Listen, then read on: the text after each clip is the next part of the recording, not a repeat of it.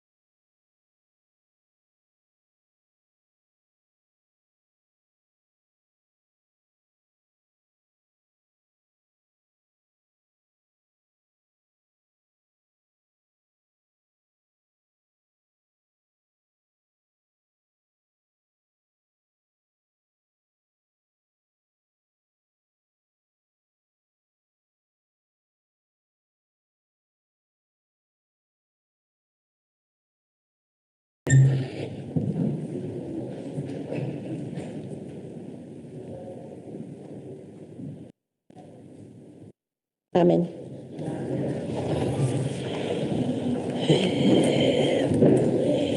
Honorable members, this budget debate is conducted through hybrid means and normal standing rules of the legislature will apply to the debate. Before we proceed to the budget debate, I must reiterate the ruling of the Speaker which relates to connectivity problems. The Speaker has ruled that the following measures will be adopted to try and assist members who may not be able to participate in a debate due to connectivity challenges. Firstly, if a member has problems with connectivity and is unable to deliver his or her speech, the presiding officer will call the next speaker on the speaker's list so as not to delay the proceedings. If the mayor regains connectivity before a response to the debate has commenced, the presiding officer will be flexible and allow the affected member to deliver his or her speech, with the proviso that the member reconnects to the sitting prior to the commencement of the response to the debate. Secondly, we request that a member who is in schedule to participate in a debate should arrange for a fellow party members to be on standby to read the member's speech into the record should the need arise. The presiding officer will allow a fellow party member to read out the speech on behalf of a member who is unable to deliver his or her own speech. Thirdly, if all interventions fail and a member is still unable to deliver his or her speech and has not managed to arrange for a fellow party member or a whip to deliver the speech on his or her behalf, that speech will unfortunately not form part of the official record of proceedings. Fourthly, in short, if members have connectivity problems, the presiding officers will follow the above guidance to try and assist them. We trust that is in order.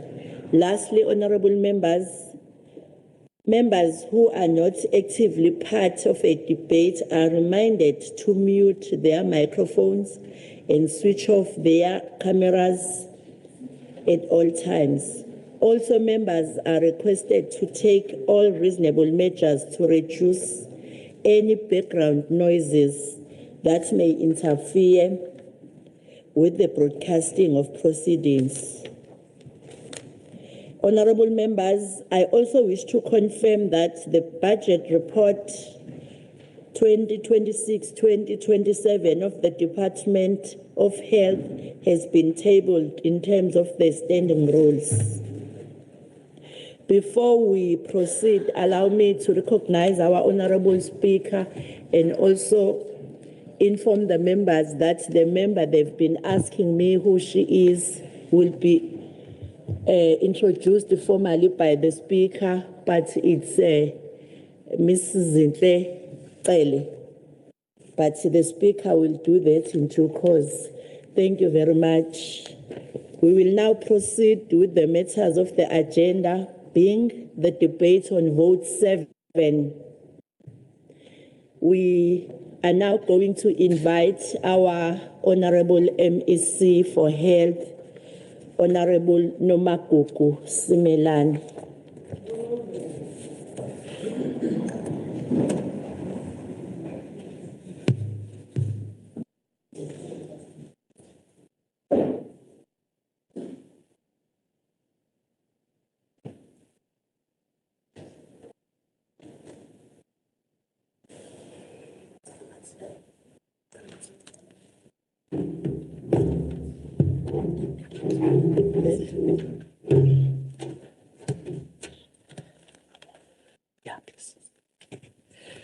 Thank you very much, Chairperson. Good morning to you, Chair. Morning to members of the House, HOD and the team. and welcome to the new honorable member, Honorable Zinhle.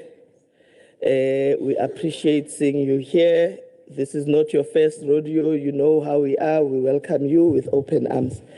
Honorable Chairperson, it is with profound sense of pride and responsibility that we present the 26-27 Vote 7 budget speech of the KwaZulu-Natal Department of Health under the theme, Asibe Healthy KZN. As South Africans gear up to observe Nelson Mandela Day tomorrow, we are reminded that the true measure of public service lies in our willingness to serve others.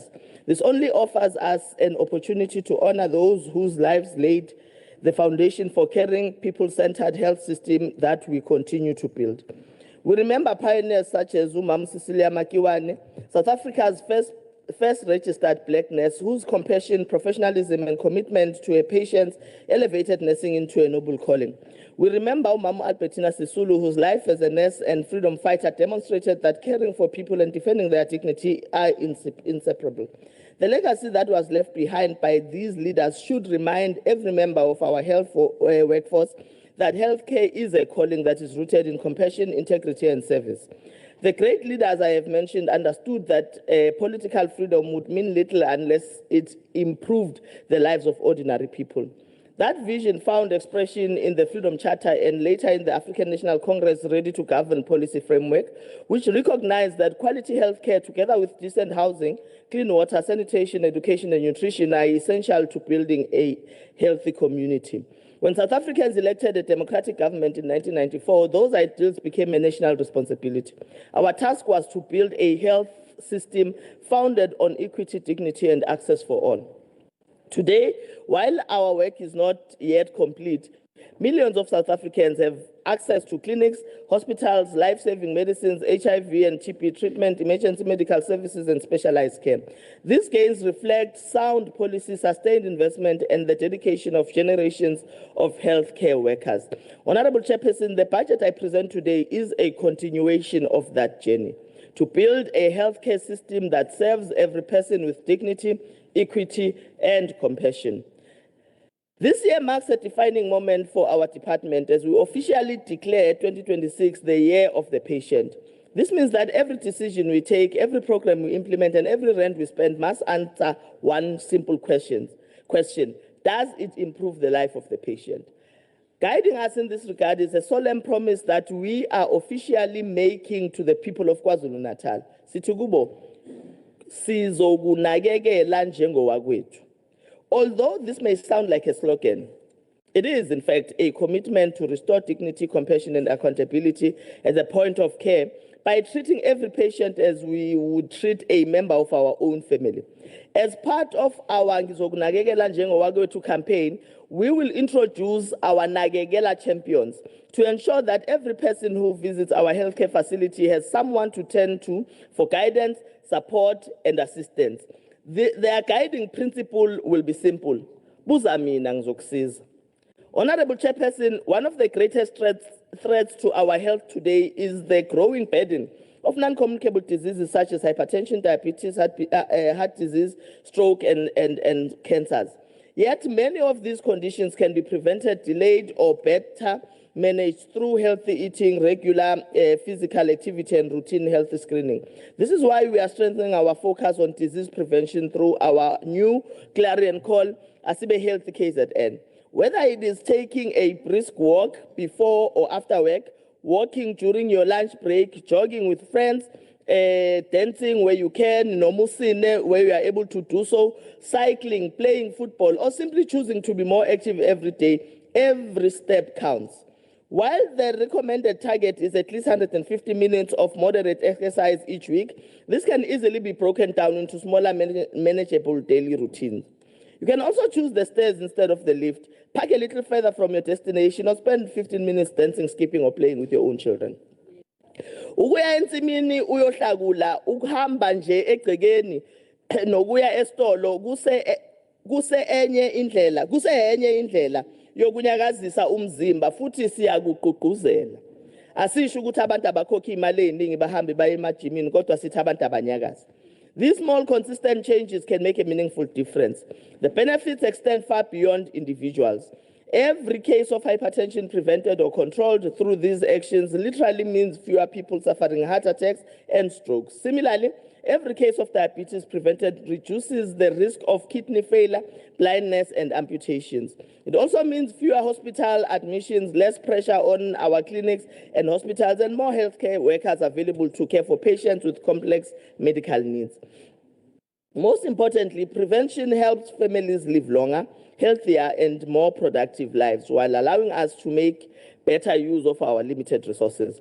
As we implement this budget amid rising costs and constrained public finances, building a healthier population is both a public health imperative and an economic necessity. Chairperson, I also wish to congratulate the many members of the KwaZulu-Natal Department of Health who proudly participate in the Comrades Marathon every year, including this year. You have shown as our health members that healthy living is something we should encourage and embody. Your achievement inspires both your colleagues and the community we serve. We also acknowledge and welcome the growing call amongst our health workers to establish a KwaZulu-Natal Health Athletics Club to further promote employee wellness and healthy living. This club will be launching in the next few weeks. This club will provide a structured platform for employees to participate in running and walking activities, prepare for local and national sporting events, encourage healthy lifestyle, and foster teamwork. It will also support the department's broader employee wellness program. On community health workers, in the same spirit, I also wish to recognize our community health workers, Onompilo Betu, whose dedication brings healthcare closer to our communities every day. They are the face of disease prevention and health promotion in our communities. They visit households, encouraging healthy lifestyles, supporting treatment adherence, promoting good nutrition, and inspiring families to establish home gardens, among other things. Through their tireless community work, they help us prevent illness. Furthermore, as part of the induction of Onompilo Betu, we will also host the Departmental Sports Day for them, featuring athletics, football, netball, indigenous sporting activities, including Ingom.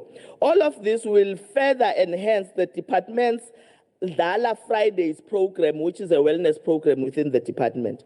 This will also be a reinforcement of the culture of healthy lifestyle that we are encouraging all citizens to adopt, because we don't want to say, do as I do, but do as I say, but not as I do. We want to say, do as I do. That's why we are ensuring that our health workers are also healthy. Honorable Chairperson, the best health care is not always delivered in a hospital, CHC, or clinic setting. It can and should begin in our communities where illness is prevented, detected early, and treated before it becomes more serious and costly to manage. That is why we continue to strengthen primary health care, which is the fountain of our health system. In this new financial year and beyond, we will continue to take health care closer to the people through programs such as mobile clinics, school health teams, ward-based outreach teams, community health workers, and other community outreach services. Our ward-based teams play a vital role in enhancing community-based health care through regular household visits where they support maternal and child health, encourage treatment adherence, and identify people at risk.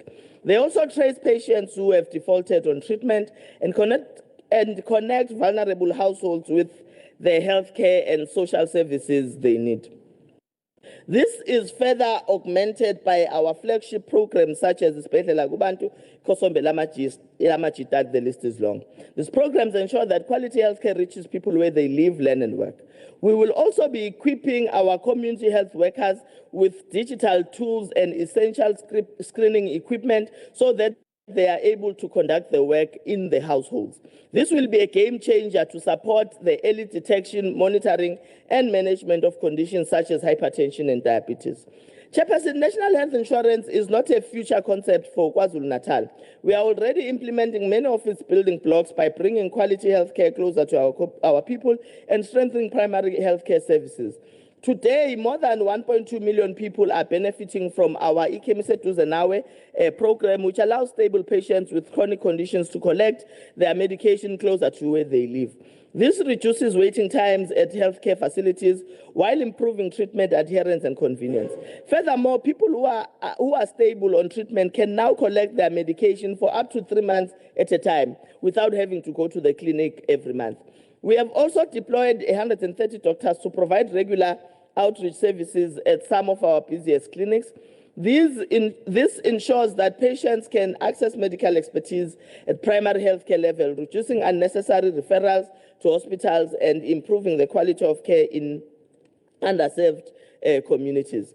Recognizing that there can be no health without mental health, we have placed 22 registered counselors across all our community health centers to expand access to mental health.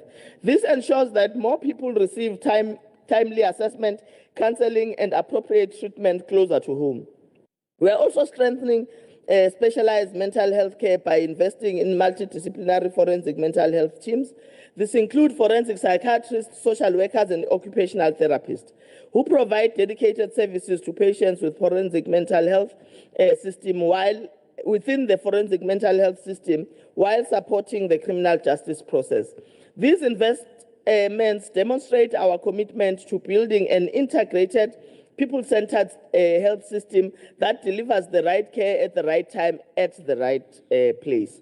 This is the very foundation upon which universal health in the form of NHI will succeed. Chairperson, before I speak about the budget and programs, I wish to recognize the men and women who keep our health system functioning every day.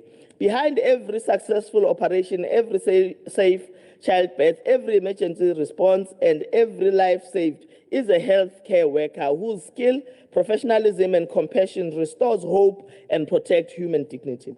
Today, we honor every doctor, nurse, pharmacist, therapist, emergency care practitioner, community health worker, and every member of our support staff. Sitikubona siyabonga, siyaziqhenya ngabo, and abaqhubeke nomsebenzi omuhle. To encourage peer review and celebrate service delivery excellence, we are pleased to announce that we will be hosting the MEC Service Excellence Awards towards the end of this year. Honorable Chair, no health system can be stronger than the people who serve within it. Despite severe financial constraints, we have continued investing in our workforce by filling critical vacancies, strengthening leadership, and developing the skills our province needs. Since October 2025, we have appointed about 180 or more than 180 medical officers, more than 40 medical specialists, professional nurses, staff nurses, pharmacists, and about 20 registrars. We are not stopping there. In the coming weeks, we will be advertising more than 50 medical officer posts. We will be advertising posts for nursing and allied health workers. These appointments will strengthen frontline clinical services while creating opportunities for the next generation of doctors and health care professionals to build their careers in the public health sector.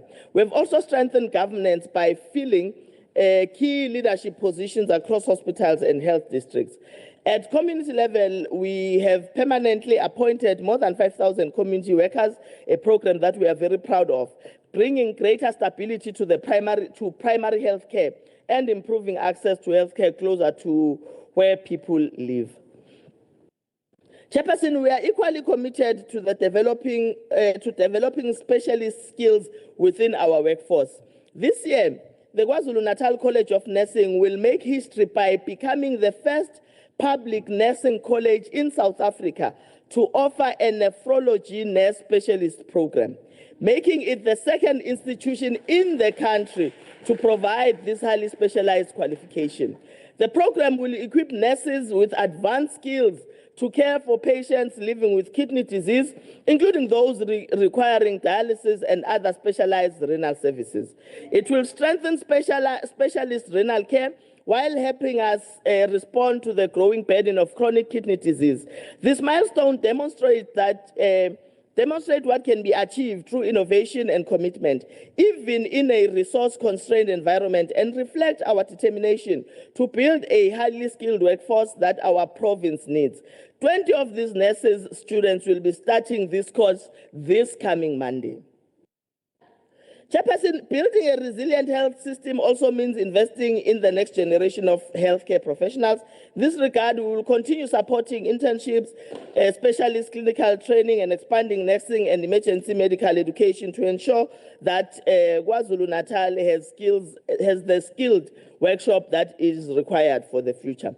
Recruiting new talent is only one part of the solution. We must also retain the experienced professionals whose knowledge and expertise keeps our health system functioning. During 25-26 financial year, about 377 employees left the department through the early retirement and voluntary exit programs. We remain particularly concerned, and of course we will be replaced within this financial year. However, we remain particularly concerned about the potential loss of the experienced doctors, nurses, and other scarce skills. Even within a constrained fiscal environment, we will continue prioritizing the retention of critical skills, filling strategic vacancies, and ensuring that the people of KwaZulu-Natal continue to receive quality health care. Chairperson, as I've indicated, the well-being of our healthcare workers remain a priority. In this regard, we will strengthen our employee health and wellness program by investing in specialized expertise and expanding access to occupational health and psychological support services across the province. The current financial year, we will appoint an occupational medicine specialist to lead the department's occupational health strategy. This intervention will make wellness services for our health workers more accessible and help build a healthier, more resilient workforce capable of delivering quality care as a response to some of the issues that were raised by the Health Ombudsman. On infrastructure, Chair, we remain committed to modernizing the province's health infrastructure so that every community has access to safe, dignified, and quality healthcare closer to home. Significant progress continues to be made at the department on the department's 11 priority clinic projects. Construction is nearing completion in Enyavini, Polweni, and Mpaphala clinics. We are very proud of those clinics. At Thulasizwe Clinic, the contractor has already been awarded and we are ready to begin construction. Similarly, construction is scheduled to commence KwaGwebu. The contractor is already on site during the 26-27 financial year. This financial year will also begin the construction of Ufafa Clinic in Herigwala. This is a clinic that we have received a number of complaints and requests on. Obanjeni Clinic, which is in King Cetshwayo, and Mandlakazi Clinic, which is in Zululand. We are continuing with our efforts to find suitable land in the south of Durban on which to build a community health center to relieve pressure of Prince Mshiyeni Memorial Hospital.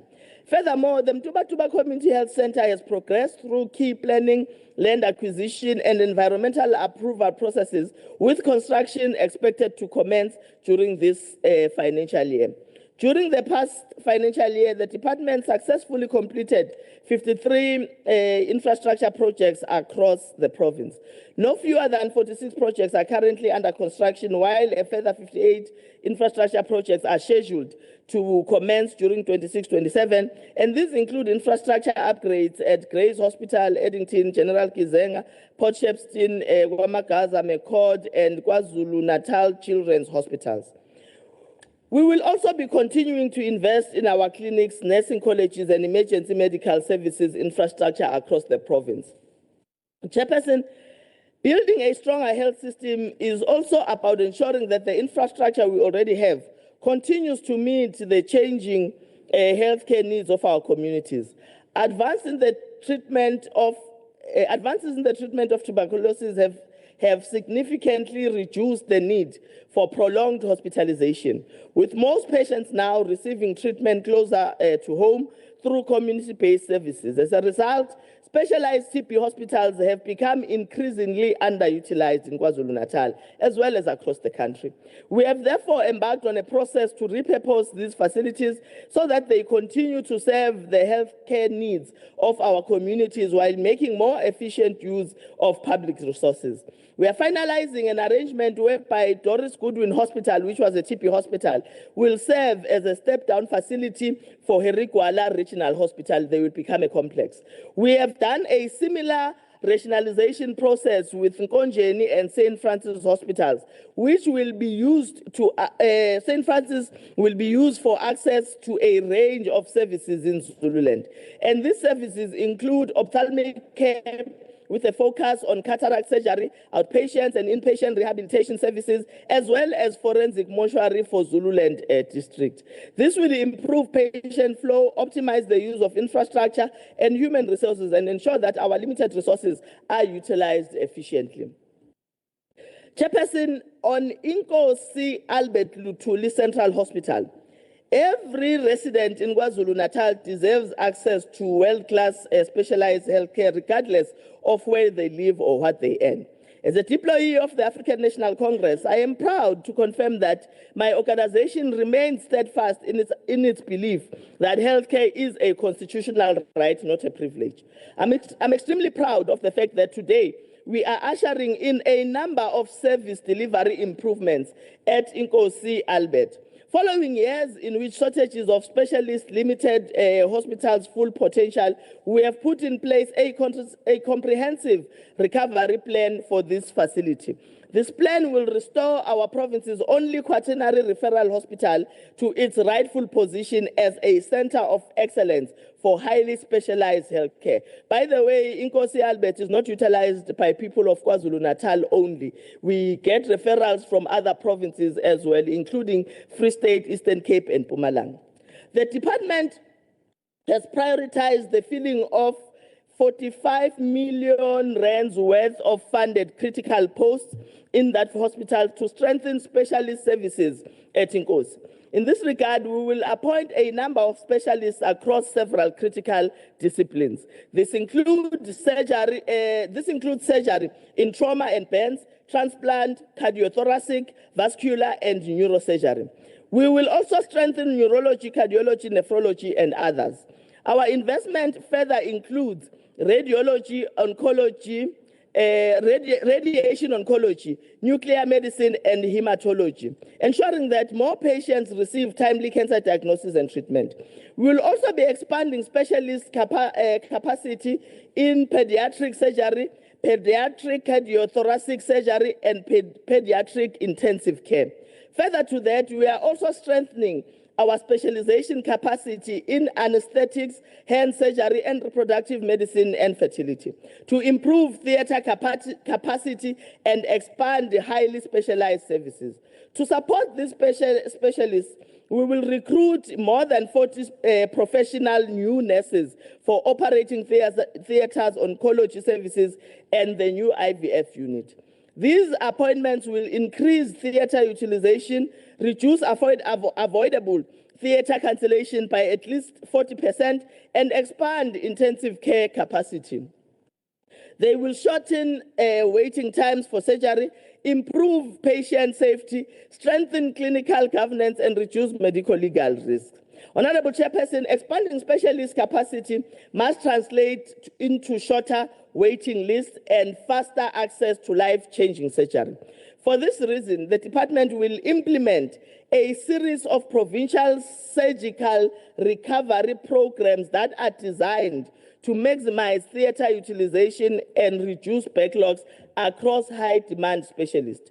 We will conduct 4 pediatric hypospadias surgery camps annually, which refers to the repositioning of the urinary opening and restore normal functioning in boy children born with congenital conditions.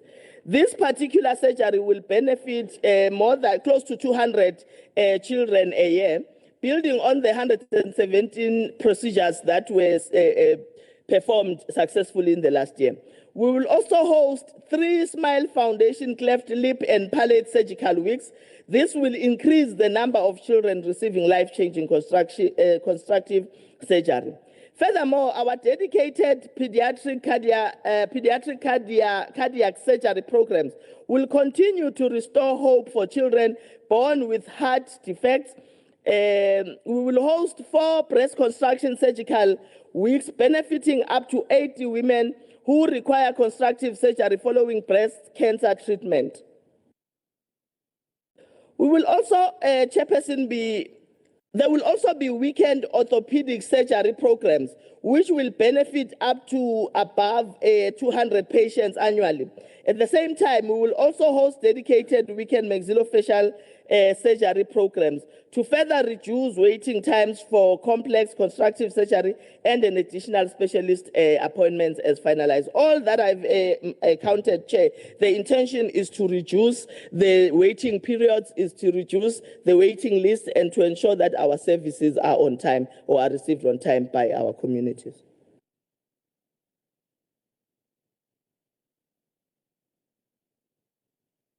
Chairperson, I am extremely excited to present this particular point that I'm coming to. One of the defining milestones of this financial year for us as the Department of Health will be the establishment of KwaZulu-Natal first public sector in vitro fertilization program, IVF, at Tinkosi Albert Lutul. For far too long, couples in KwaZulu-Natal requiring fertility treatment had little choice but to seek expensive private health care. Either that, or they had to travel to provinces where public IVF services were available, like Gauteng and Eastern Cape. KwaZulu-Natal is now catching up and joining provinces such as Gauteng, Free State, and Eastern Cape in offering this highly specialized service in the public sector.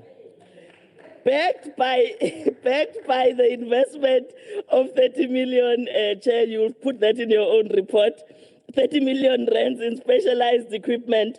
The program is expected to commence in October 2026. We will launch it with serious fanfare and will initially provide more than 150 IVF treatment cycles annually. It will be supported by a dedicated multidisciplinary team, including specialized nurses and embryologists.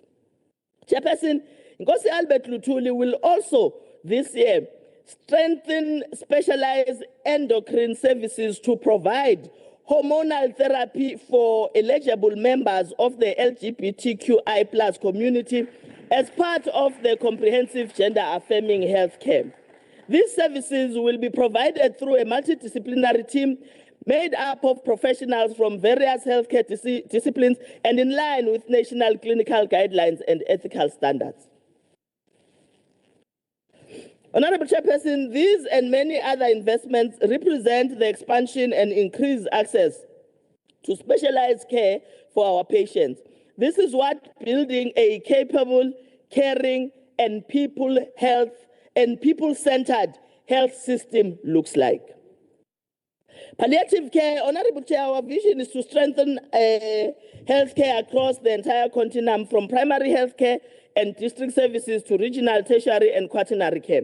This is because we recognize that while quality healthcare is about saving lives, it is also about preserving dignity. We are therefore exploring ways to expand access to palliative care for terminally ill patients through our partnership with the Cancer Association of South Africa, these services, so that patients and their families receive compassionate care and support when they need it the most. We will identify facilities to provide additional bed capacity for the admission of patients who require palliative care. And this will include our own facilities, such as a facility like Hillcrest Hospital. Chairperson, I wish to speak on the traditional health practitioners program. We recognize that we can do more to strengthen our working relationships with the traditional health practitioners of KwaZulu-Natal, who play a big role in promoting the health and well-being of our communities. Therefore, during this current financial year, we will reconstitute and strengthen our traditional health practitioners unit, which has been lacking in the past few years. As the first point of contact for many people seeking care, traditional health practitioners can help promote healthy living, encourage earlier health-seeking behavior, support timely referrals to health facilities. Ngeke sikubalekele ukuthi abantu bakithi uma ngabe begula abaningi babo baye baqale enyangeni nakwizangoma. Kubalekile ukuthi based on that thina njengomnyango wezempilo sisebenzisane ngendlela okuyiyona yona nabelaphi bendabuko ukuze sikwazi ukuthi sihlenge impilo zabantu bakwaZulu-Natal. They can also help us improve treatment adherence and combat misinformation around conditions such as HIV, tuberculosis, hypertension, diabetes, and cancer. We will soon advertise and recruit the appropriate personnel to lead and strengthen this unit. We also remain committed to convening the Provincial Traditional Health Practitioners Conference in November, which will be, we will have participants that come from both the Department of Health and the health practitioners themselves, which will provide an important platform to strengthen collaboration and chart a way forward for this vital sector. Honorable Chairperson, it is quite fitting that we present this budget during July as South Africa continues to observe the Men's Month. As part of our commitment to making healthcare more accessible to men, we have increased the number of men-friendly clinics from 129 to 155 over the past financial year. These facilities are designed to provide a welcoming environment where men feel comfortable seeking healthcare. They offer a range of services, including HIV and TB care, screening, and treatment for sexually transmitted infections. We also encourage men to make use of our mobile men's health clinics, which are now available in most of our districts. These clinics are bringing healthcare closer to where men live and work, making it easier for them to access services without having to travel long distances or spend hours waiting at healthcare facilities. Some of the programs that are implemented by these clinics, Chair, is to go to taxi ranks where they are able to engage with men in that particular space. We are very proud of that program because it does actually get men to come to utilize our services. We will also strengthen our outreach services at truck stops where healthcare is taken directly to long-distance drivers and other mobile populations. While these services are available at 23 sites across the province, we have become aware that some of these sites are no longer functioning optimally. We will restore and strengthen these sites to ensure that this important program continues to reach those who need it the most. Boosting our capacity for mental health care services. Chairperson, mental health remains a key priority for us as we continue to build a more responsive and people-centered health system. In this regard, we are advancing several infrastructure projects to expand access to specialized mental health care. This includes a new 45-bed mental health unit at Matateni, a 90-bed forensic psychiatric unit at Mzimkulu, and new 28-bed mental health units at Potchefstroom Regional Hospital and another one at General Kizenga Regional Hospital. At primary healthcare level, we are strengthening early detection and treatment through enhanced mental health screening, including the training of community healthcare workers. To support all these initiatives, Chair, the province has received a 37.3 million rands mental health NHI grant for 26-27 financial year. We are confident that this funding will strengthen forensic and primary mental health services through the appointment of additional mental health professionals and district facility levels. This will improve access to care, treatment, and rehabilitation across the province. On HIV, TB, and AIDS, Honorable Chairperson, while KwaZulu-Natal continues to carry one of the country's highest HIV burden, it is also demonstrating what can be achieved through science, strong partnership, and the dedication of our healthcare workers. We now have 98% of our people who know their HIV status, 87% on treatment, and 85% of them have achieved viral suppression. 5 of our 11 districts now rank among the country's top performing HIV districts. These are Zululand, Herikwala, Umkanyagute, Uku, and Utugela districts. Additionally, eThekwini, King Cetshwayo, and Umzinyathi and Umgungundlovu put us in the country's top 15 districts that are doing well, while Ilembe and Amajuba are ranked at position 17 and 33 respectively. We are also encouraged, Chair, by the success of our Close the Gap campaign. We have managed to exceed our target by tracing and bringing people back into HIV care, successfully engaging more than 210,000 clients against a target of more than 116,000. However, too many patients still continue to fall out of care.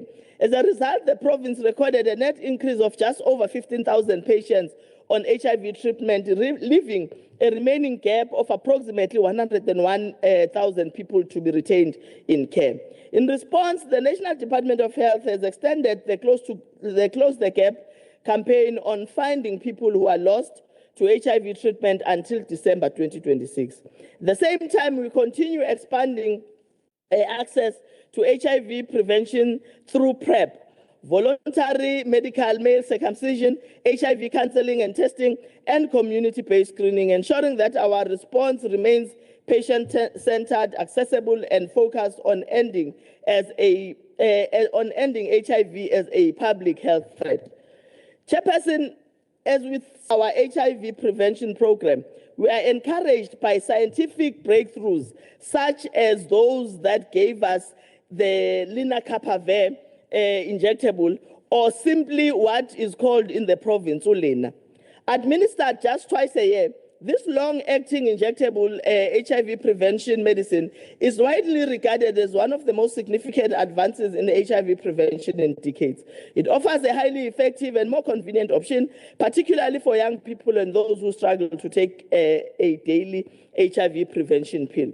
Its introduction in June this year has generated significant optimism and excitement across our province. From the 12,000 doses of Ulena that KwaZulu-Natal received from National Department of Health, we have already enrolled more than 6,000 people who are now enjoying its benefit. On voluntary medical male circumcision, Chair, we wish to reiterate that this program has been scientifically proven to reduce the risk of HIV acquisition by up to 60% in men. It also contributes to better genital hygiene and reduces the risk of certain sexually transmitted infections. It remains a critical component of our comprehensive HIV prevention program. As the KZN Department of Health, we have been at the forefront of this intervention, having successfully performed more than 1.8 million voluntary medical male circumcision procedures since the program was introduced in 2010.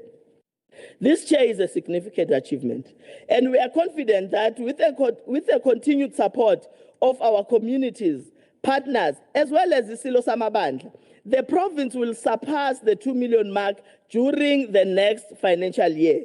Chairperson, Ubhejane Puesqiwini is one of the people who worked hand in hand with the Department of Health when this program was initially initiated. I must also indicate that ISILO, the current SILO, Indlulamiti, yes, that's the name I'm looking for.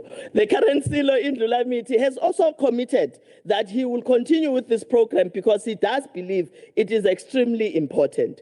We therefore call on parents, traditional leaders, faith-based organizations, and community leaders and young men to reject misinformation, seek accurate health information, and continue supporting this life-saving intervention.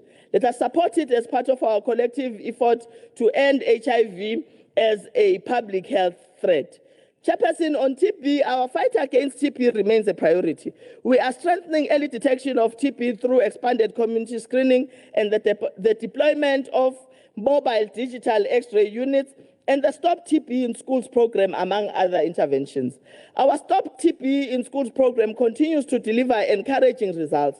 To date, nearly 140,000 learners and community members have received TB and health education, while more than 101,000 learners have been screened for TB. Of these, more than 10,500 learners underwent TB testing, with 144 children diagnosed and immediately started on treatment. The program also extends into households. Through contact tracing, community health workers screened family members of affected learners, testing more than 1,700 relatives and identifying about 53 additional TB cases, all of whom were initiated on treatment. This approach is helping us detect TB earlier, break the chain of transmission, and protect entire families. Chairperson, the province currently has 8 mobile digital X-ray units operating across eThekwini, uGuki, Ngcatshwayo, iLembe, Herigwala, Zululand, and Umzinyathi districts.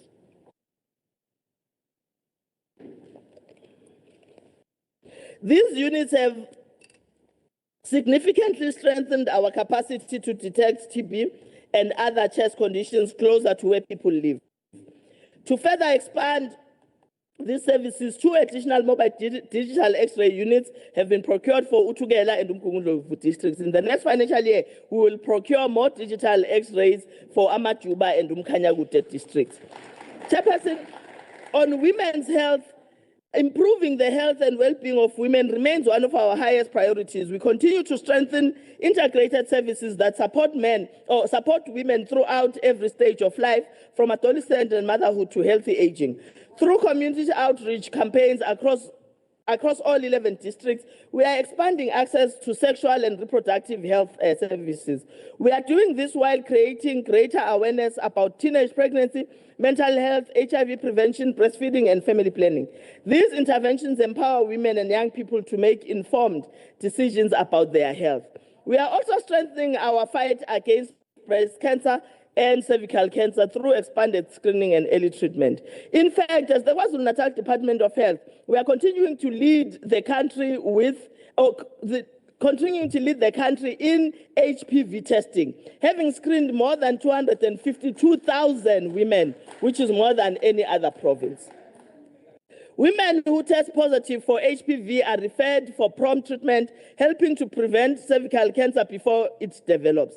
Our commitment to young people continues to grow. The province now has 360 youth zones, 263 youth care clubs, and 100 groundbreakers. These facilities provide youth-friendly sexual and reproductive health services, HIV prevention and treatment, mental health support, substance abuse intervention, and other wellness programs. They do so in a safe, stigma-free environment. Chairperson, the health of mothers is one of the clearest measures of the strength of our health system. Every healthy pregnancy and every safe delivery is an investment in the future of KwaZulu-Natal. This is why we continue encouraging all pregnant women to book for antenatal care before 12 weeks of pregnancy. Early booking allows our healthcare workers to identify complications sooner, provide timely treatment, and improve outcomes for both mother and baby. We continue strengthening emergency obstetric services and improving referral systems to reduce preventable maternal deaths. Our commitment is simple, Chair. No woman should lose her life while giving birth.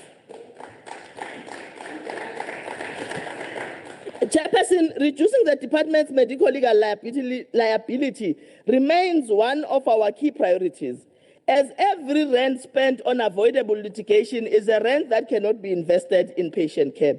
We have therefore strengthened our dedicated medical legal unit to provide focused leadership, strengthen oversight, and improve the management of medical legal matters across the department.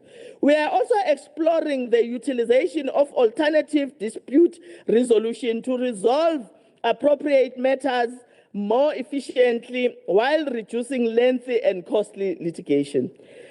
At the same time, we have launched investigations into suspected irregularities relating to payments made by the department to purported claimants.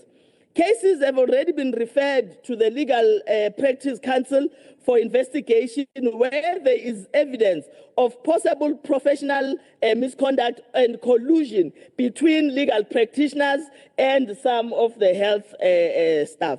We have also initiated investigations into funds previously disbursed by the Department of Health with the aim of recovering public monies where these funds are found to have been utilized improperly or improperly paid. During the 25-26 financial year, our interventions also generated savings of more than 201 million rands through negotiated settlement and improved litigation management. We remain committed to strengthening governance, protecting public resources, and ensuring that more funding is directed towards delivering quality health care to the people of KwaZulu-Natal. Chair, we continue to strengthen our forensic and gender-based violence response infrastructure. Progress is being made on the refurbishment of the Herigwala Tutuzela Center, the construction of the Otobotini Tutuzela Care Center, while the Matateni Tutuzela Center has been built and is already functioning, and we are just awaiting an official opening with the Minister of Justice. We are very proud of that program, of those facilities, Chairperson. They are quite beautiful and very effective. Construction of the new medical legal mortuary in Vryheid is progressing through the design phase, while a new mortuary for Umkanyagute has been prioritized in Umtubatuba, where a suitable site has already been secured. On EMS, Honorable Chairperson, strengthening our EMS remains one of our highest priorities. In December 2025, we unveiled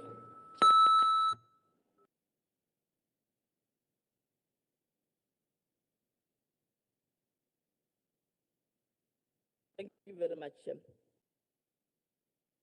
I was saying, Chair, in December 2024, we unveiled 44 brand new ambulances, which significantly boosted our emergency response capacity and improved access to life-saving care across the province. We are now...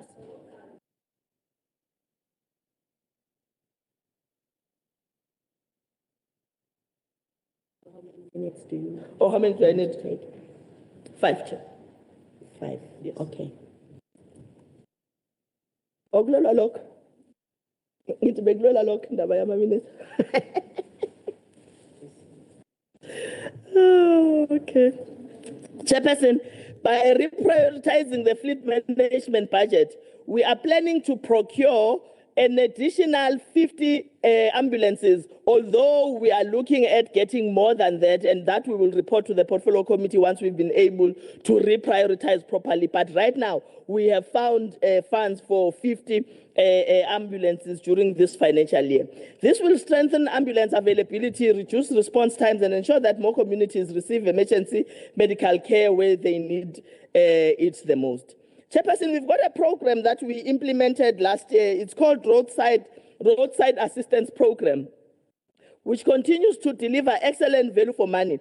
We have appointed 12 artisans, mechanics, and procured 11 fully equipped road assistance vehicles to provide rapid on-site mechanical support across the province. These vehicles have since responded to thousands of vehicle-related incidents.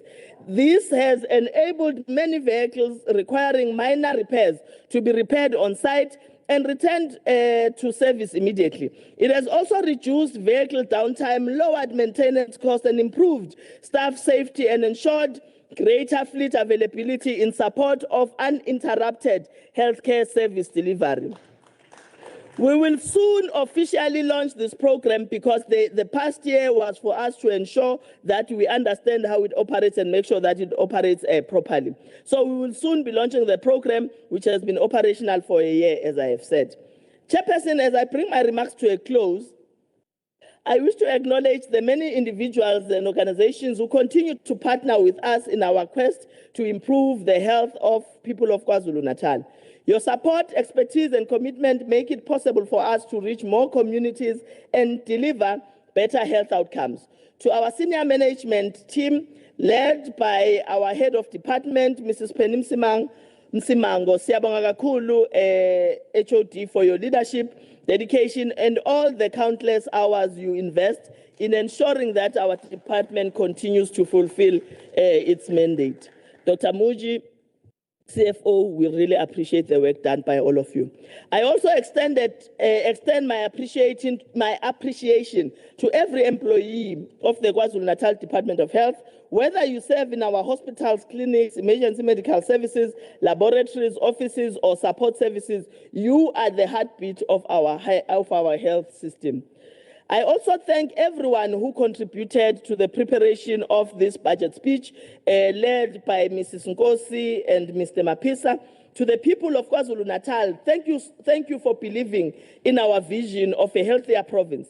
Every time you choose a healthier lifestyle, go for a health screening. Know your status, adhere to treatment, or seek medical care without delay. You become an active partner in building a stronger health system. We also thank all of you who've engaged constructively with us on social media. We truly value your input. Together, we can make KwaZulu-Natal a province where everyone has the opportunity to live longer and a healthier life.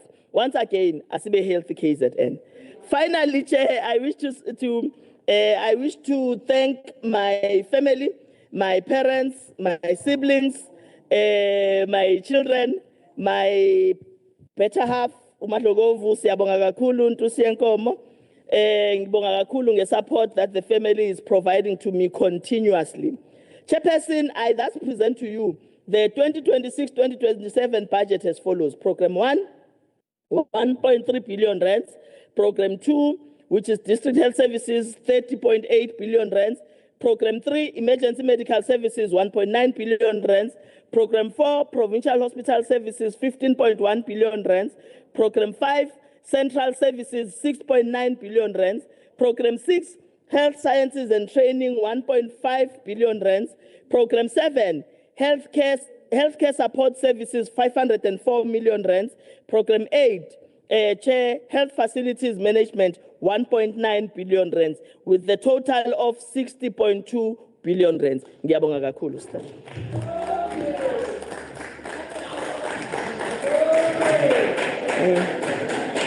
Thank you, Honorable MEC. Allow me invite the chairperson of the Portfolio Committee, Honorable Kika.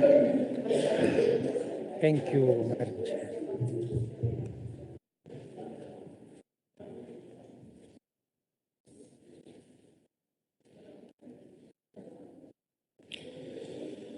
Greetings to you, Madam Chairperson, honorable members,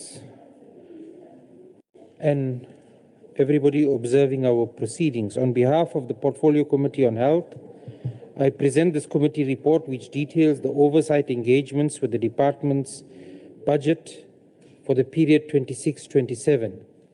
These deliberations were highly constructive and the budget allocation was subsequently adopted by the majority of the members present.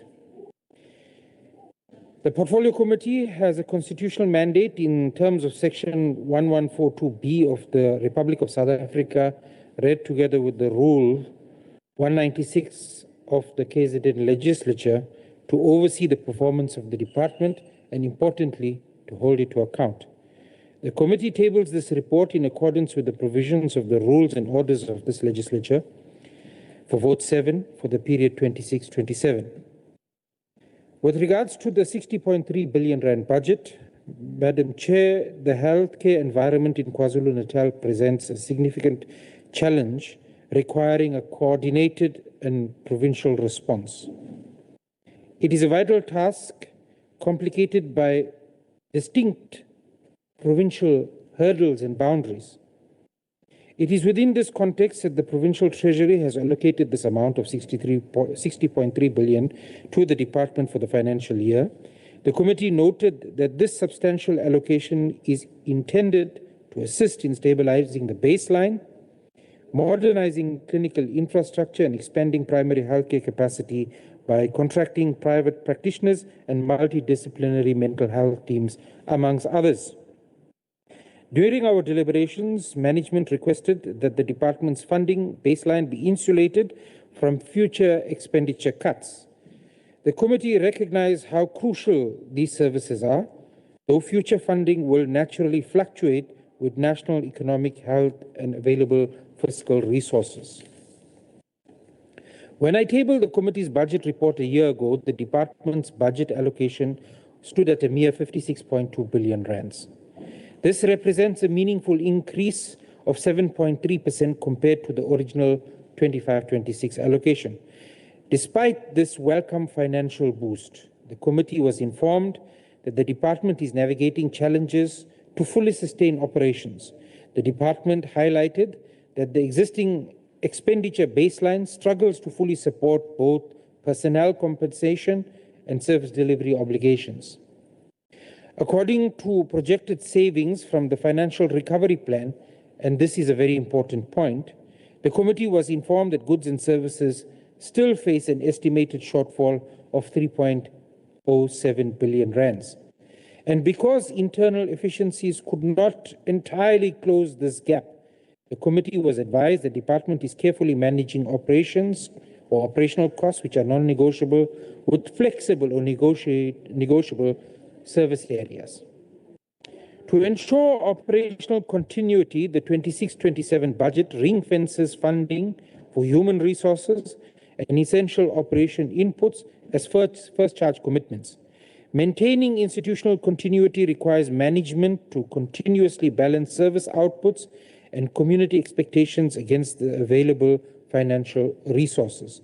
The committee therefore noted with concern that wage negotiation outcomes which exceed the approved budget envelope places severe and unsustainable pressure on the budget and compromises budget stability, noting, of course, that this is beyond the province. The committee maintains, however, that the department must continue to cut its cloth according to its means and deliver services within its current budget envelope. This is the most important advice that we could give. Financial resources must be deployed with optimal efficiency, ensuring cost containment and maximum value for money in all of the expenditure. The committee will utilize its oversight mandate to monitor and promote the efficient utilization of public funds and institutional resources. Oversight interventions will be directed towards ensuring that all expenditure and operational activities fulfilled by the department's core mandate of serving the community will be monitored. The committee also recognizes that the department continues to operate within a challenging environment characterized by high disease burdens, growing demand for healthcare services, infrastructure pressures, human resource constraints, and increasing operational costs. Recommendations in this regard are presented at the end of this report.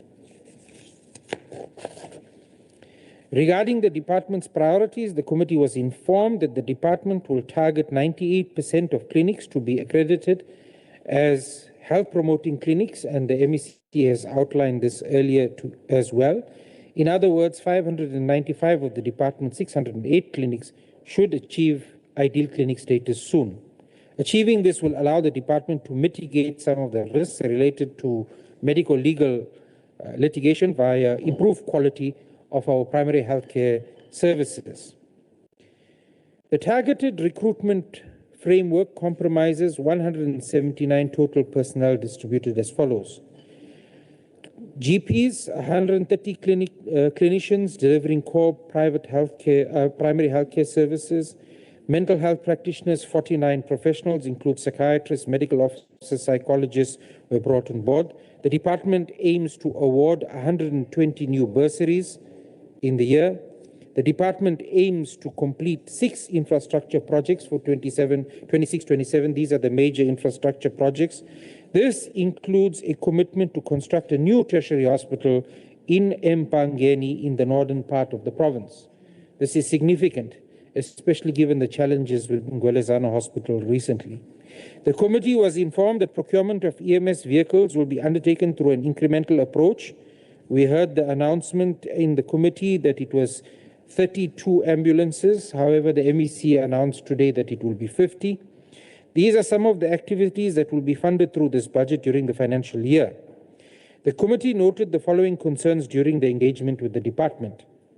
Continued pressure on the compensation of employees, delays in filling critical clinical posts, persistent medical legal liabilities, infrastructure maintenance backlogs, EMS fleet shortages and turnaround times, pressure on tertiary and specialized services. Therefore, the committee recommended the following to the department. Number 1, to prioritize the filling of critical frontline vacancies. Number 2, accelerate infrastructure maintenance projects. Number 3, improve EMS fleet availability. Number 4, strengthen medical legal risk management. Number 5, provide quarterly progress reports on NHI-funded practitioner contracting. And number 6, report quarterly on implementation of the financial recovery plan. I think, honorable members and chairperson, the MEC has already made some of these announcements in terms of those progresses. Today, we'll hold the MEC to account for that. Adoption of the 26-27 budget, Madam Chairperson, The committee supported the budget on the basis that it provides for a continuation of its essential health services, prioritize human resources and operational requirements, and contains measures intended to improve primary health care, mental health services, infrastructure, and importantly, the EMS. The Portfolio Committee supported the 26-27 budget and the APP of the department as follows. The MK did not support, with one abstention from their side. The IFP supported it, the ANC supported it, the Democratic Alliance supported it, the EFF did not support it, and the chairperson had to cast a deliberative vote. Conclusion: pursuant to its legislative mandate, the Portfolio Committee will continue to monitor and support the department's strategic prioritization of resources towards health infrastructure development, improving human resources capacity, and facility modernization. The committee will remain and maintain its strategic focus on the operational efficiency of the emergency medical services through the FIS and through the available oversight mechanisms of ongoing intersectional engagements. The committee remains steadfast in its duties to ensure that the department's 60.3 billion rand allocation is managed with the highest level of prudence. I would like to extend my gratitude to the members of the Portfolio Committee for their commitment to the committee and constructive contributions. And lastly, the committee thanks the support team for their support. I'm also grateful that the MEC has managed to cut red tape between the communication between ourselves and her department and ensuring that there is a significant workflow improvement in terms of complaint resolution. The bottom line is that this government works. Thank you very much. Thank you, Chairperson. We are now going to start the debate. The first member will be Honorable P.N. Gamede from the MK.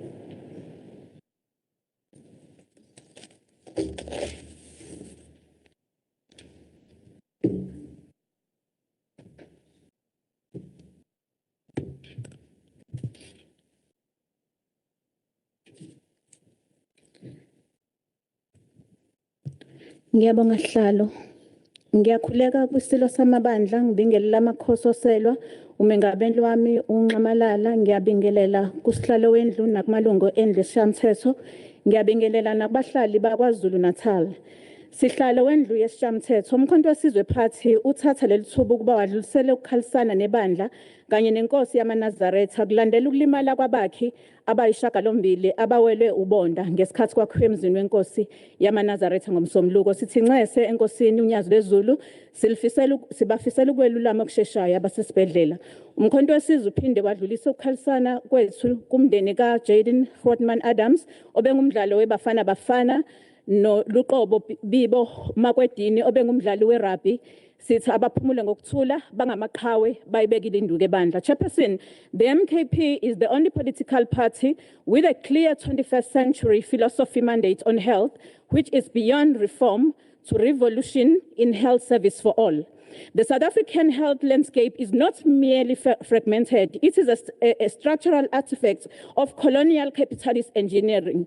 32 years into democracy, the medical wall remains standing, a rationalized two-tier system where a private sector serving 16% of the population monopolizes 51% of national health expenditure and the remaining 84% of the population, mainly indigenous population of this motherland, remain to be serviced by the underfunded public health system. Their black government has failed them for 32 years.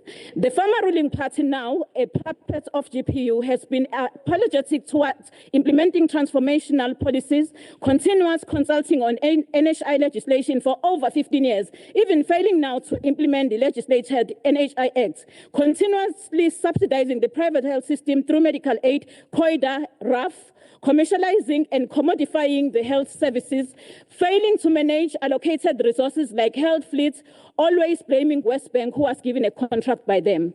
This House has just listened to the repeats of recycled speech by the Department of Health MEC. All what was said by the MEC is her recycled budget speech today was said by her in different words in 2021, 2022, 2023, and up to 2025 budget speeches. Actually, the MEC has been saying the same thing ever since she came to her current portfolio without any result to show.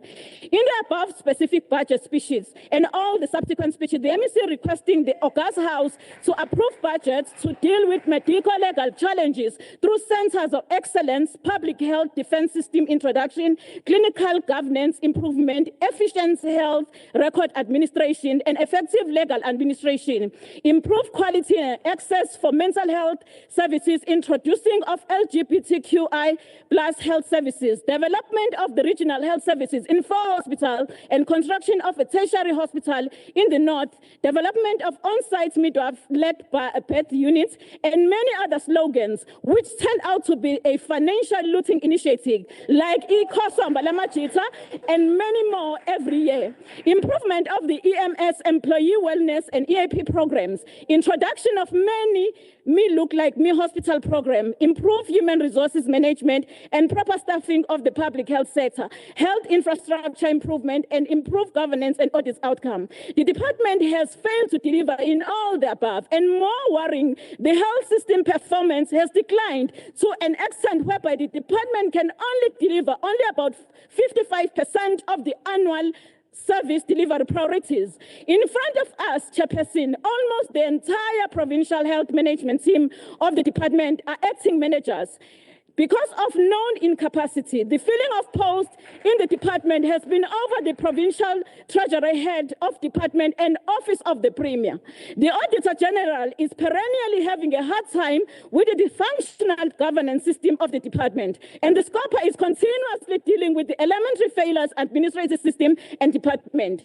On the basis of the above observation, Chairperson, let me upfront mention that MKP does not support the budget tabled by the dysfunctional KwaZulu-Natal Department of Health. Instead, we submit that it must be put under Section 100 administration intervention and all the other internal misdemeanors and mismanagement be investigated. Probably it is the time, Chairperson, we institute a formal investigation into what happened to all the money that was approved by this House towards all the above repeated rhetoric statement year after year in the past 6 years. The department has degenerated in qualitative and quantitative terms to an extent whereby it has to be rescued by the premier through budget cuts on top slicing of other provincial departments in the last financial year.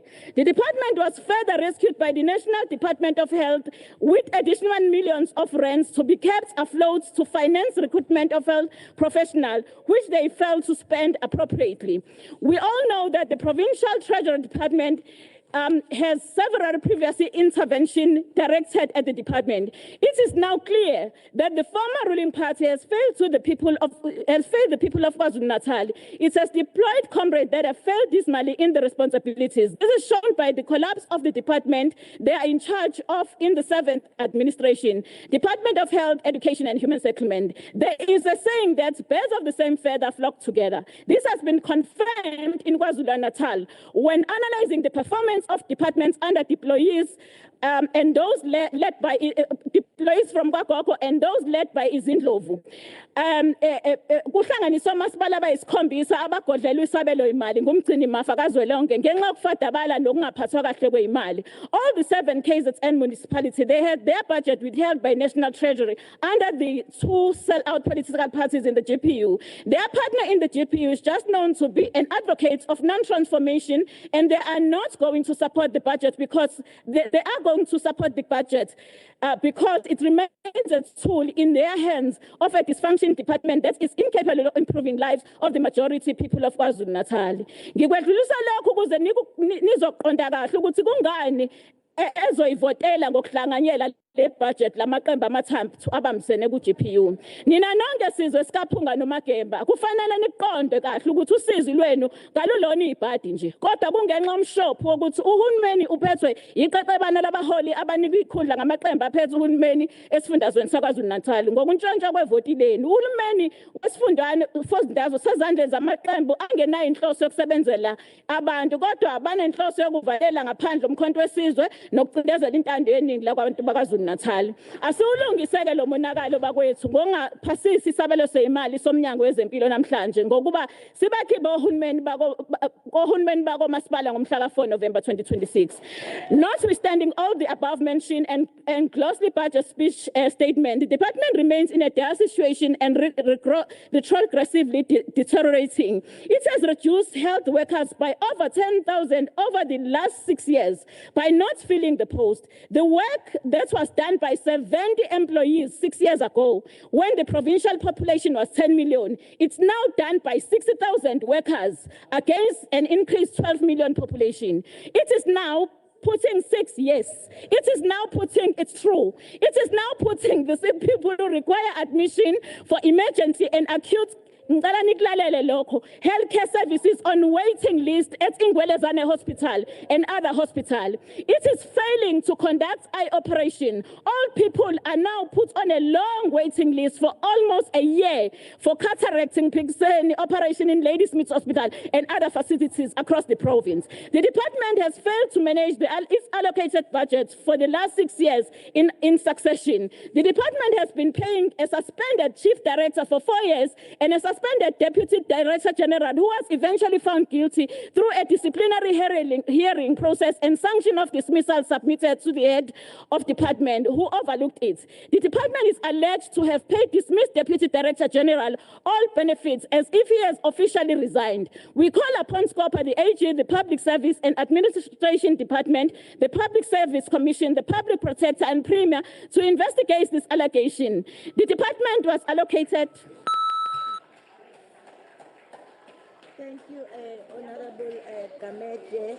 The next speaker is Honorable P.M.S. Ngubane, representing the IFP.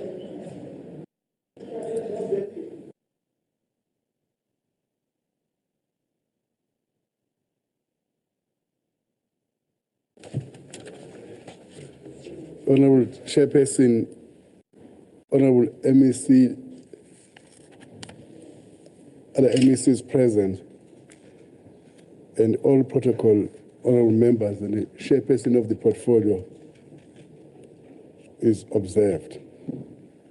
Honorable Chairperson, I'm not going to be tempted to respond to all the allegations which are leveled against us. However, let me go straight to expressing my condolences to our colleague. I'm sure we all know that we don't have to drown the speaker. May I express my condolences to our colleague, late Dr. Mahlaba, whom we work with very well. Honorable members. And further to that, may I also do the same to his party and colleagues. We welcome and support the 60.2 billion budget allocation for the Department of Health for the 2026-27 financial year. This substantial investment demonstrates the provincial government's continued commitment to strengthening healthcare delivery across KwaZulu-Natal. However, we remain concerned about the ongoing impact of budget reductions, which continue to affect service delivery even in the 2025-26 financial year. These constraints have had a direct effect on key programs, including the transfer of patients with intellectual disabilities from Eklengeni Psychiatric Hospital in Amazimto to Emgen Hospital in Howick. While we acknowledge that this process will continue into 2026-27, it must be implemented with urgency, care and full respect for patient dignity and continuity of care. Honorable Chairperson, we also note with concern the suspension of several infrastructure projects, including 7 clinics that form part of the original plan to construct 11 new facilities. We commend the department for ensuring that 4 clinics remain under construction, but emphasize the importance of completing all planned facilities to address the persistent pressure on primary health care services. We further urge the department not to lose sight of commitments already made in this House, including the commencement of Ufafa Clinic in Herekwala District, which the IFP has been championing through the late Honorable Kwanyana. Communities continue to await fulfillment of this promise. We also welcome progress regarding the proposed hospital in Mpangeni, where the department is moving towards appointing a professional service provider to initiate the design phase. In addition, we request a clear progress report and updated implementation timeline on the construction of the community health care in Mtubatuba, which has experienced significant delays since last year. The department previously committed to resolving all bottlenecks, and it is important that this House is updated on concrete progress in this regard. We further acknowledge that the department has met required performance milestones, resulting in an incentive allocation of 90.9 million under the Health Facility Revitalization Grant for the 2026-27 financial year. This achievement is commendable and reflects improved administrative performance, which must be sustained and strengthened. While we recognize the department's rationalization program across facilities such as Charles James TB Hospital and Don Mackenzie Hospital in eThekwini, Thulasizwe Hospital and St. Francis Hospital in Lundi, as well as St. Margaret TB Hospital in Herekwala and others, we must raise concern regarding the impact of these changes on affected communities.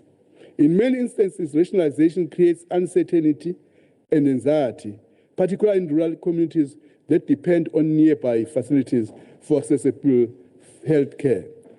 We therefore urge the department to ensure that this process is implemented transparently with proper consultation and clear communication.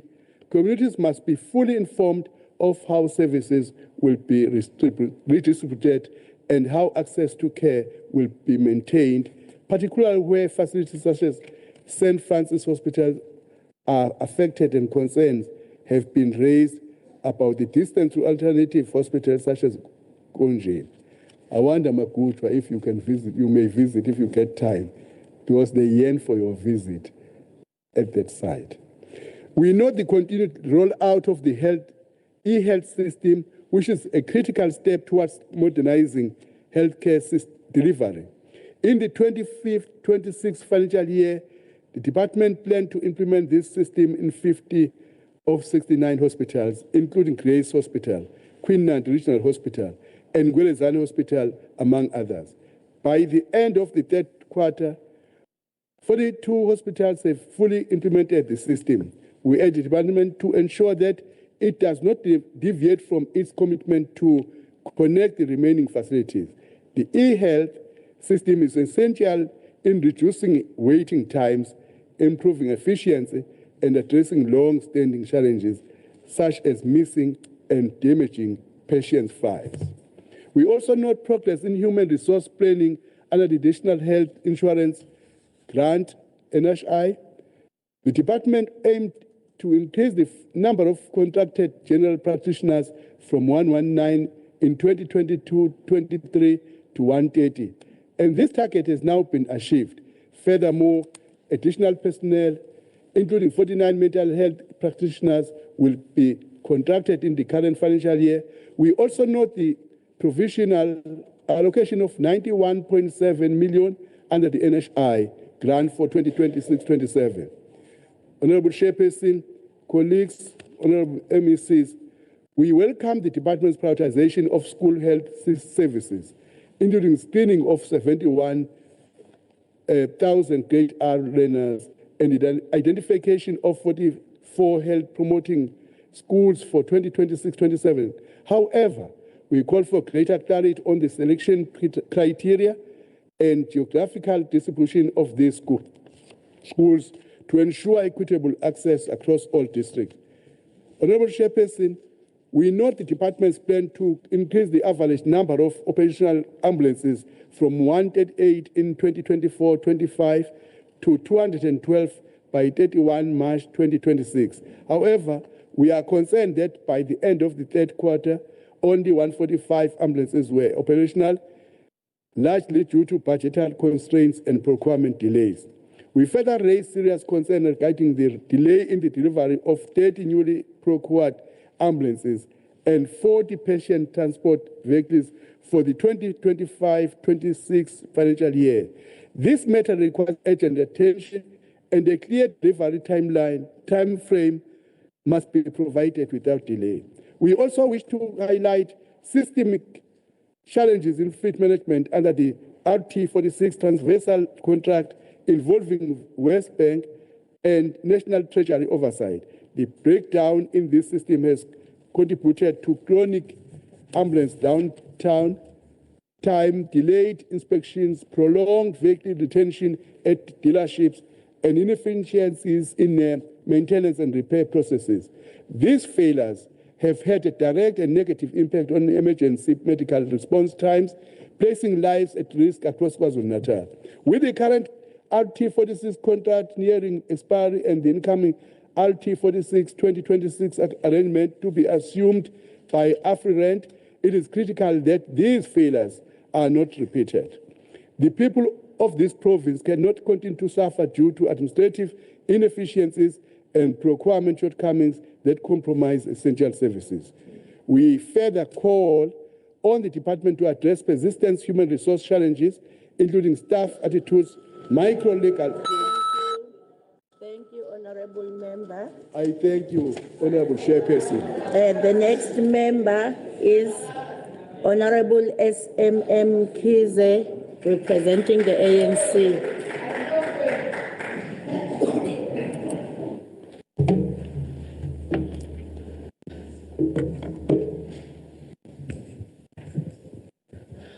Honorable Chairperson,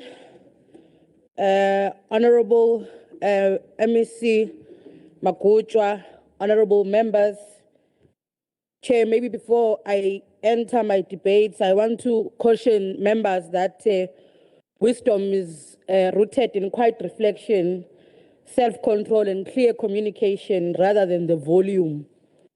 Where there is shouting, there is no knowledge or wisdom. And that wisdom stays calm while ignorance and arrogance gets very loud. Let your mind be a library, not an echo. There is a reason why the Freedom Charter declared that a preventative health scheme shall be run by the state. Long before democracy, the ANC understood that quality healthcare could never be left to privilege or wealth. It had to become a constitutional right guaranteed by a capable, ethical, and developmental state that places the well-being of its people above all.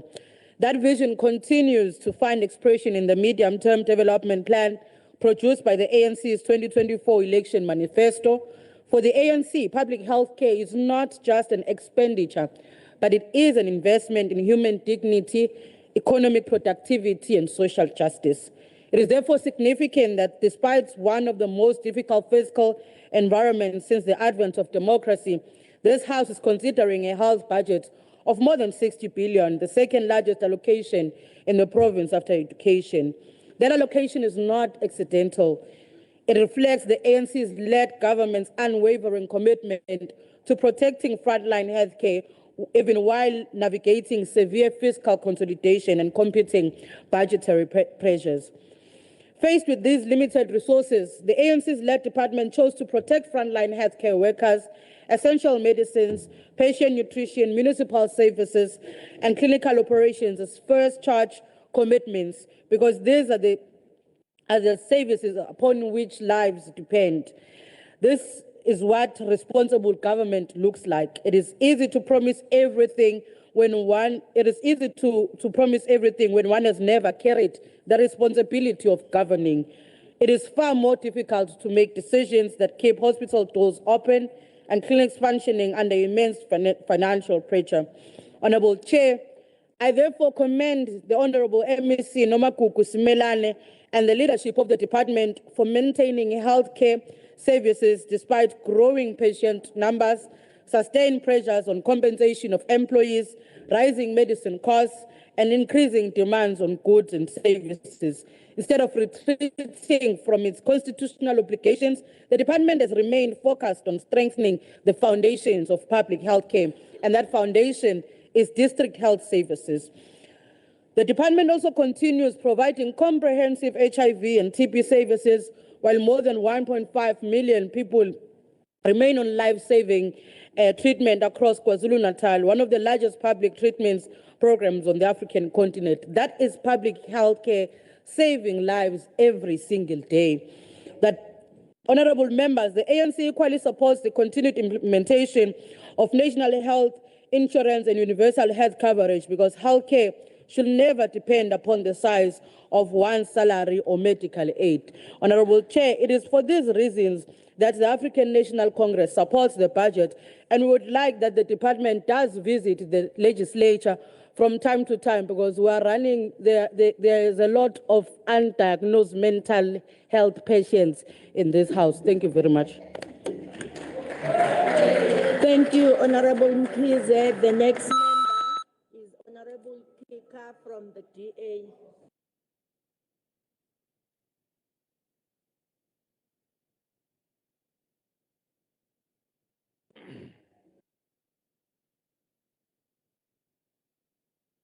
Honorable Chairperson, my views and recommendations on the budget itself were in the Chairperson's report.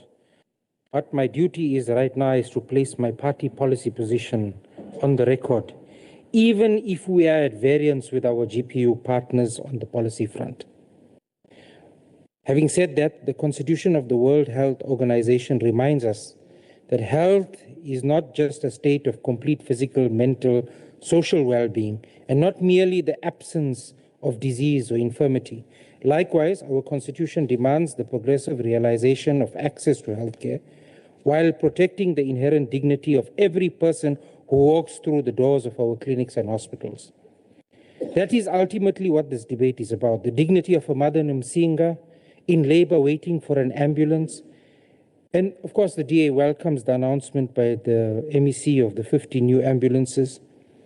The dignity of an elderly diabetic in Phoenix hoping that her medicine is available.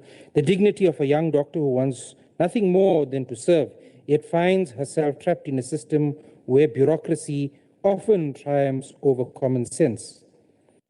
Healthcare is not merely another budget vote. It is the human face of government.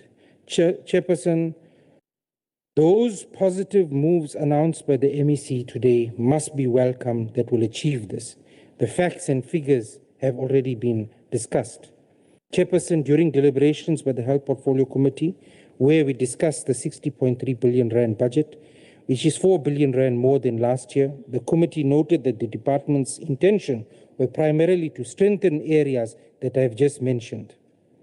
However, when I walked into the chamber just now, I thought that there was an honorable member at the podium who was having a political seizure, because Zuma's people forget to realize and recognize that these are the realities of the budget that are before us.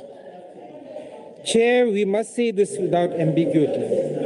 The inherited healthcare system is in need of help, and it is improving, and that is why the GPU is working towards improving this. A larger budget, while welcome on its own, has never cured a patient. Patients don't drink 5 rand coins to get better. Honorable members. Money does not perform surgery. Honorable we need members. Surgeons, we need a nurse, You are we need a drowning scalpel. the speaker. Money alone does not answer emergency call, and money has never treated TB. People do. It is inadequate governance systems, specifically policy that comes from beyond this province, from a national level, that continues to derail systems in our province. In other words, there is money, but there is a dearth of solid policy, and this is the DA's view. We need to talk about decentralization, resilience in the healthcare sector, but also of solid infrastructure, improving quality healthcare and safety, expansion of health services, and to promote prevention and well-being, which is primary. Again, the MEC mentioned this earlier. These are cardinal pillars already in the DA policy on healthcare. Chairperson, the DA believes something profoundly different from those who continue to champion even greater centralization in the healthcare service. Universal access to healthcare does not require new universal officialdom.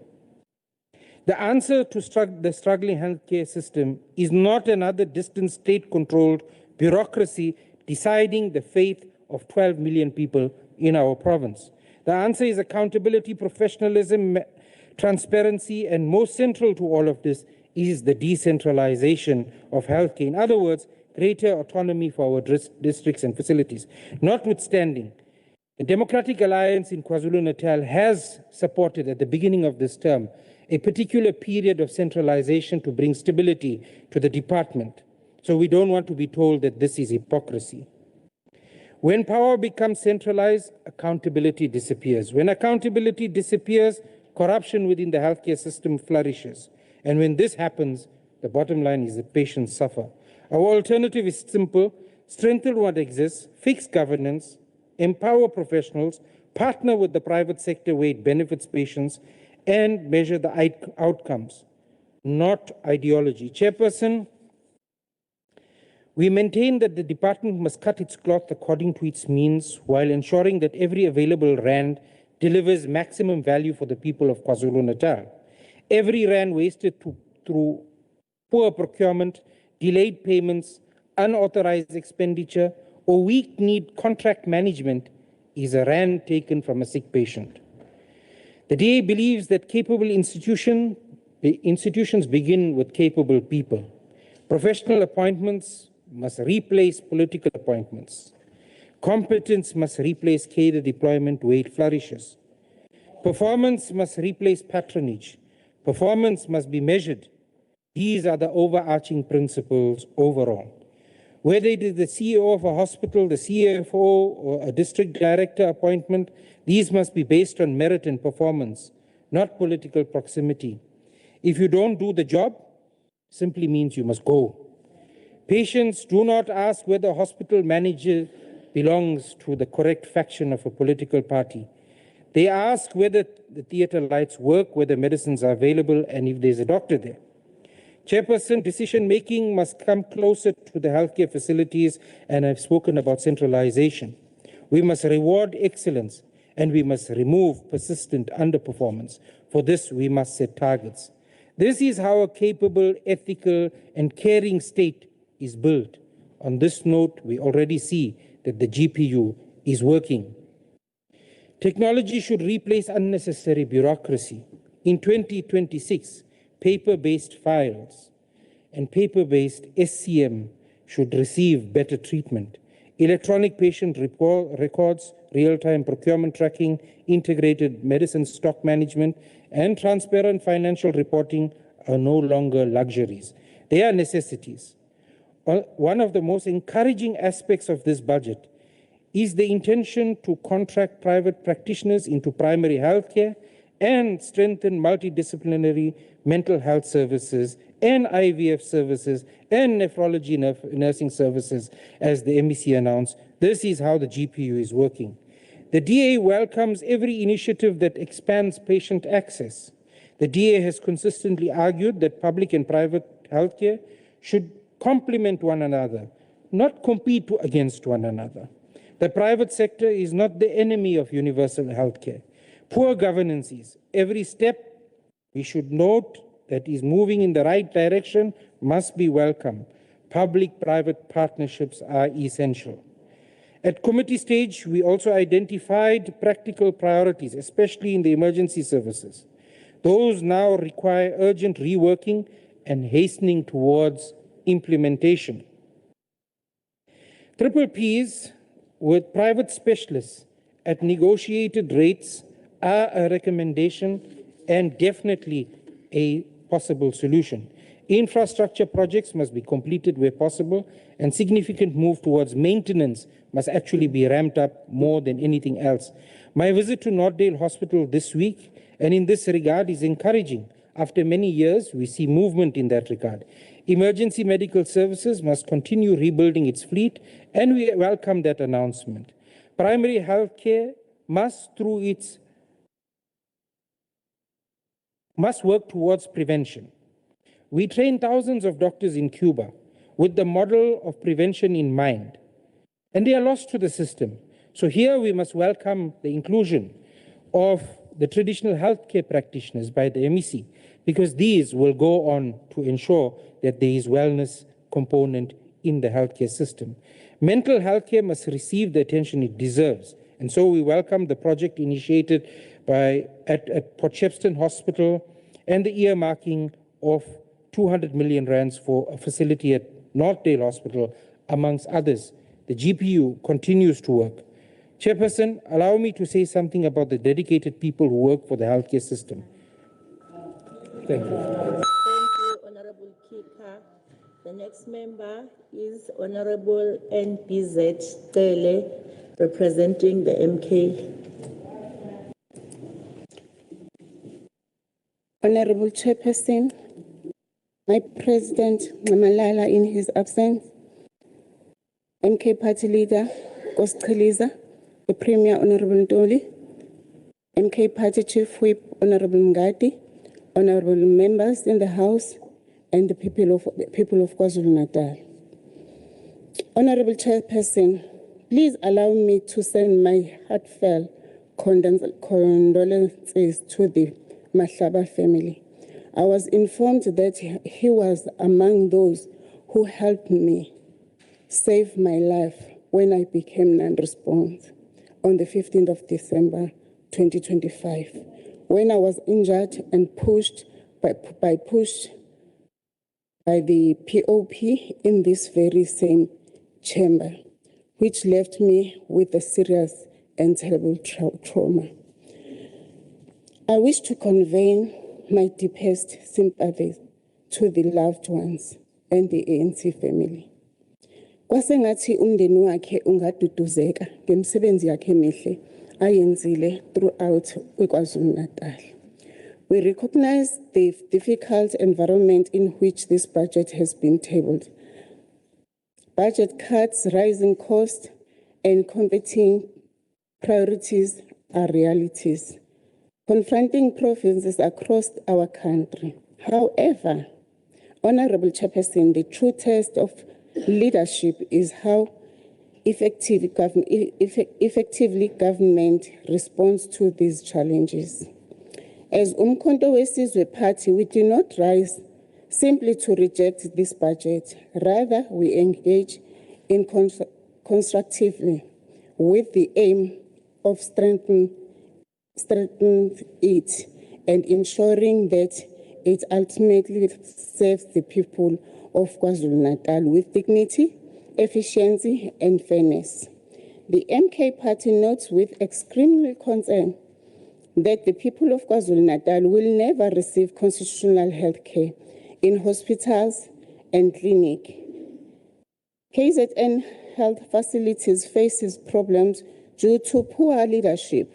There was a recent article on Northdale Hospital that patients are fighting over food with mice. That is due to the poor old pipe infrastructure bringing mice inside the hospital. This is a public works responsibility. But due to the poor leadership who does not care to conduct public works to intervene. Honorable Chairperson, kungani singagezwa lutho nangodaba lwaseNorthdale olwathusa abantu abaningi kubonakala iziguli ziphekelwa eminyango ngomlilo lapha esibhedlela eNorthdale. It was a very serious issue. Kumanje kukhalwa ngamagundane because of the poor infrastructure. Can the MEC through you, Chair, provide an update on these matters? Nokuthi iziphi izinyathelo ezathathwa to make sure that patients receive meals prepared in the safe, appropriate environment. We remain particularly concerned about the continued underfunding of goods and service, although the budget reflects a slightly increase, approximately 1.29%, is far below inflation with an estimated shortfall approaching 4.8 billion. This leaves the healthcare facilities in an impossible position, forced to choose between essentials such as fuel for ambulance, medical suppliers, and municipal workers and municipal services. Such a situation is not sustainable and places patient care and lives at serious risk. Honorable MEC, through your chair, through your chairperson, how do you reconcile your denial of medicines and medical supply shortages with the daily experiences of our patients who continue to leave healthcare facilities without the medication and treatment they require? The department itself acknowledges that additional funding for critical services has been provided on interim basis to be corrected later in the financial year. Le ndlela idala kungaqiniseki kuzinzo lohlelo lwezempilo lusebenza kahle olukwazi ukwakhiwa ngezixazululo zesikhashana, alikwazi nje inhlobo ukwakhiwa ngezixazululo zesikhashana. Ludinga uhlelo oluqinisekile noluthembekile noluhlelwe kahle kunesikhathi. The minimal growth in condition grants sum as low as 1.78% together with limited increase in the critical programs such as HIV and AIDS and national health insurance raises serious concerns about the province's capacity to meet its public health obligation. This is alarming in a province such as KwaZulu-Natal, which continues to carry a heavy burden of diseases and requires sustained investment in both treatment and prevention. Honorable Chairperson, as Umkhonto weSizwe, we believe there is a better path forward. Can the MEC, through the Chairperson, provide a clear and credible plan to address the funding shortfalls and in both compensation employees and good services without compromising frontline healthcare services and shortage of staff in the department? What concrete measures is the department taking to strengthen financial discipline, eliminate inefficiency, and ensure that every rand spent improve patient care? How does the department intend to strengthen investment in preventative and primary health care to reduce the growing pressure on hospitals and improve long-term health outcomes? What oversight and accountability measures are in place to ensure that allocation funds are spent efficiently and reach the intended beneficiaries?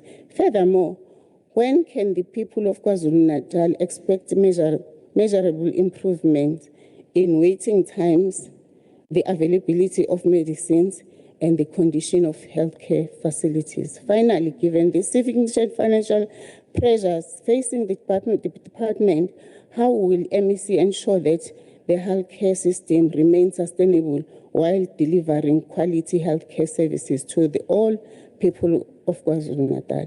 Therefore, the MKP does not support this budget. I thank you. Thank you, Honorable Cele. The next member is Honorable CM Shinga, who's representing the NFP. Thank you, Chairperson. Greetings to your good self, the Honorable MECs present, in particular the MEC for the Department of Health, Ms. Nomagugu Smelane, the Chairperson of the Portfolio Committee on Health, Dr. Kika, Honorable members. Sesizo Kalisage Ngokwesaba, after being warned by Honorable Mkize not to raise our voices. Nevertheless, we take counsel. It is through the public health system that government demonstrates its humanity. Every resident of KwaZulu-Natal, regardless of their background, income, or where they live, will depend on this department at some stage in their lives. Whether it is the safe delivery of a newborn child or cancer treatment, The Department of Health remains at the center of protecting the dignity and well-being of our people. Today's debate is therefore not simply about appropriating funds. It is about determining whether this budget will strengthen the confidence that the people of KwaZulu-Natal place in our public health care system. KwaZulu-Natal continues to carry one of the most demanding healthcare responsibilities in South Africa.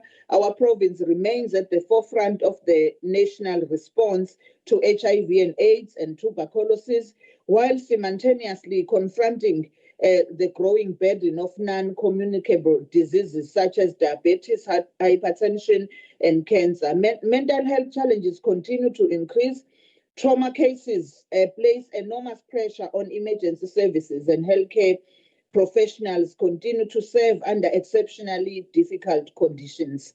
Population growth, urbanization, and increasing dependence on public health care mean that every year more people walk through the doors of our clinics and hospitals expecting quality care. This reality requires government not merely to sustain healthcare services, but to continuously strengthen them so that access to healthcare keeps pace with the growing needs of our communities. It is therefore encouraging that the provincial government continues to prioritize healthcare within its fiscal framework. During the 2026-27 financial year, the Department of Health received approximately 60,294 million rand, representing almost 36% of the total provincial budget. However, Honorable Chairperson, the National Freedom Party also believes that technology presents significant opportunities to improve efficiency within our healthcare system. Digital patient records, integrated health information systems, and improved technology can reduce administrative burdens while allowing healthcare professionals to dedicate more time to patient care. As government continues modernizing healthcare administration, these technological improvements should remain focused on improving the patient experience rather than creating additional complexity. She also encouraged the MEC to continue with programs that involve the community. He's an honorable member programs, but as a community member who served as the chairperson of the hospital board for 2 terms, even before MEC, the current MEC Ebakhona. Programs like Make Me Look Like a Hospital programs and many others, including basic programs like Ufundisa Abantu Ngokuwasha Izandla. Logo sithi aqhubeke. We don't believe, like it was indicated, it's for looting, because I've personally participated in those and championed those programs. Honorable Chairperson, oversight remains one of the legislature's most important constitutional responsibilities. Our work does not conclude once we approve this budget. It begins. We have the responsibility to visit healthcare facilities, engage frontline workers, monitor infrastructure programs, assess service delivery, and ensure that public service resources are utilized effectively. Every allocation approved by this House carries with it a responsibility to ensure that the intended beneficiaries are indeed the people of KwaZulu-Natal. Where implementation falls short, this legislature must ask difficult questions and insist upon accountability, because every rand lost through inefficiency or corruption is ultimately a rand taken away from patient care. Ultimately, Honorable Chairperson, healthcare is about restoring hope. It is about ensuring that every person who enters a clinic or hospital leaves knowing that they've been treated with dignity, compassion, and professionalism. The National Freedom Party believes that this budget provides an important opportunity to continue strengthening our public healthcare system while addressing the real challenges experienced by our communities. We therefore support Budget Vote 7 while reaffirming our commitment to ensuring that every allocation approved by this House translates into meaningful improvements in the lives of the people of KwaZulu-Natal. Thank you, Chair. Thank you, Honorable Sheena. The next speaker is Honorable F.A. Masigo, representing the ANC. Thank you very much, Honorable Chairperson, Honorable the MEC for Health, Ugama Gujwa, Honorable members. I wish to start where Honorable Kabazela started. The people of KwaZulu-Natal, Honorable Chairperson, deserve better than manufactured outrage. Chairperson, when members or some members of the Zuma party came and stood here, one could have been forgiven for thinking that shouting the loudest, insulting the provincial healthcare workers of this province, and rejecting the budget constitutes an alternative program of government. It does not, honorable members. The Zuma party has perfected the politics of anger, but we all know that anger is not a health policy. Political theatrics do not dispatch ambulances, insults do not perform operations, and surely slogans do not provide chemotherapy, dialysis, or intensive care. You cannot surely claim to be fighting for the people whilst voting against the very same resources required to serve them. That is not leadership. That is political grandstanding at the expense of the people of this province that you claim to represent. Honorable members, as we commemorate 70 years since the historic Women's March of 1956, we are reminded that the story of South Africa's freedom, and indeed the story of public healthcare system, cannot be told without recognizing the extraordinary contribution of women. In her opening remarks, the Honorable MEC rightly evoked the memory of two remarkable women, Mama Cecilia Makiwane and Mama Albertina Sisulu. I wish to echo those words today because these women represent a powerful intersection between women's leadership, the struggle for liberation, and the calling to care for humanity. Their lives remind us that healthcare and the struggle for human dignity have always been deeply connected. And today, the legacy continues under the leadership of another ANC woman, our MEC for Health, Honorable Nomagugu Simelane, who has carried the responsibility of leading one of the largest and most complex public healthcare systems in our country. As we honor 70 years of the women of 1956, we recommit ourselves as the African National Congress to rebuild or to build a healthcare system that reflects the values for which they marched for, which is dignity, equality, the quality health care for every woman, every child, and every community in our province.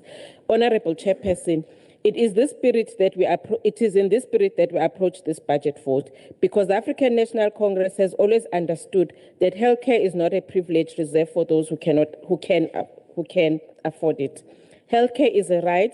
It is an affirmation of human dignity, and it is one of the most powerful instruments available to democratic state in pursuit of social justice and equality. For this reason, the African National Congress proudly supports continued investment in Program 3, which is Emergency Medical Health Services, which has received approximately 1.73 billion in the 2026-2027 financial year. Honorable members, this budget is shaped by a constrained fiscal environment. It remains a responsible and people-centered budget, one that protects lives, strengthens our hospitals, sustains specialized healthcare, supports our health workers, and above all, upholds the dignity of our people and honors the constitutional promise that quality healthcare belongs to every South African. We therefore commend Honorable MEC Nomagugu Simelane and her entire team, from the department leadership to the healthcare professionals and frontline workers across our province, for continuing to carry the enormous responsibility of protecting the health and lives of our people, often under extreme difficult and constrained circumstances. Your services, resilience, and commitment do not go unnoticed. The ANC supports the budget. Thank you very much. Thank you, Honorable Masigo. The next speaker is Honorable Tinkosi, representing the EFF.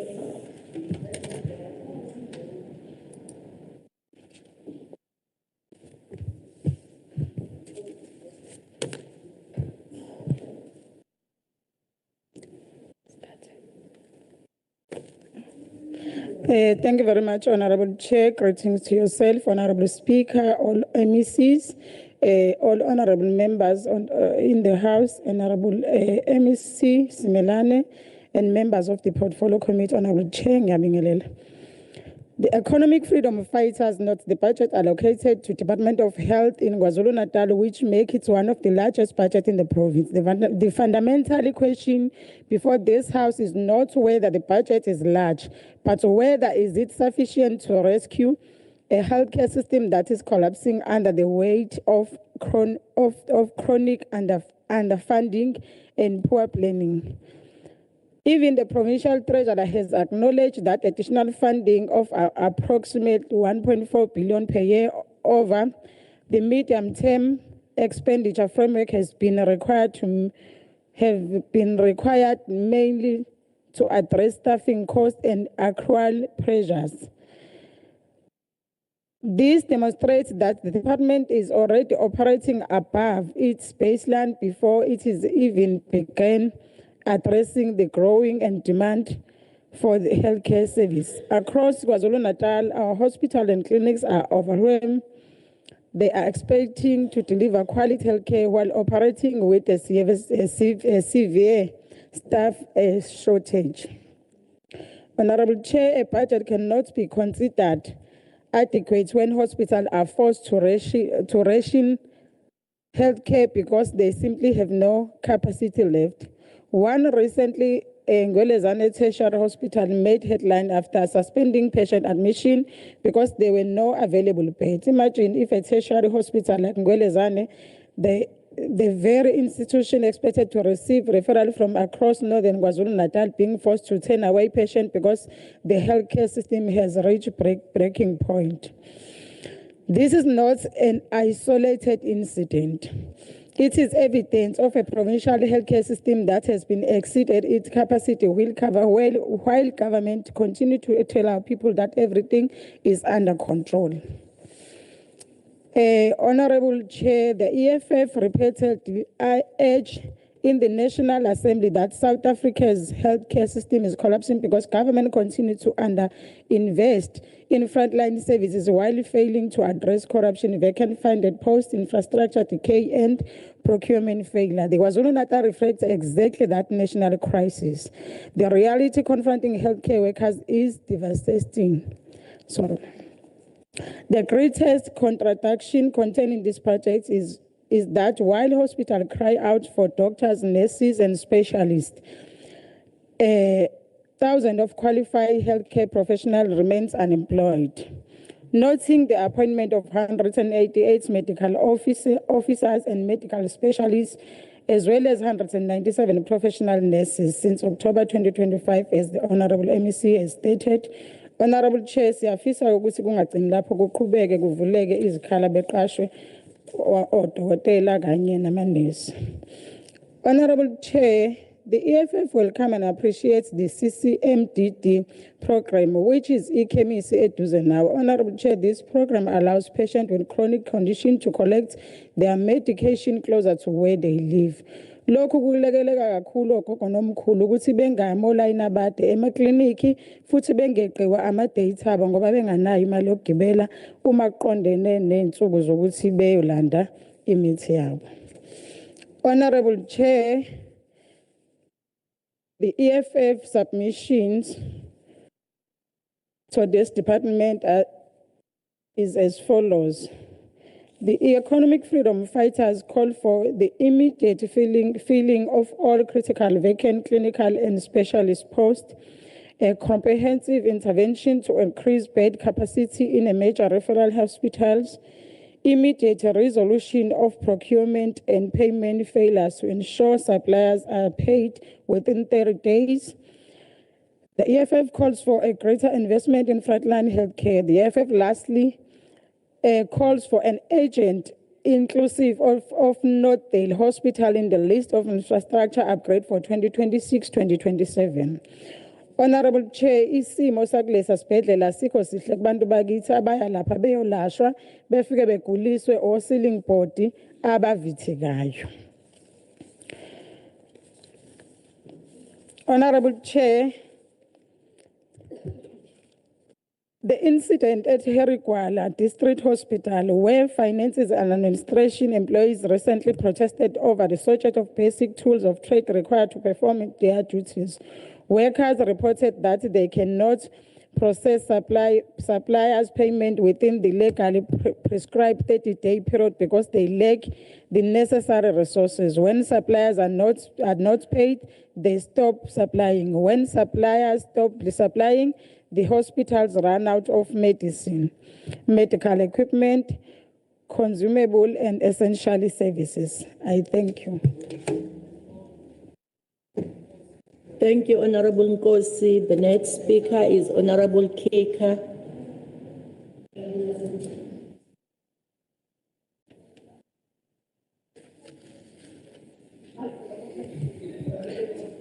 Chairperson, permit me to say something about the dedicated people working in our healthcare system. It has become fashionable to constantly criticize healthcare workers, especially by Zuma's party. That is both unfair and inaccurate. Where it is justified, but it can't be a permanent feature. Across KwaZulu-Natal, there are thousands of doctors, nurses, pharmacists, therapists, cleaners, porters and EMS personnel and administrators who continue to serve under difficult circumstances. Many sacrifice their lives and family time and carry massive emotional burdens on the compensation with which they receive. They deserve a government that works as hard as they do. And this GPU is working. Those who think that all that is not working in government is the fault of the GPU need large doses of castor oil probably to take this out of their minds. Allow me one observation regarding our colleagues on the opposite. Listening to Zuma's party, one would think that governing consists entirely of identifying somebody else to blame. Patients cannot be treated by Zuma-style dancing and giggling. Hospitals cannot be repaired by conspiracy theories. Ambulances cannot be fueled by Zuma-style claptrap. The people of KwaZulu-Natal deserve practical solutions, not permanent outrage. Honorable Moyo. We went through a thorough process of discussing medicine supply in our province. But the Honorable Kele seems to have terrible amnesia in this regard, or just having a political jerk. Can you sit down? Honorable Moyo. Honorable Moyo. Honorable Moyo. Honorable Moyo. Please. Please. Please. Listen. Please. You are the only one who's disturbing the sitting. Can you do that? Can you not do that, please? Yaqel. Please. Honorable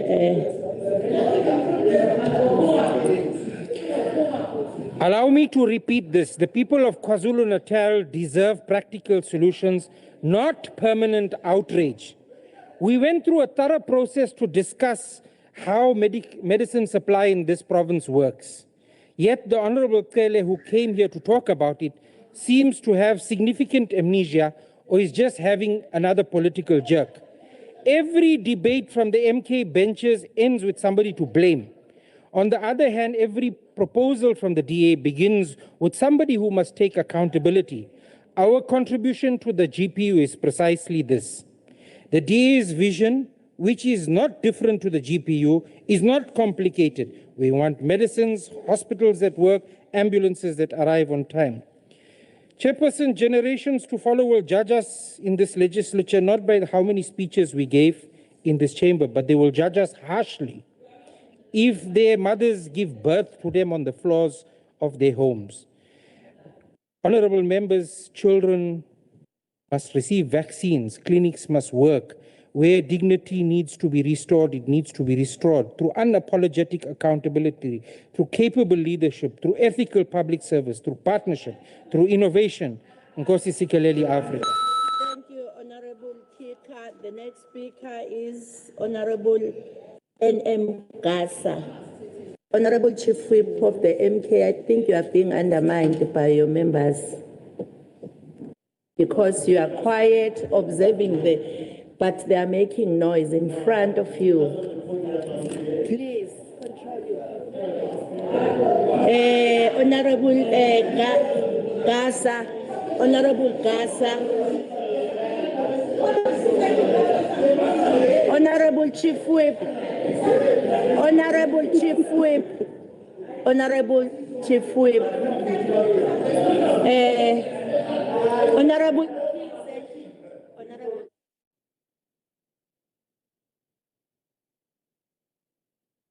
Honorable Mkhize.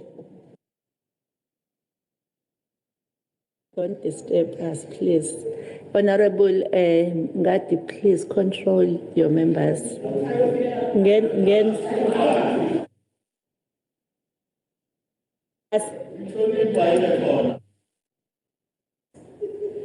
Thank you, Honorable. Greetings to you, Honorable Chairperson. Greetings to Honorable MECs. Greetings to Honorable members and people of KwaZulu-Natal. Honorable Chair, today we are not merely debating vote 7.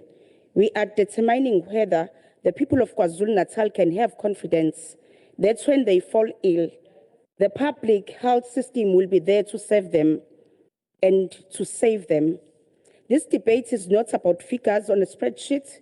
It is about the elderly woman who spends an entire day at a clinic without seeing a doctor. It is about the expectant mother who prays that an ambulance arrives on time. It is about the cancer patient whose treatment is delayed, the child who cannot access essential medicine, and the exhausted healthcare workers who continue to sustain a system under immense pressure. Honorable Chair, let me remind this House that Section 27(1)(a) of the Constitution guarantees everyone the right of access to healthcare services. Section 195 requires public administration to be accountable, transparent, and to use public resources efficiently, effectively, and economically. These are not political slogans. They are constitutional obligations. Honorable Chairperson, the most compelling criticism of this budget does not come from the opposition. It comes from the department's own budget's presentation. Honorable Chairperson, let me tell you what this budget plan really is. It is a plan to rob Peter to pay Paul, a plan to take money from ambulances to pay salaries, a plan to cut training to balance the books, a plan to delay infrastructure spending because the cupboard is bare. This is not a health plan. This is a survival plan. The documents before us admits the truth. Let me read directly from the budget submission.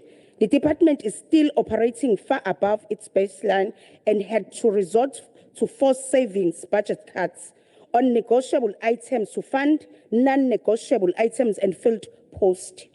What does that mean? It means they do not have enough money to pay the staff they have already hired, so they are cutting services to pay wages. Honorable Chair, the department acknowledges that it has reprioritized 1.56 billion from goods and services to compensation of employees. R1 billion taken from medicines, from equipment, from maintenance, from ambulance services.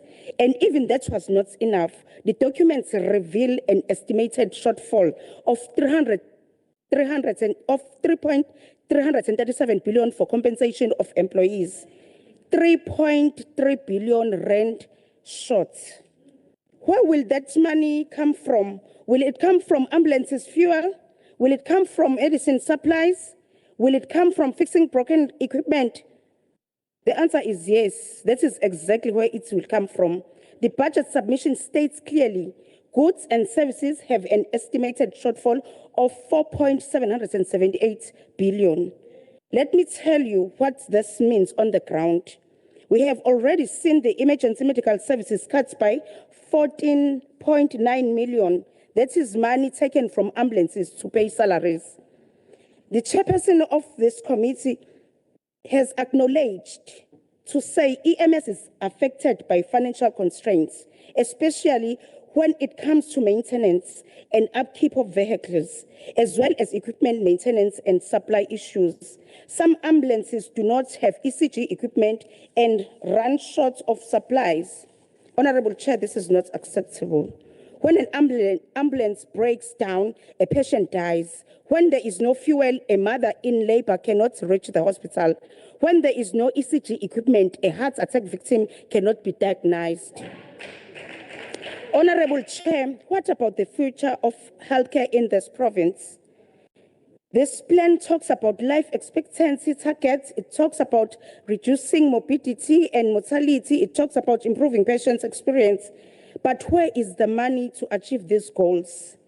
Program 6, Health Sciences and Training, is the program responsible for training our future nurses and doctors. Yet in the current year, it was the biggest underspending program because they used it as a force-saving mechanism.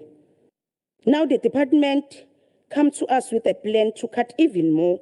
They want to save money on training to fund current staff. Honorable Chair, you cannot have a long and healthy life for all individuals if you are not training the people who will deliver that health.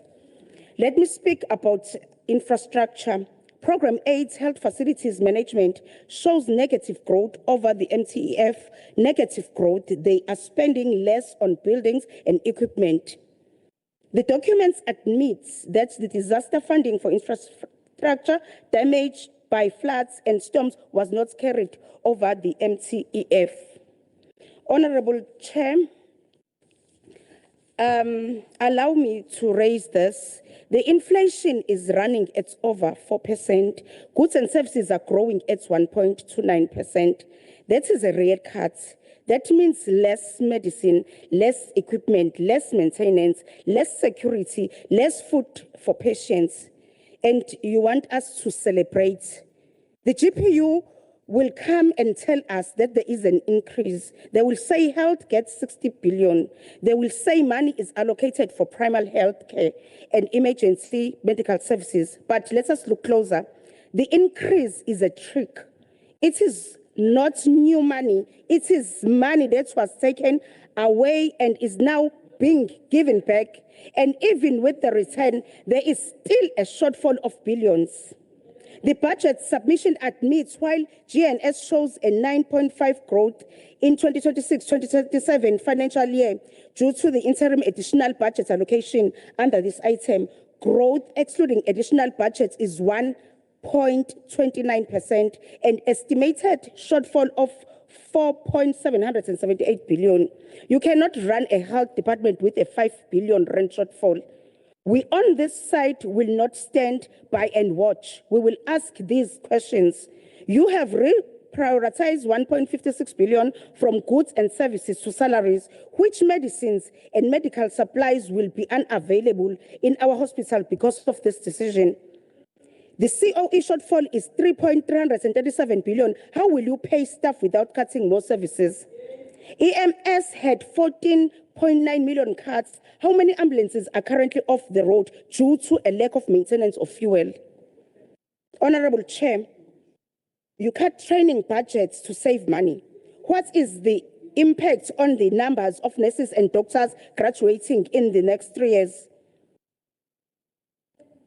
Program 8 shows negative growth, which infrastructure projects have been delayed or cancelled to save money. And lastly, total GNS shortfall is 4.778 billion. How do you plan to deliver health services when you do not have the money to pay for goods and services? Honorable Chair, we will not accept this plan as it stands. I thank you. Thank you, Honorable Gasa. The next speaker is Honorable HGS Mavimbela, representing the ANC. Honorable Chairperson, Honorable MEC Magojwa, Honorable members, the true strength of the public health system, it's not measured only by the number of hospitals it operates, but by the people it trains, the infrastructure it sustains, the technology it embraces, and the confidence it inspires in those who depend upon it. That has always been the vision of the African National Congress. The ANC Ready to Govern policy committed democratic South Africa to build a healthcare system that is accessible, equitable, and centered on the needs of the people. The ANC-led National Development Plan further recognizes that quality healthcare depends upon capable institutions, skilled professionals, and modern infrastructure that places the patients at the center of the service delivered. These principles continue to guide the ANC-led government programs of transforming public health care. It is for this reason that the ANC welcome continued investment in Program 6, 7, and 8, because people ultimately sustain healthcare before it is sustained by the buildings. Doctors, nurses, pharmacists, therapists, laboratory scientists, radiographers, emergency personnel, these are the men and women upon whose shoulders the health emergency personnel. These are the men and women upon whose shoulders the health of our province rests every single day. The continued investment in health science and training therefore stand for investment in the future of KwaZulu-Natal itself. The ANC welcomed the department's commitment to strengthening nursing education, continuing professional development, specialist training, and partnership with institutions of higher learning. At a time when healthcare systems across the world are experiencing shortages of skilled professionals, building our own human capacity is not optional. It is essential for the long-term sustainability of public health care. The department's continued investment in hospital revitalization, infrastructure rehabilitation, maintenance, medical technology, and digital health system proves a clear commitment to strengthen the quality of healthcare facilities through the province. We equally recognize the department's continued efforts to rebuild and strengthen health infrastructure following the devastating floods that damaged hospitals, clinics, and health facilities across our province. Climate resilience is no longer a future consideration. It has become a present necessity. The ANC, therefore, expects every infrastructure allocation to translate into completed project, functioning facilities, and improved patients' experiences.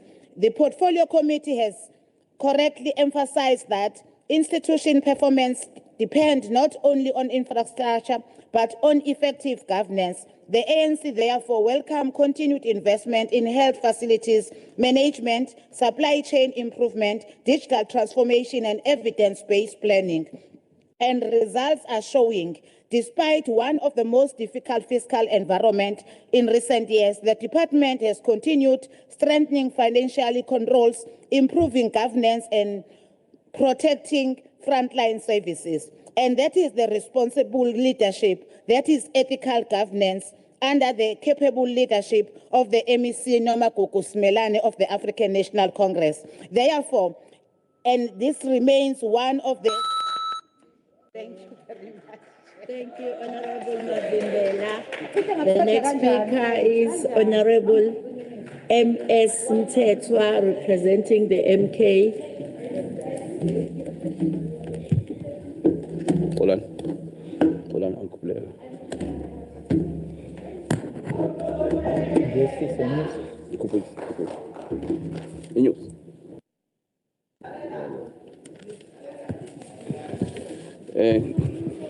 Thank you, Honorable. Thank you, Honorable Chair, and greetings to yourself. Ngibingelela inkosi yaseMadungeni in his absentia, Prime Minister wethu omusha. Ngibingelele my Chief Whip, ngibingelele ozakwethu be-MK, and greetings to the department, ngiyambona Dr. Moji, no HOD, and then greetings to the rest of the honorable members in the House. Ngiqolise with my voice, ngivuke nginamathansela namhlanje. 2 weeks bengiqhuga la. Kodwa ngiyajabula ngoba MEC uthe sezosilethela inyanga ku department. Ngiyabona manje leli sidinga isiZulu. Ngiyeke indaba ye Western medicine. ngibingelela ama-healthcare workers wonke kwi-department and ngiphinde futhi ngiqolise nje ukuthi kena we are not in government as the MK because ngiyaphinda futhi like I said the last time, GPU will not solve our problems. We just witnessed again today and we will continue witnessing this until the reality sinks with ANC, the IFP, the DA. They need to make up their mind.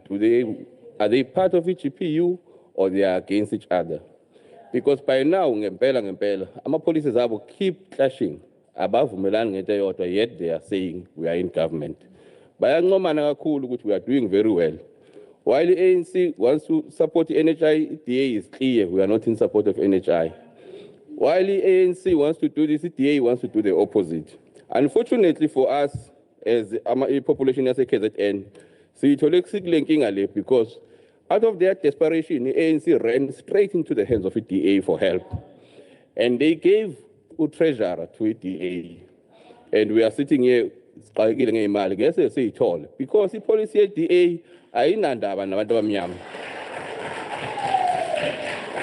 I'm yet to see elections manje. If mina ngumuntu wasemkhanya kude ngithanda IFP, ngivotela abantu for uhulumeni because IFP izothatha lelo vote lami lise ANC ukuthi sizeni sithatheni umasipala. Or if ukuthi umuntu evotela iDA izothi hayi sizolinika leyo vote ANC. Why can't they just combine ballot paper evaluate GPU and MK? Kunokuthi ba campaign differently while bazi kahle ukuthi they are just one party. And that will help us with because then we will know who's our real enemy. Because right now we are dealing with abantu abangazazi ukuthi bakuphi, and yet we are trying to get out to us moving forward. Inkulu kabi impela ephakathi kwe-ANC ne-DA. And leyo mpileyo i-affecta thina. Can you sit down? Okay. Honorable Seme. Honorable Seme.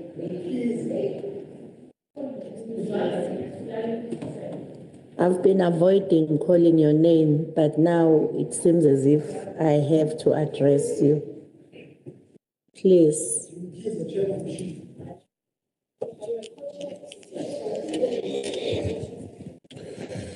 Now, we will always remain. And again, you are supposed to be seated in your seat if you want to say something.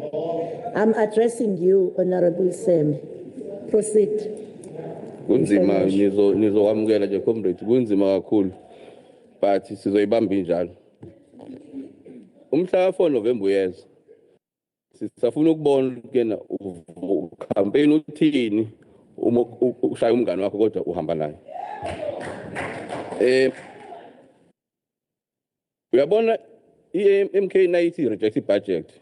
Ngiyayibona le ndlela i-ANC ezama ukuspenda ngayo ebantwini ukuthi sithi abantu abangaholi. We, as these honorable members, we went on a health functionality visit. We went to EMS bases. This is the third budget since ngingenile la eParliament. And wonke umuntu wala eKZN ohlala la hlala khona knows ukuthi awukho umehluko asawubonile ku-EMS between the first budget kuze kube ile budget yanamhlanje. The last budget was 3 billion ku-EMS. Namhlanje 1.9 billion. It dropiwe. While we intend to improve EMS, which is the one part as failure with APP yet. Now then the question is, how are we gonna see any improvement with EMS when we are still under budgeting for EMS? Now MK says no, we can't approve that budget because that budget is Oshuguti. We are not gonna be able to the immediate problem onayo umuntu ofemgaqweni in the ambulance. Aksiona nginkinga ye-department leyo or i-GPU. I-GPU namhlanje I got to introduce izinto ezingi-2 nami. We are now going for IVF. IVF is in vitro fertilization. Medical aid ayikhokheli. For one reason, it's expensive. I think it's around 150,000 per cycle. With the failure rate up to 90%, 50 to 90%, depending on the age and the problems on now. Now, if a department wants to spend money and they are deciding baningi abantu South Africa abasstrugglisha ukubamba bathola abantwana, and they decide together, IFP, ANCDA, bahlale ndawonye babona ukuthi the best places ngayospenda kuyimali kwi-department njengamanje ukulekelela abantu abanobunzima ekutholeni abantwana. Then you ask yourself, uhlele St. Francis, ukuthi khona into zokuyibone ishintsha kulesa sibhedlela sase St. Francis, where i-department spent millions i-renovate St. Francis, and then yayivala. We went with the health portfolio committee to that St. Francis. The only thing efuna abantu sivumeleni nje OPD yethu, because it is difficult ukusuka emahlabathini ugibele kabili ubheke enkonjeni uphinde ugibele kabili ubuyele ekhaya. I-department says no, we're going to put ophthalmology lapha, we're going to put a rehab center. We akusiyo rehab lo cabanga ukuthi abantu mhlambe lo kuyinkinga yethu ukuthi sinabantu abadla kakhulu idakamizwa. U-rehab umuntu ade shawe i-stroke ongasakwazi ukuhamba kumele ayothola uphysio. I-community yamahlabathini isibuze kaningi yathi nizwe sithi sinenkinga yabantu abaningi yini la abadinga i-rehab, because thina all we want i-OPD yethu sidinga ukuthi abantu bakwazi ukusebenza la. Department completely saying asizukuyingena indaba yenu so into esiyifunayo thina. That facility ihleli nje obinjalo. Then you go enkonjeni on the other side. Enkonjeni maternity MEC today says they want to take care of mothers. If we enkonjeni namhlanje, you'll find mothers sharing a bed after betetile. Omunye kade ethukiwe, omunye kade enama complications, bashare umbhedo, omunye ulale sofeni. That is where we need to be spending money. Sikwazi ukuqedela leya facility yasenkonjeni, which is their problem, by the way. We were not there as MK. Dala yaqala. And I guess it is nowhere ukuthi sekuyabona khona khona ezokwenziwa lapho. Then how are we saying we want to take care of our mothers when we are still failing labes now? We've introduced izinto eziningi namhlanje which are not going to help inking esinazo. Now, when I say eGPU is not the solution ezosiza inking and esinazo, I'm saying this because eGPU is literally turning a blind eye on all our active problems. They are doing something completely new. Now, if you want to say introduce hormones, LGBTQ community, yet MEC Nomakukate should say if video on Facebook, not hotel endocrinologist was a matadin. That doctor is leaving the system after I've pleaded with HOT to say that doctor is being headhunted by Gauteng because you is a specialist you are not employing as a Department of Health. That doctor is going to leave. Then question is, how are you going to run this? Because that doctor is working between Matati and the Grace. We have a shortage of specialists. You know what Dr. Kika says? Says they need to look at P, but a private specialist at a special rate. So do you realize by the time HPU is done with this department will not have any money because you only get money in private sector. Now, how are you going to do all these things of Zenza when we are not saving, when we are not addressing your real issues? How are you going to improve your life? How then do you expect us to say we are supporting this budget? This is not a new budget, by the way. The health budget has always been around 50 billion to 60 billion today, putting into consideration inflation.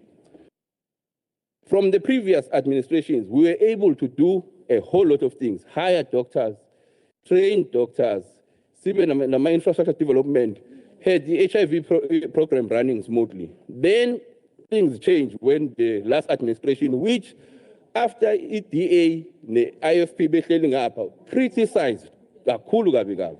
Nasebehleli ngapha they believe that's the best administration by we say. Then that administration in a priority different from us, imicimbi. Now it's imicimbi 5. Isibhedlela kubantu, ikhona khosomba lamajita, ingoma Friday ngizwenye namhlanje, enye ingoma futhi ya Fridays. Then uyibuza ukuthi kena malini lengaka esetshenziswa for things which are not health directed, which is a core of the Department of Health. So why are we so obsessed by spending money on other things other than its department, which is failing? By the time this GPU is done with the Department of Health, we will have nothing. Yabong. Sabonga, Honorable Mthethwa. The next speaker is order. Ngadi and your team and your members. You are disturbing us. The next speaker is Honorable NP Dlamini, representing the IFP.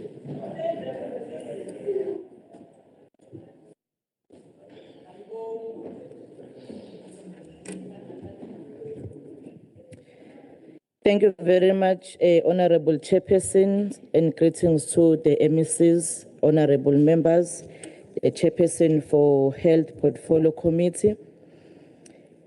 Health is one of the most important services that government provides. Every person depends on a working health system at some point in their life.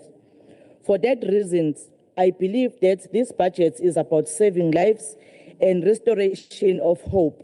It is also about giving every person the opportunity to receive quality health care. The department has been allocated over 60 billion for this financial year. This is a major investment in the people of KwaZulu-Natal. It shows that despite the difficult financial position facing government, healthcare remains a priority. Honorable Chairperson, we know that the Department of Health is operating under very difficult conditions. The department has experienced years of budget cuts. These reductions have placed serious pressure on hospitals, clinics, emergency medical services, and infrastructure. Even with these challenges, the department has continued to provide services to millions of people across our province. The IFP believes that this budget provides the department with an opportunity to continue improving services while managing limited resources responsibly. We are encouraged that the department remains committed to strengthening primary health care. Most people of our province depend on clinics and community health care centers. When these facilities work well, they reduce pressure on hospitals and bring healthcare closer to our communities. We welcome the department's continued focus on disease prevention, maternal and child health, HIV and TB programs, cancer screening, and other community-based healthcare services. Prevention is always better than treatment. When people receive healthcare early, they live healthier lives, and government also saves money. Honorable Chairperson, the IFP also welcomed the department's commitment to improve the quality of healthcare. The continued rollout of the electronic health system in hospital is an important step forward. This system will reduce missing patient files, improve patient management, and shorten waiting times. They are practical improvements that our people will appreciate. We also support the continued implementation of universal health coverage and preparations for the national health insurance where resources allowed. Every South African deserves access to quality health care regardless of where they live or how much money they have. Honorable members, emergency medical services remain one of the biggest concerns in our province. Many communities still experience long waiting time for ambulances. We therefore welcome the department's plan to improve emergency medical service and procurement of new ambulance and patient transport vehicles. While we understand that budget pressures remain, every additional ambulance can save lives. We also support the department's investment in human resources. Healthcare cannot improve without doctors, nurses, pharmacists, emergency personnel, and other healthcare professionals. The department's commitment to filling critical vacant posts and supporting healthcare workers is a positive step. The appointment of additional healthcare workers and community healthcare workers will strengthen services at local levels. Our healthcare workers carries this province through many difficult years. They deserve our support and appreciation. Infrastructure remains another important area. Many clinics and hospitals require upgrades, maintenance, and new equipment. We therefore welcome the continued work on the priority clinics, staff accommodation, and the planning of the new tertiary hospital in the northern parts of KwaZulu-Natal. Communities deserve safe and modern healthcare facilities where both patients and healthcare workers are treated with dignity. The department also continues to invest in better medicine supply system, medical equipment, and specialized services for people living with disability. These are important investments that improve the quality of life for many families across our province. Honorable Chairperson, as IFP, we also believe that accountability must go hand in hand with increased funding. Every rand allocated to this department must reach its intended purpose. We expect strong financial management, proper procurement processes, and decisive action against fraud and corruption. Resources are limited. Wasteful expenditure cannot be accepted. The people of KwaZulu-Natal deserve value of every rand that is spent. The department must also continue improving governance, monitoring performance, and ensuring that services reach both urban and rural communities fairly. Honorable Chairperson, the people of KwaZulu-Natal want a health system that works. They want clinic with medicine. They want ambulances that arrive on time.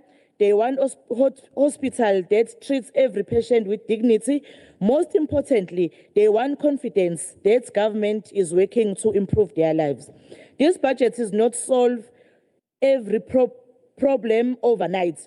We recognize that there are still financial pressures, limited work staff, and infrastructure challenges. However, this budget provides the Department of Health with the resources to continue moving in the right direction. It allows the department to strengthen primary health care, improve emergency medical services, invest in healthcare workers, and continue upgrading health facilities across the province of KwaZulu-Natal. Inkatha yenkululeko yesizwe ikholelwa ekutheni supporting this budget is the right thing to do. At the same time, our support comes with the expectation that every rand will be spent responsibly. Every program will be properly monitored, and every decision will put the people of KwaZulu-Natal first. We remain confident that under the leadership of Honorable MEC Simelane Mngadi, together with the management and dedicated health workers, the department will continue working hard to improve healthcare services across our province. For this reason, the Inkatha Freedom Party fully supports the 2026-2027 budget vote for Department of Health. For this reason, the Inkatha Freedom Party fully supports the 2026 budget vote for Department of Health. I thank you. Thank you, Honorable Dlamini. Honorable members, allow me to invite the Honorable MEC Simelane to come and respond to the debate. Thank you very much, Chairperson. Chairperson, asiqala nje ngokusho ukuthi kuyichilo ukuthi ama members MKP afika debate nase kufuna phendule bese yaphuma anyamalale kodwa kulungile ke impasi inqeni chair asifani nabo asithi nasiyiqala bese siyabaleka nase kufuna sibhekane nayo siyaqondana nayo. Umhlonishwa uGamede ngiyacabanga ukuthi iChat GPT imsebenzele kakhulu kule debate yakhe.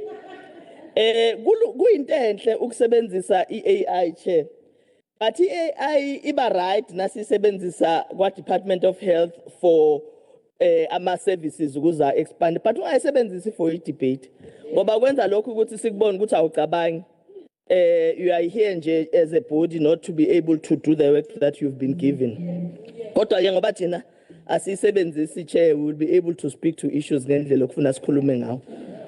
Look, uthi umhlonishwa uGamede bona as MKP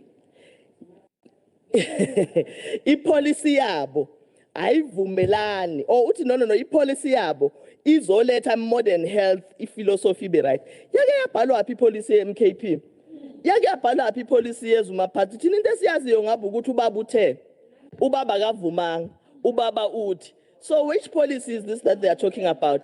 The ANC comes here and brings tangible policies that we actually implement. Asikhuluma ukuthi ubaba ubani, asikhuluma ukuthi ubaba usithumela sathini. So ngeke umhlonishwa uGamede esihlalo afike akhulume lana athi ama policies abo azoba kwenza ngcono bekhohlisa abantu bakaZulu-Natal. Abanawo ama policies be-MK party kuya ngokuthi unqamalala utheni. Uma ubaba ekhulumile bazokwenza, uma ubaba engavumanga bezukwenza. Abantu bakaZulu-Natal ufuna bakwazi lokho futhi bangakhohliseki. Honorable Gamete Chair says I have been repeating the same things for the past 3 years. You see, when you become a member of the legislature, the first thing that you must understand is how government works. The first thing that you must understand is how government plans. There is something that is called MTEF in government, meaning you plan for the next 3 years, Chair. So you can't plan for the next 3 years and every year you change the things that you have planned for. If I say something last year, I must be able to repeat and give progress on that this year. I must be able to indicate in the next financial year, what is it that we have done? Understand the work that you've been given. Ungafike shamthetho ufike ukhuluma ubanga umsindo and have you heart attack unnecessarily unless you understand what you are working on. So kubalekile ke ukuthi abahlonishwa bawazi umthetho. Uthi uHonorable Gamede, as a result of inefficiency within our department, there has been a top slicing. Top slicing. I don't remember this government having a top slicing on any department. It has never happened. It had GPT ebale lokho. Kodwa ke kulungile. Ngoba ibona siyaba understand. Uthi angeke siyana understand vele ukuthi ayikho into eninayo. You come with nothing. You present nothing to us. You present no solutions to the people of KwaZulu-Natal. It's just the people of KwaZulu-Natal who must start to see you for you, who you are. Empty vessels who bring nothing to them, who will not be able to bring any change into their lives. Kodwa again, now into engifuna ukisho. Uthi umhlonishwa uGamede, as a result, they do not support the budget vote. Here's the thing, and this is what the people of KwaZulu-Natal must understand. The MKP comes into this house to say about support a budget vote, meaning staff Sagwa Health must not be paid. That's what they are saying. Meaning medication must not be available in our facilities. Meaning we must close clinics, we must close hospitals. Ngobi MKP it has evaluated. That's what they are saying. So the people of KwaZulu-Natal must begin to understand that, because when you vote against the budget, you are voting against service delivery. And there's no service delivery if you've not been able to pay abantu and you don't have the money. So abantu bakwaZulu-Natal abazi ke ukuthi iphatha abayivotele lekuthiwa abayiqhubeke bayivotele ithi abangatholi imisebenzi, abangatholi imithi, abangabi khona odokotela, abangabi khona onesi, akuvalwe ibhedlela, akuvalwe ama-clinics. That's what this MKP party is saying. Honorable Ngubane, siyabonga kakhulu ukuthi you spoke to Honorable Hadeb. All the parties were given an opportunity to debate. It's now the opportunity for the MEC to respond. Ngiyazicelela nje. Ngiyabonga sihlalo kodwa naye ngimnqeni ngizomphendula nje. Honorable Ngubane, siyakwamukela kwi-portfolio committee yakwa health, and we hope sizokwazi ukuthi sisebenze kahle moving forward.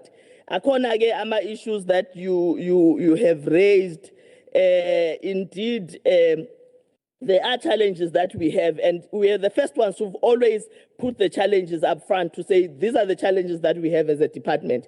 The reason why, Honorable Ngumbane, we've had to suspend some of the projects from the 11 is primarily because of the fiscal challenges that the department is faced with. And the intention is that you must be prudent with our monies. You can't go and implement projects when you know very well that you don't have the monies and finances for that. So that's just really the reasons why some of the projects from the 11 projects we had to put in abeyance. Ngiyajabula kakhulu ukuthi you also saw, and I hope you are happy, Honorable Ngubane, ukuthi we've made a pronouncement that clinic yasofafa sesiyayakha, and we are really going to start ensuring that iyenzeka this financial year. Rationalization of facilities, kuyiqiniso ukuthi when you rationalize ama facilities kubalekile ukuthi you engage communities that are affected and are getting the services from those, and that is what we have done, and that is what we do continuously when we have to rationalize. Inkinga ke kodwa yase St. Francis Mhlonishwa Ungubane is different. The communities there were engaged, not just by myself, because this is a process that started during my predecessor's time, Mhlonishwa Udlomo. He had an engagement with the communities, met with Inkosi, met with Induna, and met with everyone else who is there. And this matter was put there and was processed. And Naami, when I came in, I continued with that. The problem is now, IFP councillors who want to utilize that space for political prudence, especially when it comes to elections. Every time na kuba nama elections, bakali process enja, kuba konama issues with community, and the other ones abahamba pambil. The same thing happened in 2019, same thing happened 2024 going towards elections. They are doing the same thing now. I'm glad that you are here. Maybe we'll be able to engage together. But at the end of it, they also become the people who are responsible and come into the facility and become the ones about pushing staff to act the way they do. So the process got to engage the community is a process that was dealt with and was engaged. So mhlambe we can be able to work together and try and address the matter moving forward. Mhlonishwa Umkhize, siyabonga kakhulu indeed. Wisdom is not loud.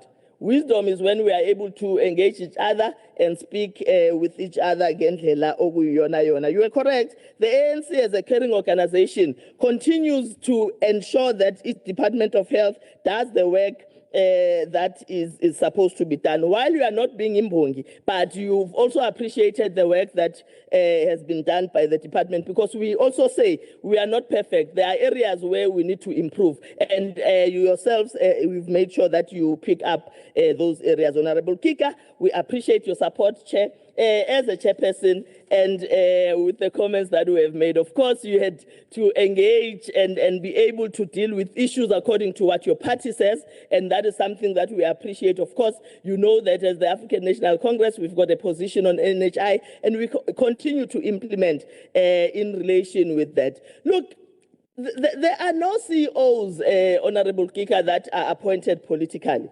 All the CEOs and managers of facilities, together with district managers, are people who actually undergo very, very vigorous interviewing processes. The head of department, together with Dr. Muji, are not pushovers, and they are the ones who sit and run these processes. Sometimes when a candidate comes in and Dr. Muji and HOD are in that panel, a candidate more than once had turned around and run away because of the nature of the people. So we run very serious processes, and we make sure that it's people who actually qualify that are running our facilities. And I can assure you, there is absolutely no political appointments in any of the professional positions. The only one who's political in the Department of Health is myself.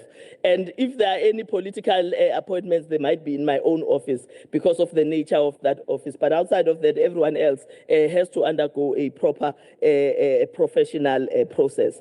Honorable Tele, well, kona ngizothanda ukumphendula umhlonishwa uCele, kodwa angazi kona ukuthi ngizophendula ngithini. Kushuthi ngizothatha lapha nalapha uthi umhlonishwa ucele as MKP bafika bezo engage constructive nginakucabanga nje ukuthi aka understand constructive discussion ngoba anytime they speak there is absolutely nothing constructive about what they say, absolutely nothing constructive about what she said when she was here. So you know iyenza kube nzima ke ukuthi uzogcina uphendule uthini. Well uthi there are mice or rats amagundwane Edendale angiyazi leyo nto ivelaphi sizoyibuka kodwa ngithena ngena lapha eofficeini le MKP ngidlula ngiyongena eliftini kunento esemnyango ethi close the door because there are rats inside.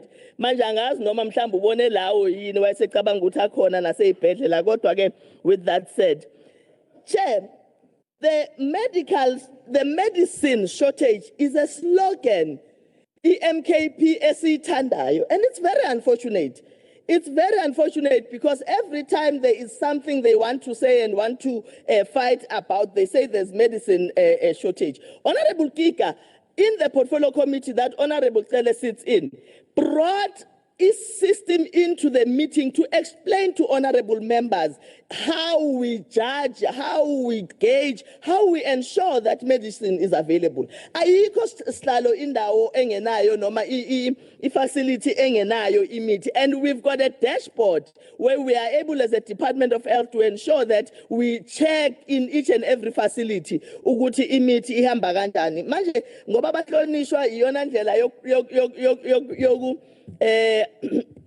yona ndlela yokusebenza le basebenzele ama-elections bazosebenzisa medicine shortages as slogan izogcina ingasabasebenzeli because abantu bakwaZulu-Natal bazobecela bewabona amanga abo laba bawashoyo. Kodwa ke siyafisa nje ukusho kubantu bakwaZulu-Natal ngoba bona asibanakile sikhuluma nabantu bakwaZulu-Natal akukho lapho ekushoda khona imithi. Uma ngabe uthi ufike esibhedlela kuthiwa imithi ayikho ungaphumi kuleso sibhedlela hamba uye ku-CEO ngoba u-CEO ukhona seduze ikhona phone numbers esibhedlela. Call everyone there because kusuke kukhona umuntu ongafuni ukwenza umsebenzi wakhe uma ujikisiwe. Ngikhuluma nabantu ke bakwaZulu-Natal hayi laba abacampaignayo. So uma ufike esibhedlela uthi umuthi awukho fonela uCEO, fonela udistrict director ngoba kuzo zonke indawo zethu ezinama notice boards we've got cell numbers zabo bonke abantu abaphethe so that abantu bakithi don't leave our facilities bengakutholanga ukuthi basizakala. Well indaba yase Northdale cooking outside is very unfortunate ukuthi Honorable Tele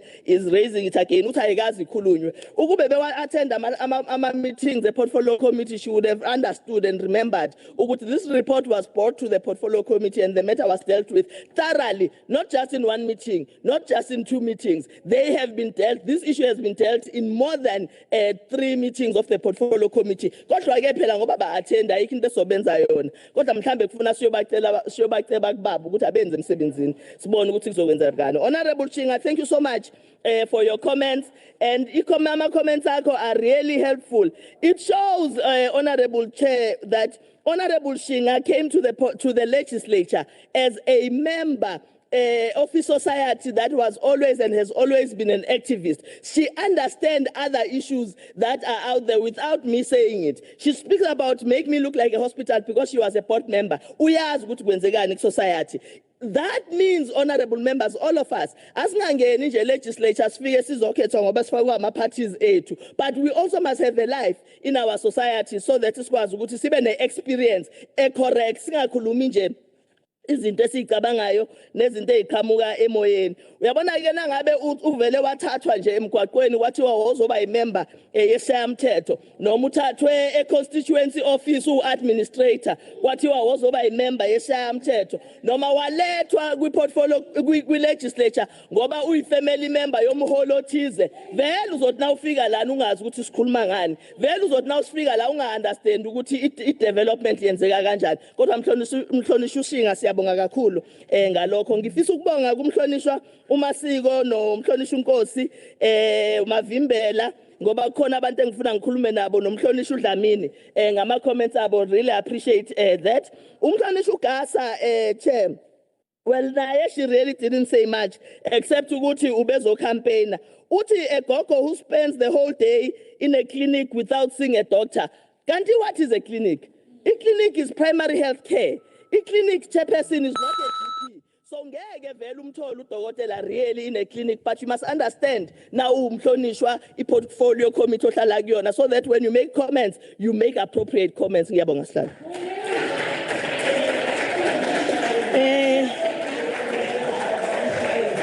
Thank you. Thank you, honorable members. Thank you, honorable members. Siyabonga. Thank you. Thank you, honorable MEC.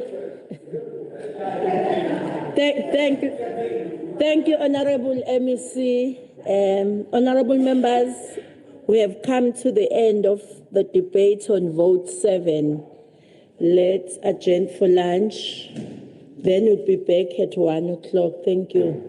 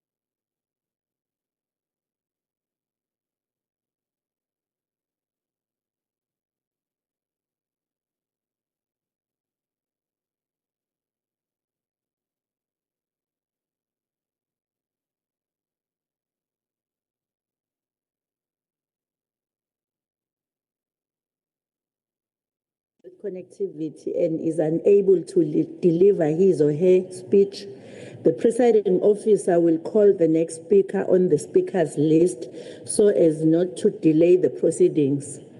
If the member regains connectivity before a response to the debate has commenced, the presiding officer will be flexible and allow the affected member to deliver his or her speech, with the proviso that the member reconnects to the sitting prior to the commencement of the response to the debate.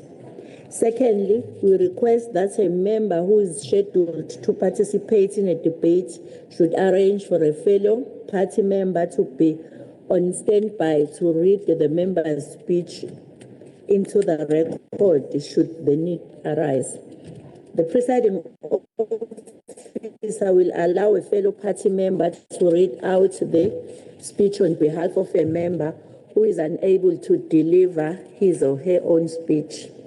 Thirdly, if all interventions fail and a member is still unable to deliver his or her speech and has not managed to arrange for a fellow party member or a whip to deliver the speech on his or her behalf, that speech will be unfortunately not form part of the official record of proceedings. Fourthly, in short, if members have connectivity problems, the presiding officer will follow the above guidance to try and assist them. We trust that is in order, honorable members. Lastly, members who are not actively part of a debate are reminded to mute their microphones and switch off their cameras at all times. Also, members are requested to take all reasonable measures to reduce any background noises that may interfere with the broadcasting of proceedings. Honorable members, I also wish to confirm that the budget report of 2026-2028 rules. We will now proceed with the matters of the agenda, being debate on vote 5. Honorable members, allow me to invite to the podium the MEC for Education, Honorable Somoka.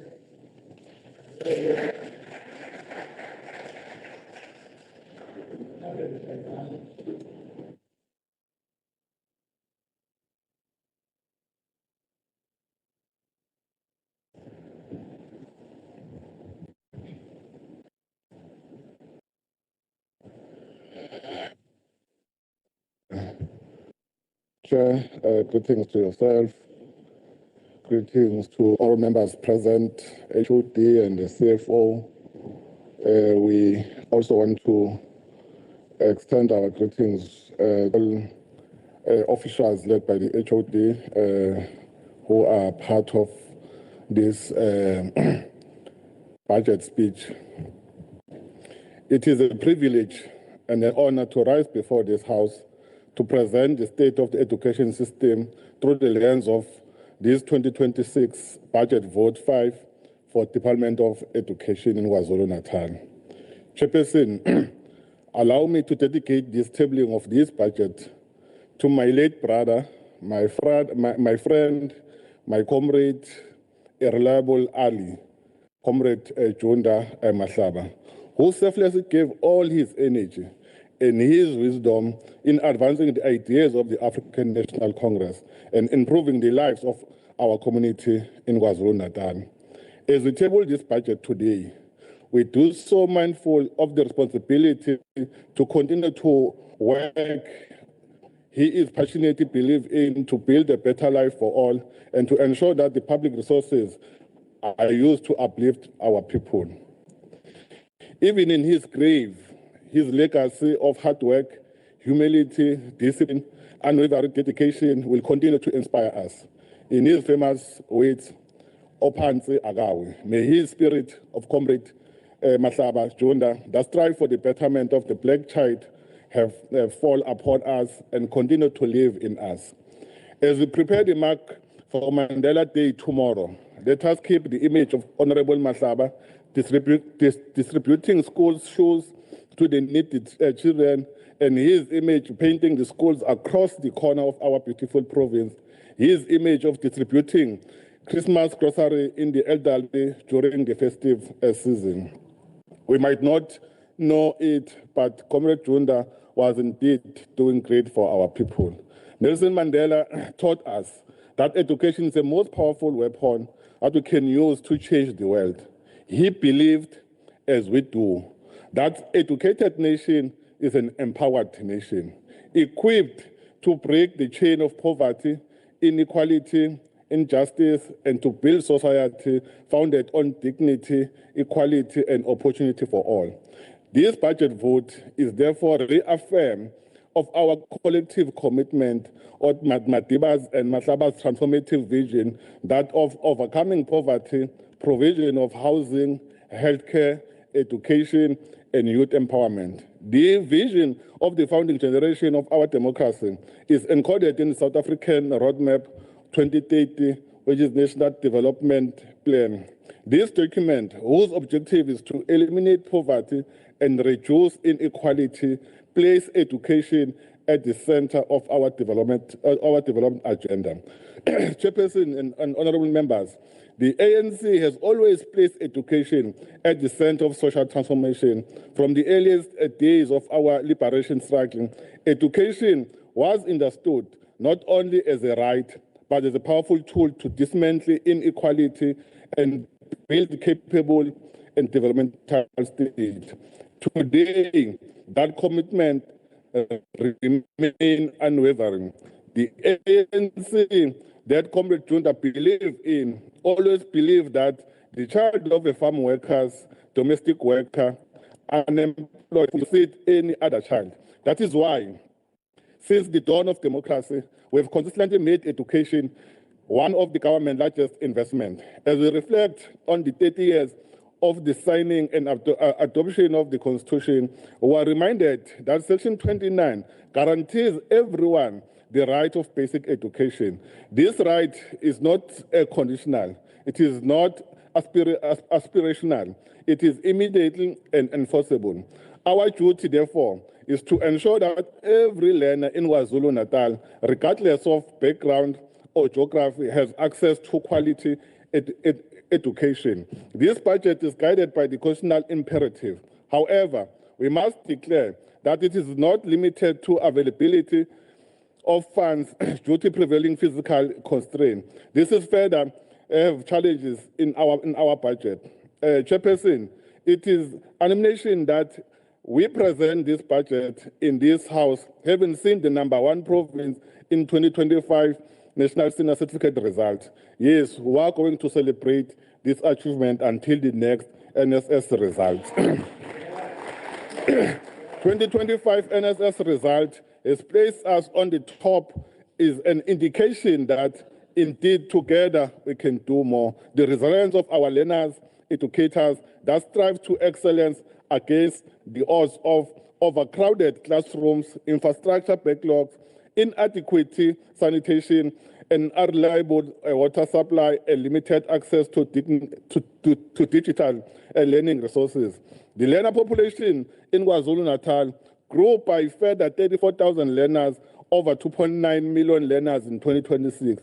Notwithstanding the impact on resources, this growth also reflects the confidence that parents have in our public school. We're strengthening our commitment to serve the growing student population. This budget must therefore be measured not only on the money allocated to the department, but to the result achieved. The result that places us on top in the whole country. Yingakho singoza kiwo kwizwelonke KwaZulu-Natal. Chairperson, we affirmed this commitment during the last budget vote, and it was like we're dreaming when we made a commitment to ensure that KZN remained a top contributor to the National Senior Certificate pass rate. We are happy to report that we've exceeded our expectation to become the best performing province in the country in 2020-25 matric result. Over and above that, the 92% pass rate at the province continue to improve quality of matric passes. For example, in 2025, we reduced number of schools that perform below 50% from 24 to 11. We led the class on 2025 with 52% bachelor passes and 8.6 distinction. An outstanding achievement which are working on the improving in 2026. We write provincial standardized assessment to ensure that candidates are better prepared for examination. The recently conducted midterm exam stimulate the final exam environment where we prepare candidates for the content as we soon the principal honesty to avoid anything that will compromise their exam result. That's why today we're 87 days as we count down to the national examination. This indeed a good story to tell. We want to thank all our educators in the province, the management of all districts and circuits, the head office led by the HOD for their support to schools. This appreciation is also extended to all our stakeholders, in particular unions and governing bodies. Chairperson, I'm happy to say that in 2026 academic year is well on track, and so far we are on the target in the meeting our objective. I wish to assure all of you, and I want to also assure the Chair, Honorable Mavimbela and Honorable Umtwana Ubuthelezi and all members in the portfolio committee that work already well underway to prepare for the 2026 matric exam, and the amount of 926,221 has been allocated for the administration of 2026 examination, not only for grade 12, because we are not the Department of Grade 12, but the Department of Education, which then include all grades. And we are confident that we will be ready to deliver credible exam once again. Chairperson, during the 2025-2026 budget presentation, we reported that our main cost driver as a department is a compensation of employees, with 107,503,000 employees of the Department of Education in KwaZulu-Natal. This means already 90% and above of our budget goes towards the remuneration of our employees. With this in mind, we have to be judicious and very intentional in ensuring that every cent that goes toward the compensation of employees goes to the right people, and every person within employed of the Department of Education is accounted for.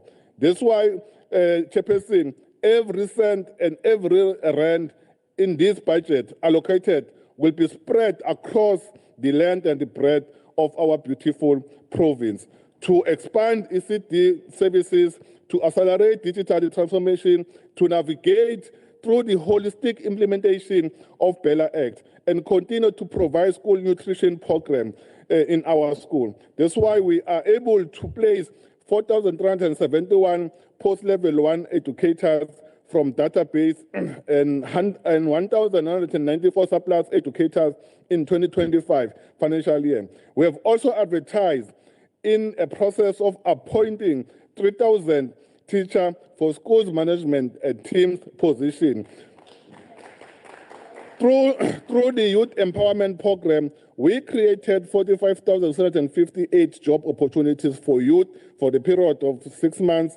And some of these youth are still in schools, and we continue to contribute towards youth empowerment by recruiting graduate interns from both university and TVET colleges. This is part of graduate internship program, which opened the doors to the world of work for graduates. We're pleased to welcome the new cohort of 820 interns that have just started in the 1st of June 2026. As part of our financial recovery, we are implementing stringent cost savings measures and making sacrifice to make sure that teaching and learning remain our priority. We are realizing savings on office rental by reviewing our needs and we are increasing the use of state-owned buildings. We have already moved Mzimkhulu CMC and Watuguza CMC, where we move from the leased building to the state-owned building, and this has already yielded savings of 1.2 million, because we want to make sure that we manage our budget properly. Whoever will say we are not managing our budget, we need to be taken to a process that will understand how to manage the limited resources that we have. And we are in the process of reviewing and aligning and allowing our requirements for the office space in all our districts in order to improve efficiency and save cost where is possible. Chairperson, the 2026 budget priority, these key pillars: strengthening teaching and learning outcomes, equitable access to quality education through infrastructure provision, and building a resilient and a future-ready education system. In advancing equitable access, we continue to expand the no-fee schools, ensuring that the socio-economic background does not determine the child's future. We are investing in school infrastructure, particularly in rural and historical disadvantaged communities, to eradicate unsafe structures and provide dignified learning environment. That's why, Chairperson, Chapter 9 of the NDP, which deals with the section on the early childhood, which is ECD, and basic education on the direct relevance to the basic education sector.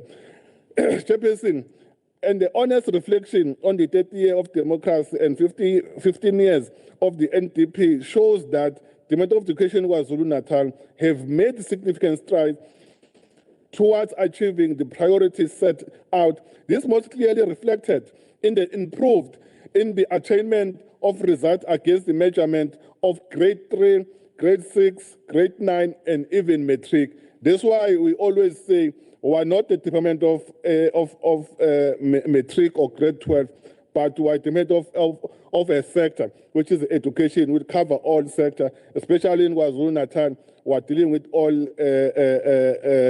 grade and even at the higher education. The focus on the early child development stresses that need to strengthening the foundation of learning through early child development. In South Africa, high number of children suffer from the physical stunting as a result of poor nutrition in early years. One in five children are affected, according to the NDP. As the government department dealing with the basic education was still going through a transition period toward taking a larger responsibility in the era of ECD, insofar as managing the public funding of ECD centers. We are also expected to take forward the NDP goals of the universal coverage of all children in the year prior grade R, and ECD centers are expected to provide not just education, but the range of support, including nutrition.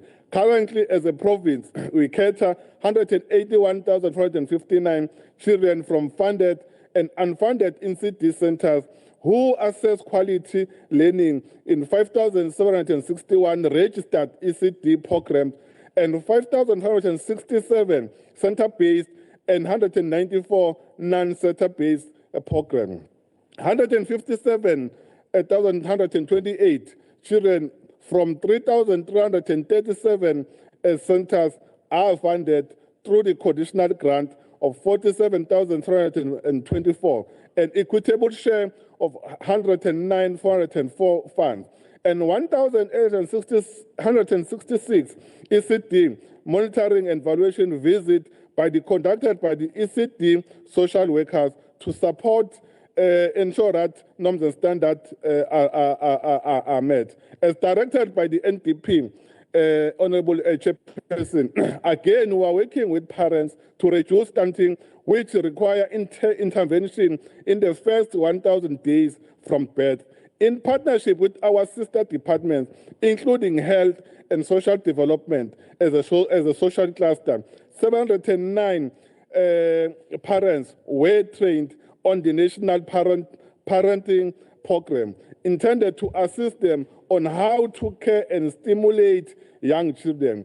3,041 ECD practitioners have been capacitated on how to implement the national curriculum framework from the birth to 4 years old, with a strong emphasis on the learner through play. 1,207 ECD centers have been visited to support the implementation of the NCF and to check the compliance with the requirements of norms and standards. 108 ECD officials were capacitated on the NCF to strengthen its implementation.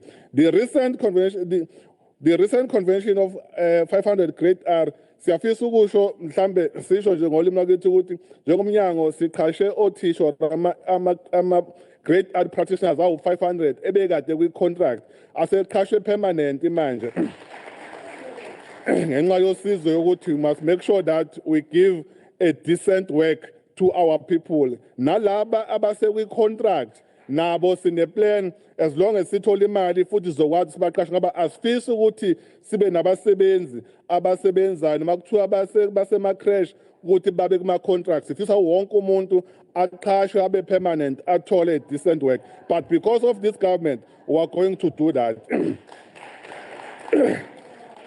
This is a significant progress. It gives a hope that working together we can help our children to become the best version for themselves and to achieve their greatest height, but much more still needs to be done. In taking this initiative, we will embark on the provincial rollout of Banapile ECD registration drive. This initiative is designed to register and support previously regulated. Honorable members, we are disturbing the MEC.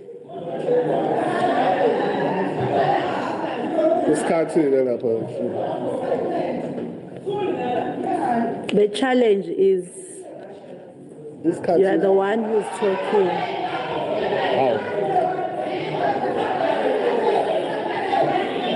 Mastandi, that's a slowness.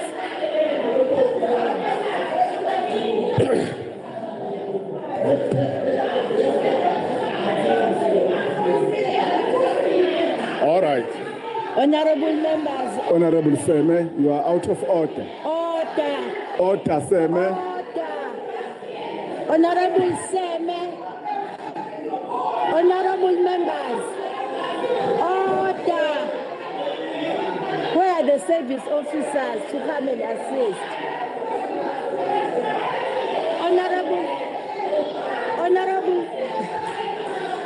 Honorable Kele. Honorable Seme, you are out of order. Whips.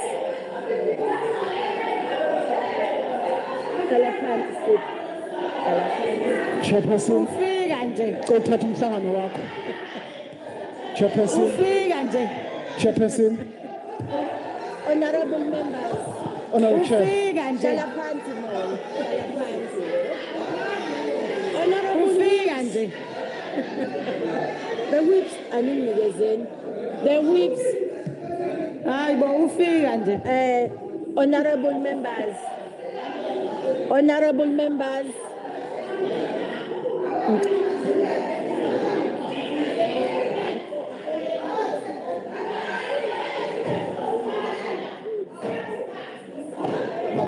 Ufika nje.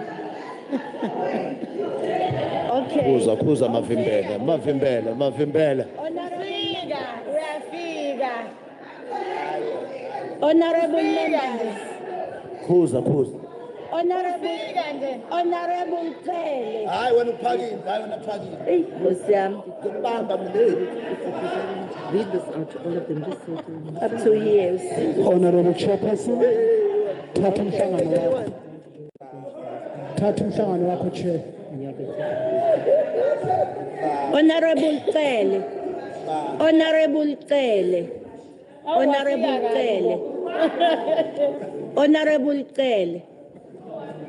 Honorable members, let me draw you to our rules. On Rule 62, Point one,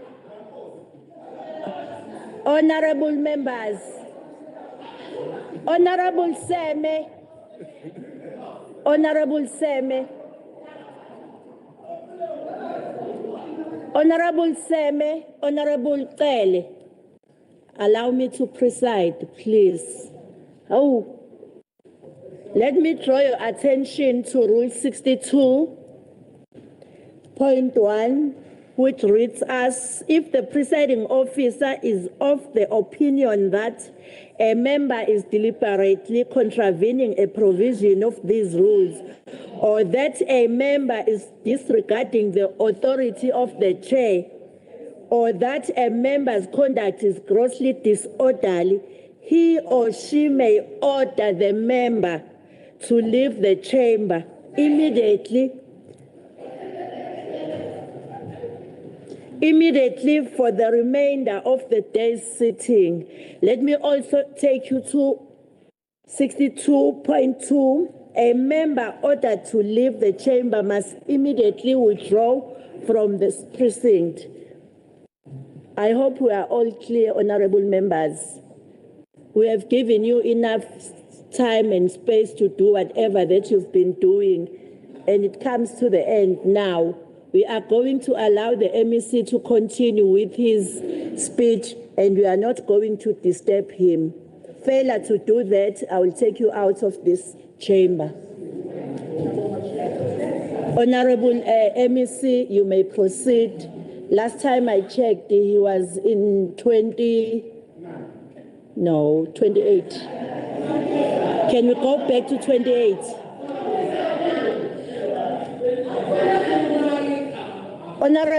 Honorable Zoom, please stand.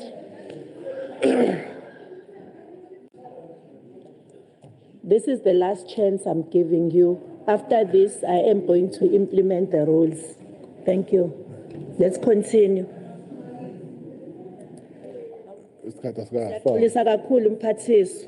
All right. Thank you very much, Chair. Provision of quality infrastructure as an enabler for conducive environment for teaching and learning. Chairperson, the Department of Education KwaZulu-Natal has taken a giant step forward, which to ensure that the state-of-art infrastructure is provided in all corners of our province, in line with our aims to ensure that we create a conducive environment for teaching and learning through the provision of quality infrastructure. In line with the above, the department is pleased to confirm the achievement of the commitment made by our previous budget speech regarding the completion and operational of 2 focus schools and the completion of the construction of the state-of-art of Maritime School of Excellence under Umlazi district was achieved. The school has its gate the school has opened on the 14th of January 2026, and upgrading and additional work to Umbuso Kupega ICT Engineering and Technology School of Excellence in Amajuba have also been completed and also opened on the 14th of January 2026. These schools offer a focused and a practical approach to education by allowing learners to develop deep skills in specific fields such as engineering, maritime studies, and agriculture and commerce, and drawing aspiration from the first president of the African National Congress and the founder of Uhlanga Institute, Dr. John Bangalbayele Dube, who himself was deeply influenced by the philosophy of Booker T. Washington, where we recognize the transformative role of vocational and industrial education in empowering communities and restoring dignity through practical skills. Dr. Dube believed that education must not only be prepared learner academically, but also equip them with the technical and entrepreneurial and vocational capabilities needed to build a self-reliant communities and strive economic development. And today, Chairperson, this vision remains relevant as we strengthen vocational pathway, technical subject, and skills development within the broader education spectrum, ensuring that learners are prepared not only for examination, but for the meaningful participation in the world of work and enterprise. Through this implementation of the three-stream model, we are directly addressing skill shortage in critical sectors of economy by aligning education with industrial needs. Construction of the new and replacement schools and other major infrastructure projects. 21 new and replacement schools were under construction as began 2025-2026 financial year. Of these schools, the Parliament is pleased to announce that the completion of the following school: Vimbukalo Primary School, Tembaletu Primary School, Zizamele Primary School, Dingale High School, under Umkanyagute. The department is working hard towards the completion of the following school in 2026-2027. Middle Sweetie Combined School, Putini Secondary School, and Cliffdale Secondary Schools, Sitingolwazi Primary School, Ntikili Primary School, and Tembinkosi Primary School. The construction of Inkosi Ntondlwane School, isikole lesifuna ukushintsha igama laso esihlalo because sibizwa ngomntondlwane kanti fanele sithi inkosi mntondlwane ngoba umntondlwane inkosi ekufanele sikwazi ukuthi siyihloniphe. So the construction of Inkosi Mtondlwane Secondary School in Umgungundlovu district is progressing very well, and the project is anticipated to be completed in the third quarter of 2026-2027 financial year. The construction of Middle Suite and Putin is also going to be finalized in the third financial year. The department continues with the construction of the 3 of the 5 technical high schools. These technical high schools are Mpumelelo Technical School, Mvamba Technical High School, Pinetown, under Pinetown District, and Nombigo Technical School under Ilembe. The construction of this balance of the 2 technical schools, may Isihayo Technical School in Umzinyati and Dingega Technical School under Iherikwala, will commence in the third quarter of this financial year. Impact of the natural disaster on infrastructure and learning. Let me start by with the good news, Chairperson. So far, in our response of the natural disaster, we are pleased to report to honorable members that we commence with the construction of Bantu Baningi Secondary School in Zululand district. This is a school that was destroyed by storm in August 2023 and November 2024. As much as this shows progress, it also shows a magnitude of infrastructure backlog that we are dealing with in general, and the backlog in repair and rebuilding the disaster schools in the province. The department continues with the rehabilitation of the natural disaster damage project. This shows the completion of Nyalazi Primary School in Umkanyagute District, Tebekulu Primary School, Mzimela Primary School, Ngwenya High School under King Tetwayo District, Bantu Bavugile Primary School in Umlazi District.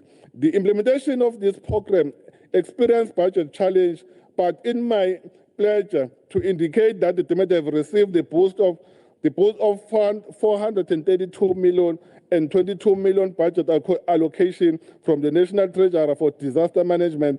This further allocation reflects the major vote of confidence by the National Treasurer in our management of our funds earmarked for this program. And this fund will go a long way to ensure that the Natural Disaster Management School are repaired. Siyafisa ukuthi sibonge nama portfolio members who have visited these schools, and they've made us aware about the challenges that are faced in various schools, because the work of all honorable members in the portfolio, irrespective of which political parties they are coming from, because education, we need everyone to work together for the sake of our people.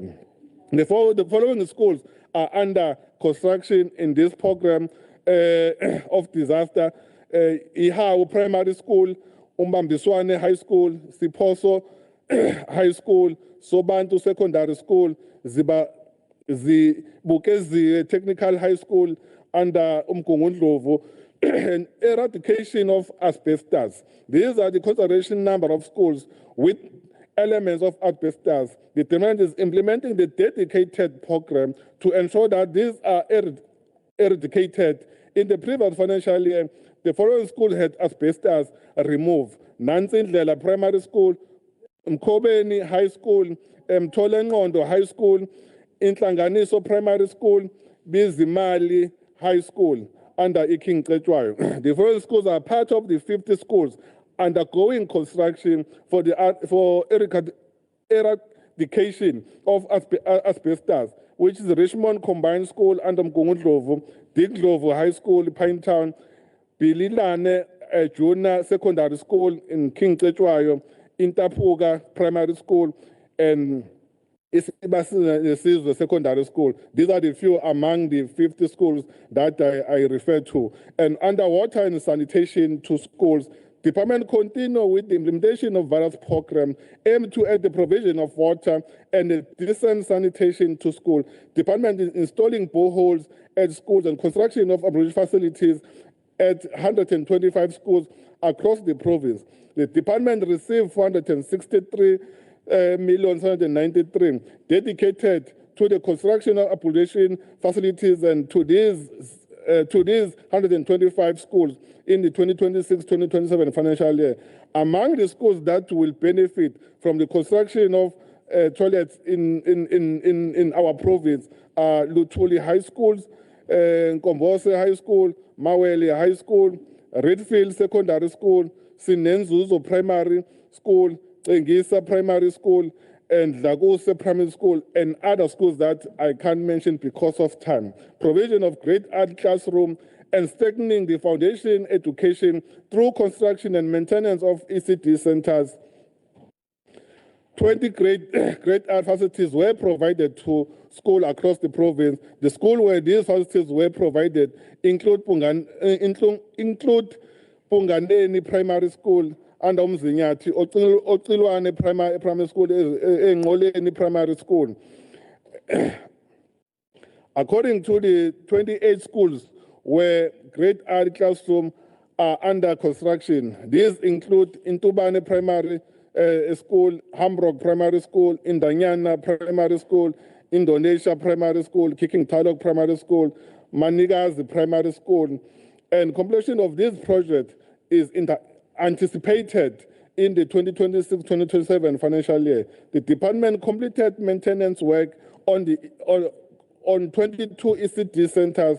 These include Nomandlovu ECD centers, Busisiwe ECD centers, Sinqobile ECD center, Manzi ECD, Balenhle ECD, and the 5 new early child development centers are under construction. These are the Greater Kokstad Center in Herikwala, Masuku ECD Center, Sisonke ECD, Thokozani ECD, Sinqobile ECD, and this project will be also completed in 2026-2027 financial year. Support for learners with special education needs through the provision of quality infrastructure. In our endeavor, we realize access to quality education among learners. The demand is implementing various projects on special schools. These are the construction of the new and replacement of the special schools, upgrade and additional and refurbishing and rehab of special schools.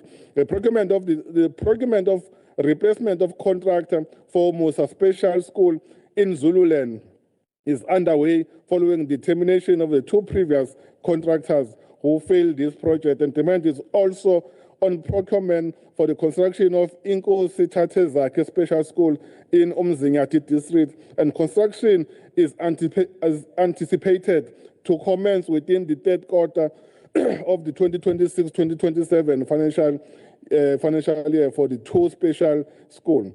Procurement for the completion of the Open Gate Special School in Umgungundlovu District is underway following the termination of the previous 2 contractors. Construction is anticipated to recommence in the 1st quarter of the 2026-2027. Continuing with the provision of learner transport despite serious financial constraint. Despite the persisting budget constraint, which continue to affect the provision of dedicated learner transport in KwaZulu-Natal, government has continued to provide learner transport to thousands of qualifying learners who travel long distance in their schools of need. This is the government recognition of the unavailable situation that many learners find themselves in where or without such government intervention, they would find it extremely difficult to access their education. Many of these learners would have traveled dangerous terrains on foot without learner transport, which would put the life at risk. Others will simply drop out of school. This year, just over 76,000 learners are being transported to school through the dedicated learner transport program daily at no cost on whatsoever to their parents or guardians. These are the learners who travel the minimum distance of 3 kilometers to their nearest appropriate school and school of need. Faneke sibonge kakhulu i-Department yaka Transport eholo Mthombeni, even MEC Transport did indicated that ayingeke bekhona any disruption of ama-learners. Kuzoqhubeka njalo abantwana bakithi ukuthi baye ezikolweni bathuthe kumsoka ngokuthi uhulumeni uyasebenza. Through the learner transport program, government has ensured that thousands of learners have their constitutional guarantee right to education protected, and the late coming of incident of dropping out of the drastically reduced for many learners who live long distance away from their schools. For instance, while the budget of the program was 459 million 5 years ago, the allocation for 2026-2027 financial year is 366 million. This means that hundreds of vehicles will be laid off in the new tender that is done by the Department of Transport. This is why we are engaging a treasurer in the province. We are also engaging treasurer at the national to allocate more budget for learner transport because it will affect our learners. Making funding for public ordinary school one of the key priorities. Chairperson, public school carry a large number of learners in the system. As such, it is a supreme importance that government, as we take its funding seriously, according to the funding of the public ordinary school, is based on the pro-poor funding policy as per the national norms and standard for the school funding of 2006 as amended. All ordinary public schools are funded based on the relative community poverty of geographical area in which they are located as determined by the state South Africa data, and schools are ranked into the quantum 1 to 5 to address the past imbalance of inequality. Quantum 1 to 3 being the most disadvantaged, and from the very poor to average poor areas household, and all declare no fee, therefore cannot change compulsory school fees. And quantum 4 and quantum 5 located in affluent and highly affluent areas and declare fee-paying schools, therefore can charge school fees. Quantum 1 to quantum 3 are allocated the same amount per child per annum, and the highest in the province at 955, whereas quantum 4 are allocated less than 520 and 22, and quantum 5 are at least at 179. The province is currently at 81% of learner benefiting from the no-fee policy, exceeding the national declaration percentage for the province by 15.5%. The drastic increase is in the unemployment rate in the country, and the province in the fees must fall at the institution of higher learning and atmosphere it present throughout the education sector, feeding scheme, and for no-fee schools, as well as COVID-19 pandemic is also affected this program. For the past 12 years, as KwaZulu-Natal of Education, we have been responsive to the plight and the poverty challenge experienced by the school communities and the schools through the constellation of adjustment over the past years. Several fee-paying schools have benefited from the poverty reassessment of geographical areas where these schools are located, resulting to them becoming no-fee schools.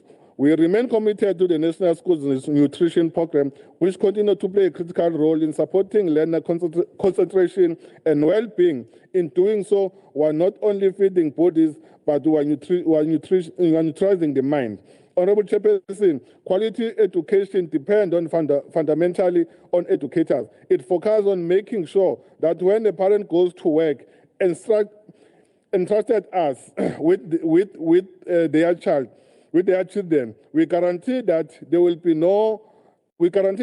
a quality teacher in the classroom who is ready to deliver the quality of teaching we expect from our professionalism. This budget, therefore, place strong emphasis on teacher development support and accountability. We're investing in continuous professional development programs, strengthening subject content knowledge, enhancing digital literacy among our educators.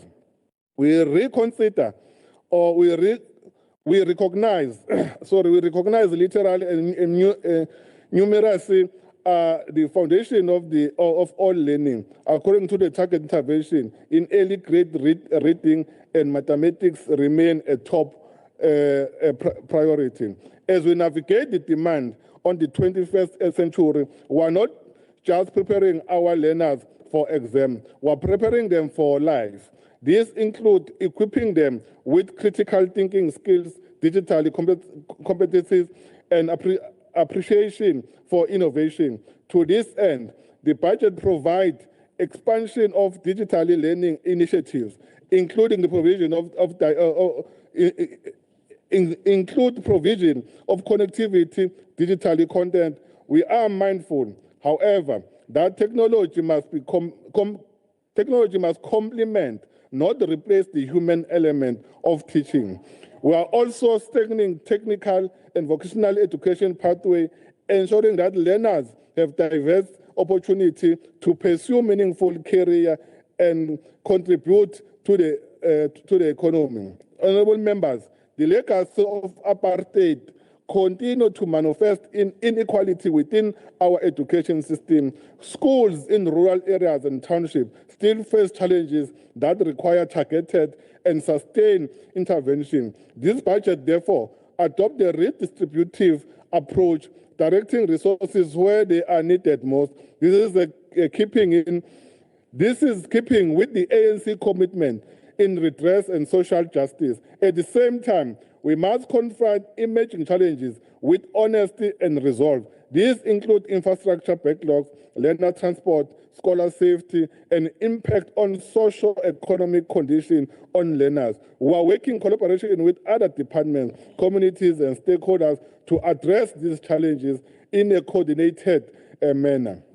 Safety is for everyone's responsibility. The rise of safety concern with our schools in a manner of serious concern that demand urgent and collective action. We are particularly concerned about the safety of our teachers in areas where they are being targeted for armed robbery. Criminals are also targeting equipment that are meant for empower learners. Over the past 3 years, at least 87 laptops and 501 tablets, 127 data projectors, and 7 smart screens have been stolen from our schools. The estimated loss in rand stand at 14 million. Schools must remain safe, haven for teaching and learning, yet incidents of violence and vandalism and sustained abuse and other forms of misconduct threatening to undermine fundamental purpose. As a demand of education, we are strengthening the implementation of the National Schools Safety Framework, working close with law enforcement agencies, communities, schools governing bodies to ensure coordinated response. We are also intensifying prevention programs that address the root cause of violence, including bullying and gender-based violence and substance abuse, while promoting culture of discipline, respect, and accountability. After the school safety protocol between the DPE and SABS were renewed, all districts work collaboration with SABS in development of work plan to bring about safety in schools. Through the work of plans, school safety awareness campaign, search and seize operation are now conducted together with SAPS. Workshop on the National Schools Safety Framework were conducted in 5,873 schools. The safety of our learners and educators is non-negotiable, and we remain committed to create a secure, a supportive environment where every child can learn and strive. The budget allocation for programs, administration is 2,658 million, and for public ordinary school education is 58,482,420. For independent school subsidies is 70,970,000. For public special schools education is 1,957,762,000. For ECD is 2,800,264,000. For infrastructure development is 3,151,930,000 rand. For examination and education related is 2,068,956,000. Then in total we have 71,193,373,000. Chairperson, celebration of 30 years of the Constitution calls on us to not only reflect but to act with renewed purpose. The promise of our democracy will remain incomplete as long as any child is denied the opportunity to learn, to grow, to realize their full potential. Education is a bridge between the ideal of our Constitution and lived reality of our people. This budget is therefore investment in the bridge. It is an investment in the child in the rural village who dream become a doctor. It is an investment in the learner in the township who aspire to be an engineer. It is an investment in every young person who carry within the hope of better South Africa. Honorable members, the success of this budget will depend on the partnership between government and educators, parents, and school governing bodies, traditional leaders, organized labor, and the communities. As we always say, education is a societal matter. It needs all of us. In all differences that we are bound to have as politicians, but education should be the one thing that must bring us together, because our entire future depends on how we commit in education matters. Let us move forward together, guided by the values of our Constitution, inspired by the legacy of liberation struggle, and committed to building an education system that leaves no one behind. Ophansi akawe. We therefore sifisa ukuthi sibonge department eholo HOD na wonke CFO na wonke ama-senior managers and all district directors. Chairperson, abenza umsebenzi omkhulu kakhulu. We have men and women who are working the department, who are acting in a number of positions, but who are not getting paid. But because they are committed, we will try by all means to engage with them. And so this families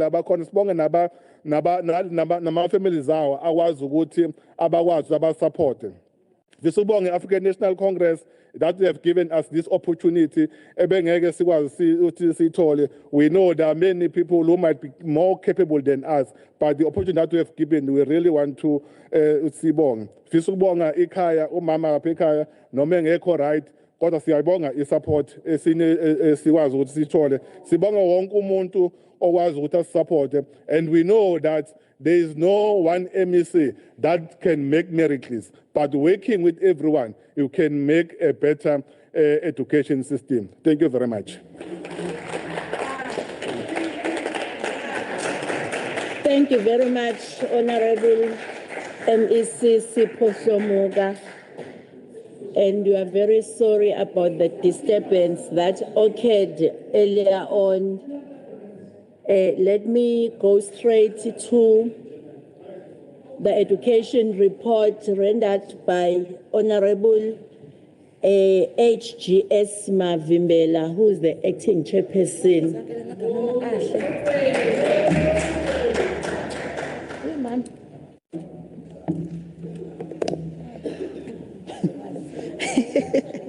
Thank you very much, Honorable Chairperson. Members of the executive present, Honorable Shomuga, Honorable Magochwa, Honorable members, ladies and gentlemen, inqothovu zomnyango wezemfundo eyilayiceleni kwami nalaphaya phezulu ezenza sambe sishayele phezulu sanibonani. The purpose of this report is to present what has transpired during the budget process of Vote 5, Department of Education.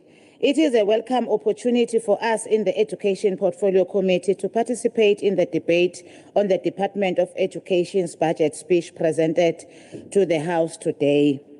The department presented the 2026-2027 budget for consideration. The department budget increased by 4,503,000,000 from 68,637,000,000 in 2025-2026 to 71,193,000,000 in 2026-2027, an increase of 6.8%. The revised 2026-2027 MTF allocation of 71,193,373, of which is provincial allocation of 64,764,445, and the conditional grants of 6,426,928. The committee noted with concern that 91% of the budget, excluding grant, is going towards funding the salaries of the existing staff, and the department is left with 9% of its budget to complete the various service delivery commitment, e.g., new buildings and refurbishment of schools. The acceptable benchmark for COE to the total budget is 80%. The department in this budget year will only be left with 9% for their operational expenditure and service delivery commitments. The Education Portfolio Committee had its own annual stakeholder meeting on the 9th of December 2025 in Osizweni Hall, Amajuba District. The budget hearing meeting was held on the 5th of June 2025, where the department presented its final 2026-2027 budget and annual performance plan. Prior to this hearing, the committee attended a session on the 10th of March, where the Provincial Treasury made a comprehensive briefing on the 2026-2027 MTF budget for KwaZulu-Natal.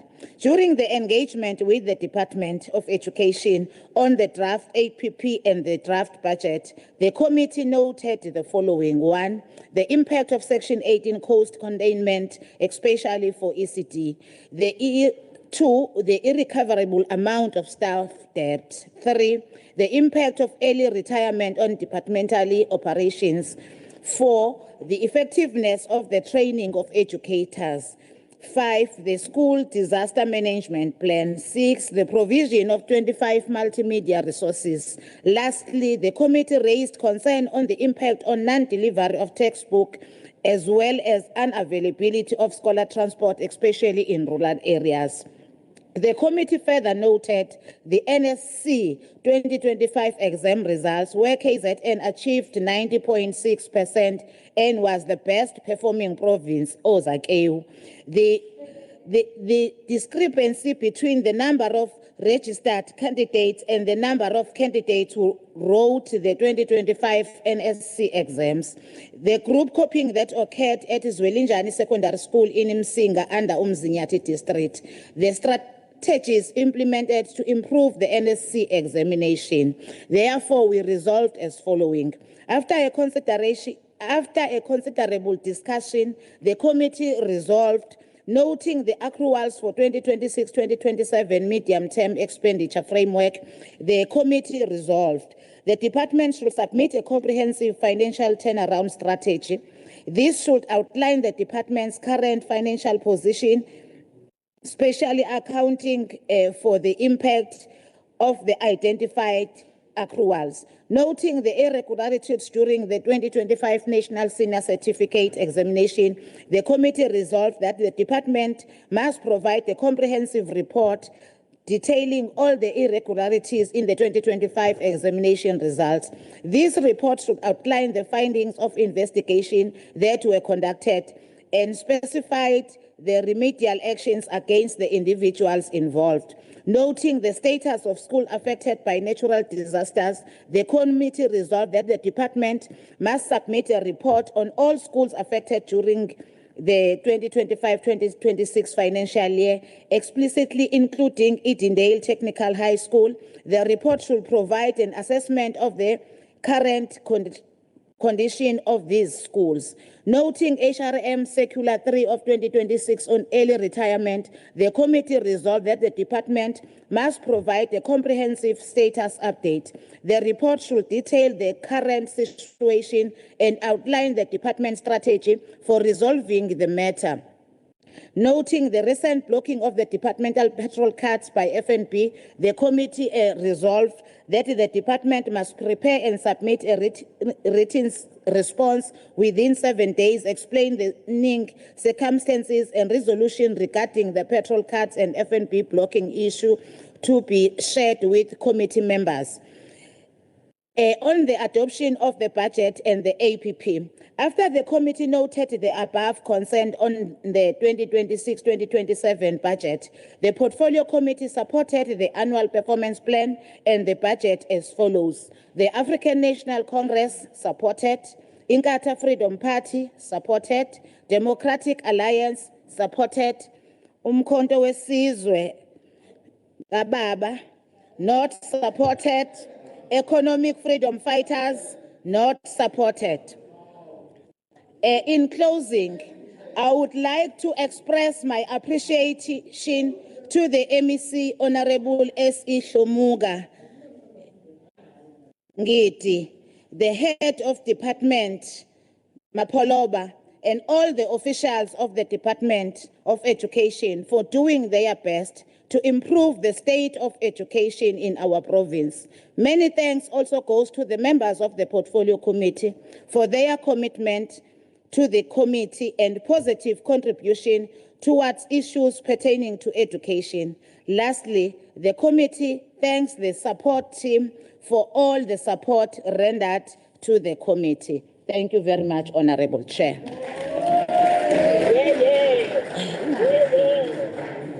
Thank you, Honorable Mavimbela. Let us now go straight to the debate. The first one is going to be Honorable E.J. Madonsela, representing the MK.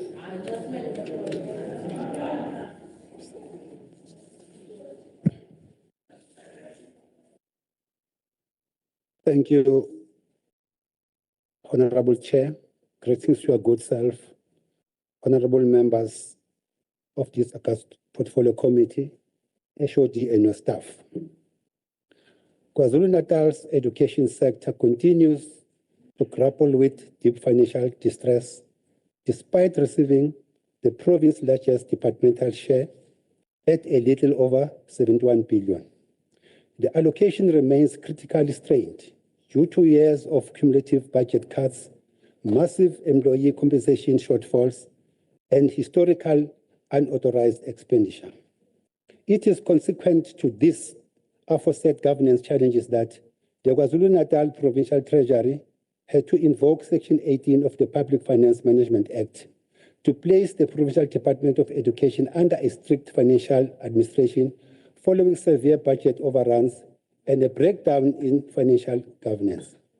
Madam Chair and honorable members will certainly be aware that under the PFMA, provincial treasuries are legislated to control the implementation of provincial budgets and intervene in cases of material breaches. The 2026-27 budget of the KZN Department of Education cannot be viewed in isolation from the invocation of Section 18 of Public Finance Management Act. Due to the continued material breaches, the Treasury sought to permanently station the Province Accountant General inside the Education Department to directly oversee financial, admin, procurement, integrity, and consequence management. Honorable Chair, I wish just to emphasize this. The success of this budget is largely dependent on the intervention was correctly implemented with the sole purpose of strengthening financial management, improving accountability, and ensuring that resources are utilized effectively. However, if the intervention was not properly justified, managed, or balanced with severe delivery requirements, it may create additional challenges in the execution of the critical education governance. Therefore, the effectiveness of this budget will ultimately be judged not only by financial compliance, but by whether it translates into improved outcomes for schools, educators, learners, and the community served by the department. Further welcome is the 2 billion advanced by the National Treasury in the KwaZulu-Natal Department of Education that is meant to fund norms and standard transfer to public schools. While it is repayable, the short-term cash flow advance is designed to pay off historic debts and cover essential operational expenses like learner materials, municipal services, and maintenance. The 2 billion advance will not solve the department's problem. It only provides temporary relief for severe cash flow issues. The funds have probably been used by historic debt and norms and standards payments already. The department still faces a budget shortfall of about 28 billion from recent years. The advance will not cover the learning materials or future payments due in November. Chronic problems like underfunding and debts will persist. Chairperson, while the PFMA technically dictates that financial management of the government departments rather than individual public schools, which are governed primarily by the Subsidized Schools Act, Section 18 interventions have severe knock-on effects for schools serving vulnerable communities. Funding lockouts during a Section 18 intervention can delay the procurement of critical learning and teaching material. Financial management at the provincial level directly threatens the continuity of National School Nutrition Program, which feeds at least 2.4 million of impoverished learners in KwaZulu-Natal. Finally, capital requirement to fix unsafe filter tins and broken infrastructure at vulnerable schools is frequently frozen and delayed during recovery phase.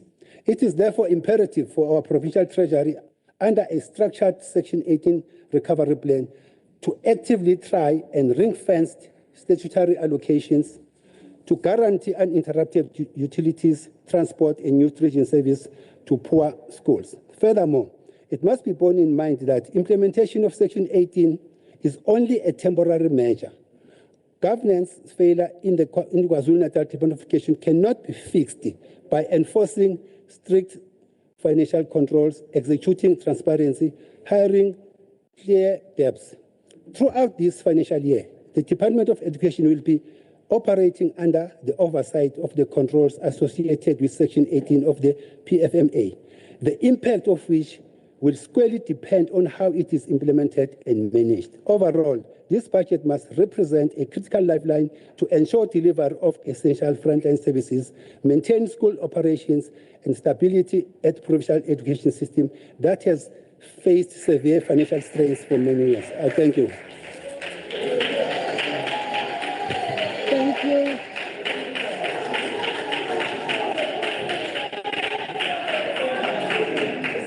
Thank you, Honorable Madonsela. The next speaker is Honorable MC Mapisa. Order. How? The next speaker is Honorable MC Mapisa, representing the IFP.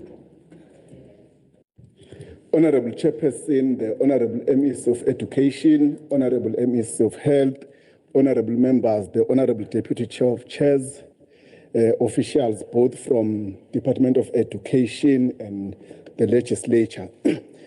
Education remains one of the greatest investment any government can make. It is through education that we prepare young people for employment, entrepreneurship, and active citizenship. It is through education that we fight poverty, inequality, and unemployment. For this reason, IFP support Vote 5 budget allocated to the Department of Education. This departmental annual performance plan demonstrates that despite many financial challenges, the department remains focused on delivering quality education to the people of KwaZulu-Natal. Its focus on improving learner outcomes, expanding early childhood development, strengthening governance, and investing in infrastructure shows that it has not lost sight of its constitutional responsibility. Honorable Chairperson, you must also acknowledge that the department has delivered results that deserve recognition. KwaZulu-Natal achieved a national senior certificate pass rate of 90.6%. This made our province the best performing province in South Africa.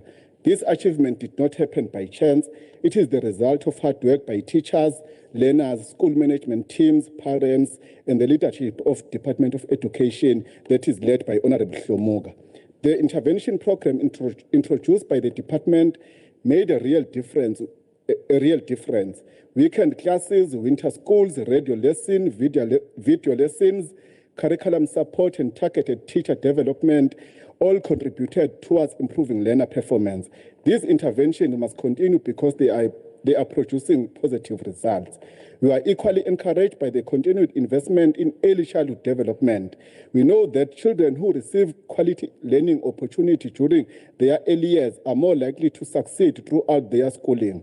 The department's plan to train more practitioners, strengthen reading programs, and monitor ECD centers deserves our support. Honorable Chairperson, literacy remains the foundation of learning. We therefore welcome the expansion of reading programs across the province. The focus on improving reading comprehension from the foundation phase will help build confident learners who are able to compete in a rapidly changing world. We also commend the department under the leadership of Honorable MEC Hlomoga for continuing to expand coding and robotics in schools. While many of our rural schools still face serious challenges, we cannot afford to leave our children behind as technology continues to shape the future of the economy. Another important program is the NSNP, where one of my friends, Nzama, benefits.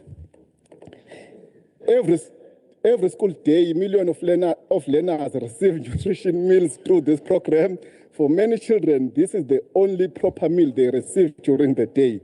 This program is therefore not simply about feeding learners, it is about improving attendance, concentration, and learning outcomes. Hence, it is important for those who are supplying the program. They must provide learners with healthy food.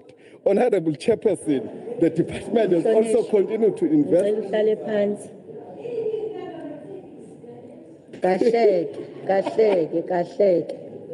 Ngizokuxosha nje la endlini. Ngishilo ngathi I'm going to invoke ama roles. Continue, Honorable Mapis. Honorable Chair, it's important that those who supply food to our learners, they must supply fresh food. My friend, she gets that one. The department also continues to invest in school infrastructure despite severe financial limitations. New schools, classroom additions, repairs, sanitation projects, and special schools are changing the lives of thousands of learners across the province. The continued eradication of pit toilets is particularly commendable because every learner deserves to learn in a safe and a dignified environment. Honorable Chair, while we support this budget, we must also be honest about the challenges facing the department. The biggest challenge remains the cost of compensation of employees. Last year, approximately about 83% of the department budget was spent on salaries. This financial year has increased to around about 91% of the budget, leaving only a very small portion available for operational cost and service delivery. This means fewer resources are available for learner support material, infrastructure maintenance, school transport, school furniture, technology, curriculum support, and many other important services. Honorable members, we must be fair and honest when discussing this matter.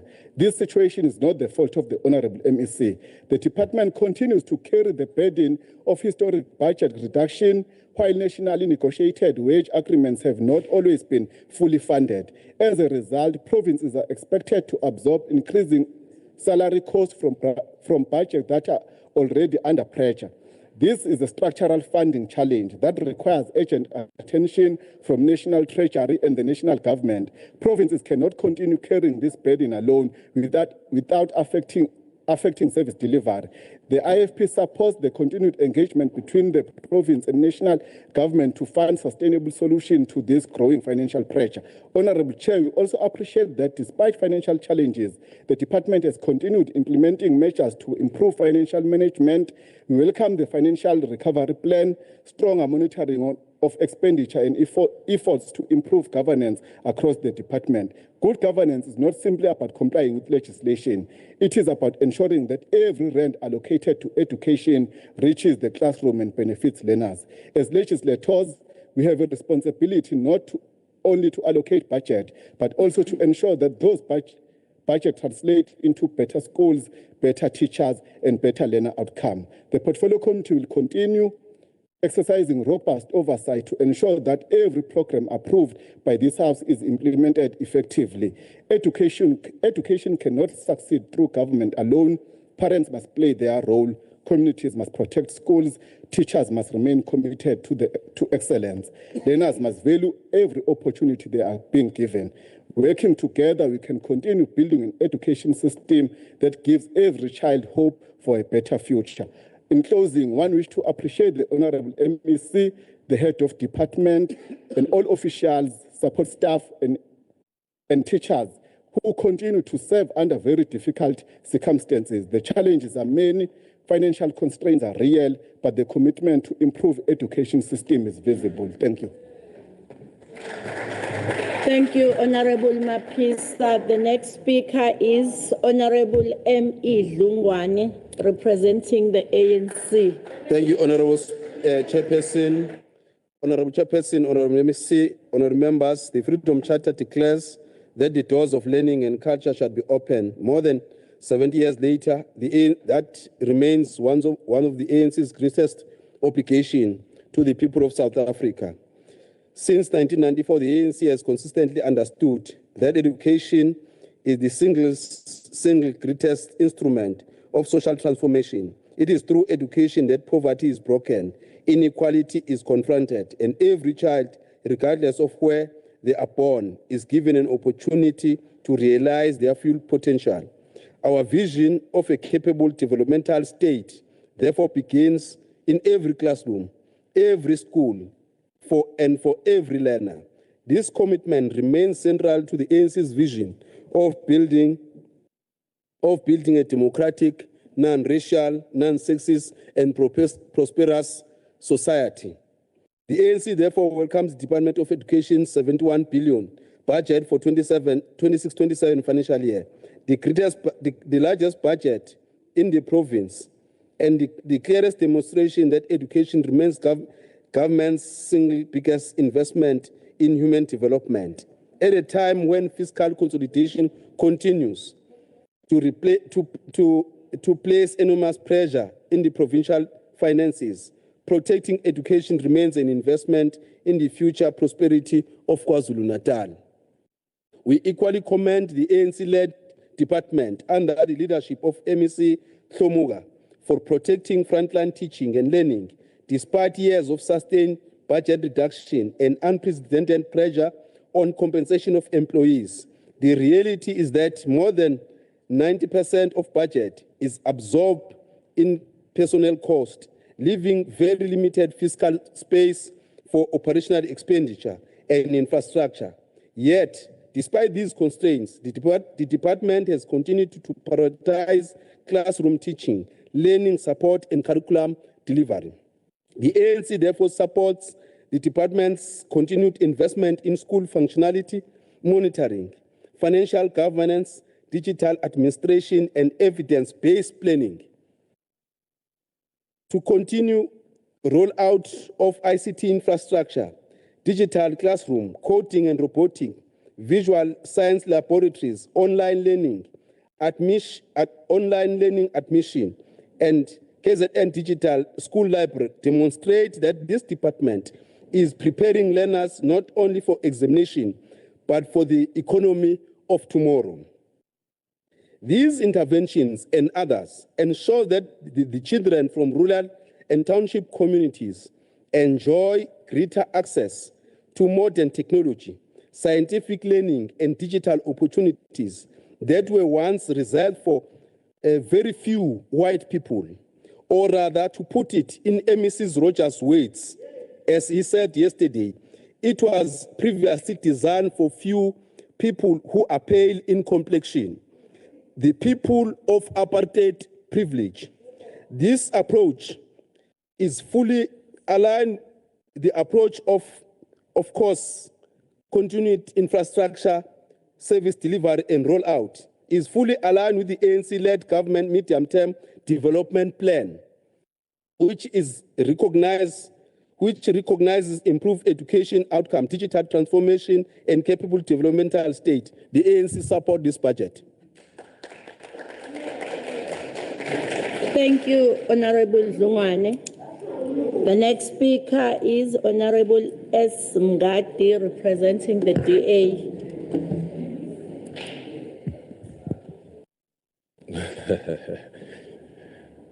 Honorable Chairperson, Honorable MEC, members of the Executive Council, honorable members, and the people of KwaZulu-Natal. Perhaps it's proper to frame my debate using a famous quote by former President Nelson Mandela. Education is the most powerful weapon which you can use to change the world. Honorable Chairperson, permit me to thus tell you the story of a child. Not a child with a name, because this child represents every learner in KwaZulu-Natal. Their journey begins in an early childhood development center. A tiny hand learns to hold a pencil before it learns to hold ambition. Their first classroom is filled with songs, colors, and curiosity. They cannot yet read the Constitution, but the Constitution recognizes them. Before they utter their first sentence in English or isiZulu, Section 29 has already promised them a quality basic education. As they grow, they enter grade 1 with a school bag almost bigger than themselves. By grade 4, they are expected to read to learn. By grade 9, they begin making decisions that shape adulthood. By grade 12, they stand before us, not merely as learners, writing examinations, but as future teachers, nurses, engineers, entrepreneurs, artisans, and public servants. Every budget we pass determines whether that child's journey is one of opportunity or one of obstacles. That is why this debate matters. Ngakho-ke, namhlanje asikhulumi nje ngeyinombolo, sikhuluma ngekusasa ley'ngane zaKwaZulu-Natal. The Democratic Alliance thus supports this budget because our learners cannot afford institutional paralysis. But our support must never be mistaken for complacency. Over the past 2 years, we have watched the department move from one financial emergency to another.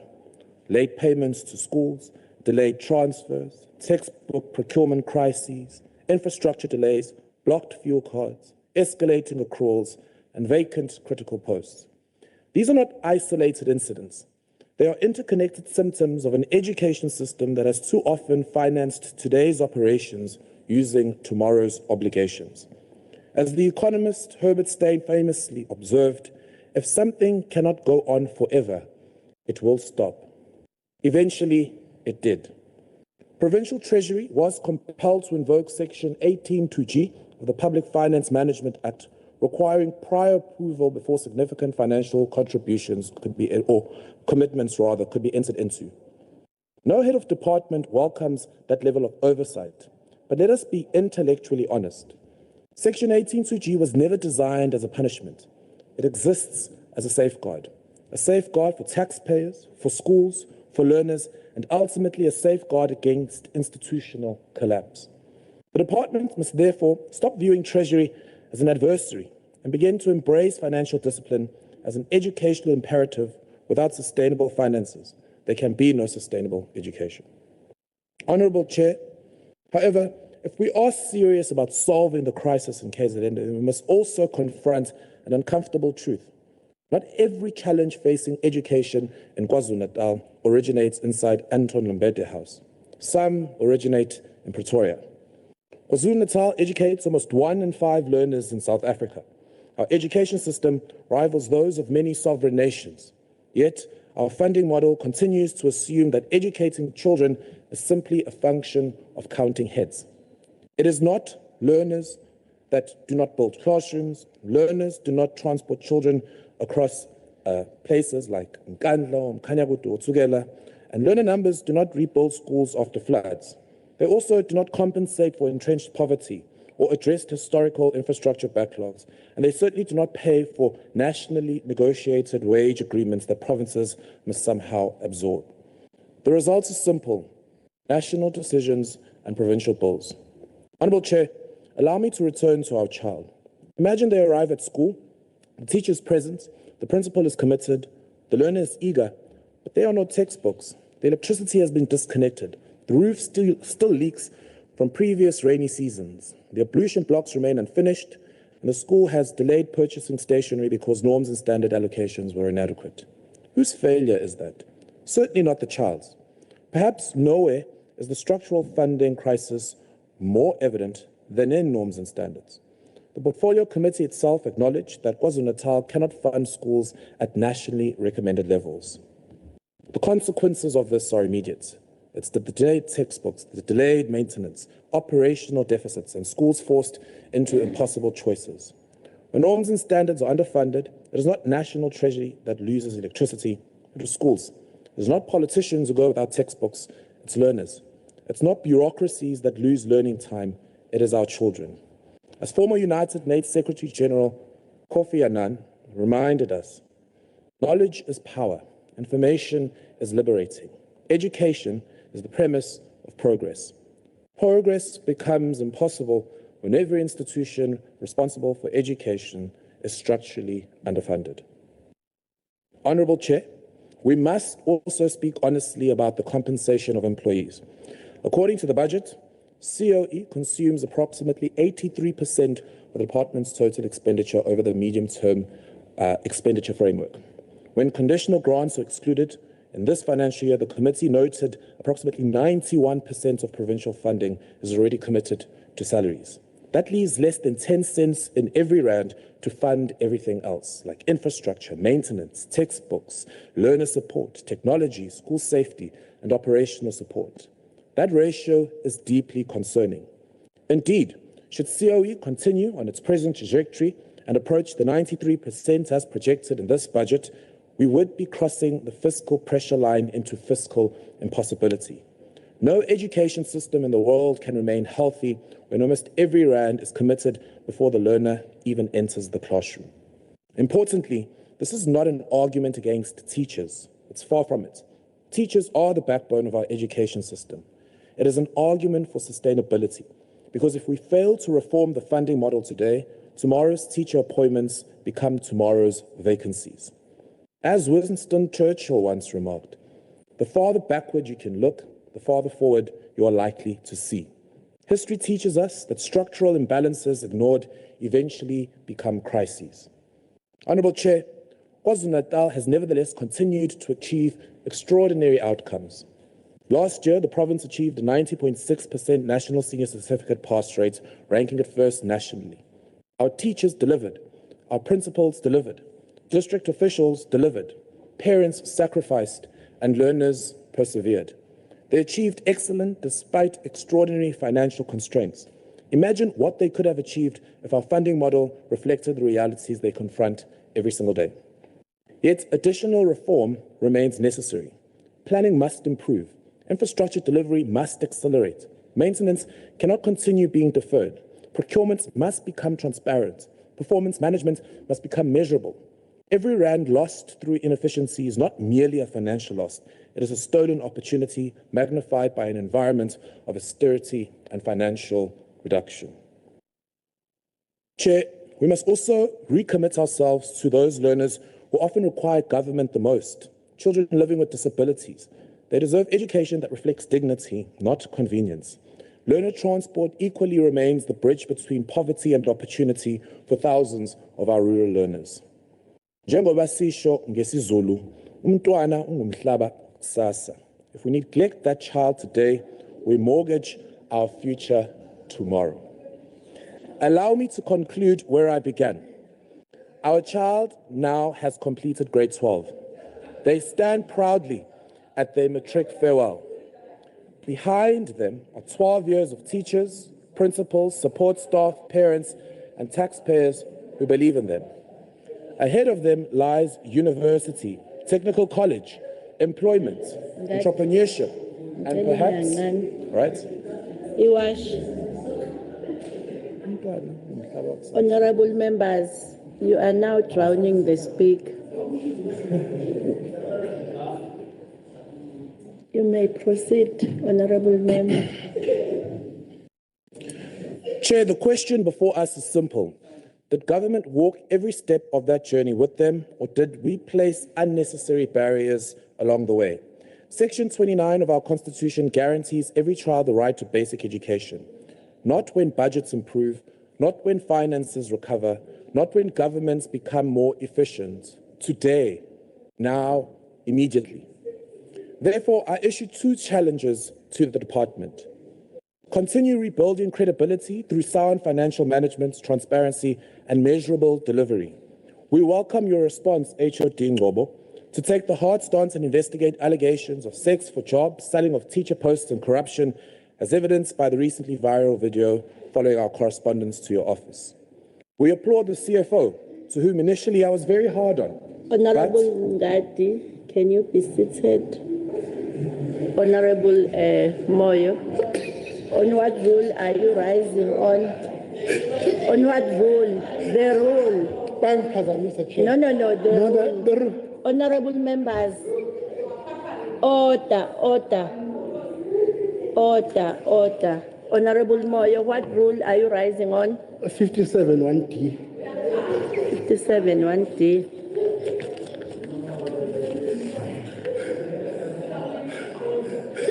Honorable Member Ngadi, can you take the question? No, thank you, Chair. We applaud the CFO, to whom initially I was very hard on, but we see that you are trying to work with the financial recovery plan of the province to find sustainable solutions to our crisis. But we can both admit that more can be done. Equally, we await the impartial and transparent outcomes of the bid adjudication tribunal into alleged misappropriation in the NSNP. We hope that the BAT will conclude its work as promised. This is what we want to see as we create a capable and ethical state framed by the DA's support as a responsible partner within the government of provincial unity. To National Treasury and the Minister of Finance, reform the provincial equitable share formula so that it reflects poverty, rurality, infrastructure backlogs, disaster vulnerability, teacher cost inflation, and the genuine cost of educating nearly 1/5 of South Africa's learners. Because if we truly believe education is the foundation upon which nations are built, then we must ensure that no child's journey from ECD to grade 12 is limited by an outdated funding formula. The child whose story I began with is still waiting. They're waiting for a textbook, for a safe classroom, for a school bus. They're waiting for opportunity. Let us ensure that the only thing standing between that child and success is their own determination, not government's inability to deliver. Lastly, through you, Chairperson, to the MEC. My family's emphasis on education ensured that I could stand here today as the youngest member of the government bench of this legislature, a fourth-generation graduate and the deputy chairperson of my party. This is why, as the DA supports this budget, we will continue our oversight. I will call out wrongdoings. We will have the difficult conversation. It is never personal. It is for our collective mandate to ensure that education does for ingane ezinsundu in this province, like how it has done for myself. And so if we can take that collective mandate together, I'm very confident that we can achieve a lot. Ngiyabonga.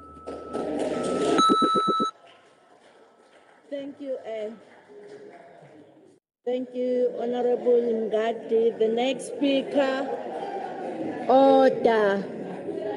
Honorable members. Thank you. The next speaker is Honorable T. Matondo, representing the MK.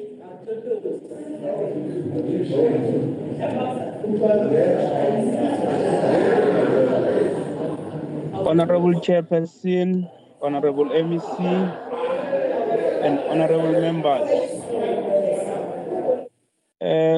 The HOD of the department, nyanbingelela nonke lapho endlini ababonanga.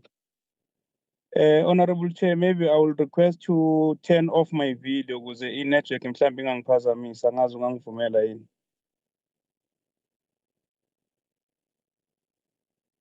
Okay. Thank you.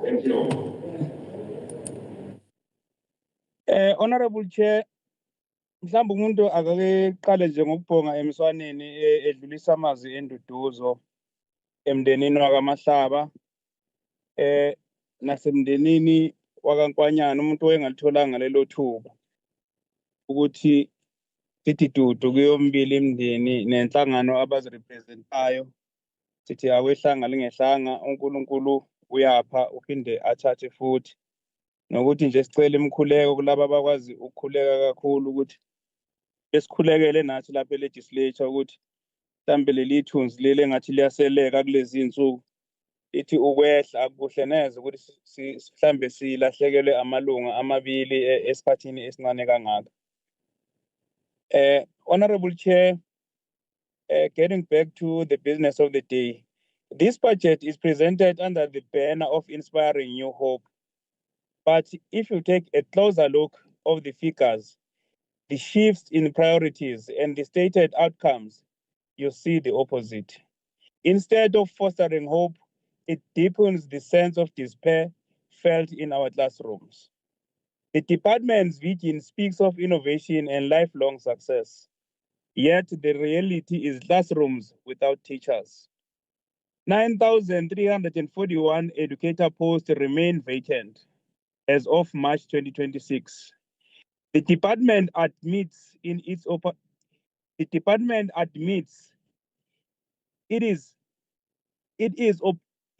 operating far below the approved pool of 90,057 educators. This is not innovation, Honorable Chair. This is neglect. Every vacant educator post is a child denied their right to learn. Mhlambe umuntu akakengene nakule okuyiyona iphazamisa kakhulu umnyango wezemfundo, Honorable Chair, le yamaholo abasebenzi. The numbers are damning. Compensation of employees now consumes 83.3% of the budget, rising to 90.9% when excluding grants. That leaves just 5.6% of the equitable share funding for operation. This is far above the acceptable benchmark of 80%. This means school cannot afford textbooks, desks, electricity, or even water. Siyesiboneke nathi Honorable Chairperson uma ngabe sambele lezi izikole othisha balanda amanzi ngegujana emotweni zabo okungajabulisi neze. So ke siyacela ukuthi kuba sijona kakezama ukuthi lapha endaweni zemali ethu ukulungisa kancane. This is not a budget of education. This is not a budget for education. It is a payroll plan masquerading as policy. We are funding salaries, but not education. On the vacant posts and educator shortages, the department has 107,503 approved posts, yet only 98,162 are filled.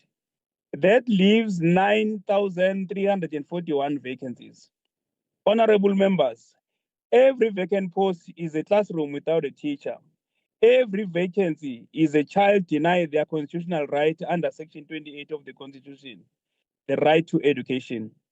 The budget acknowledges that any reduction in the education pool compromises the general quality of education, yet the reprioritization strategy does exactly that.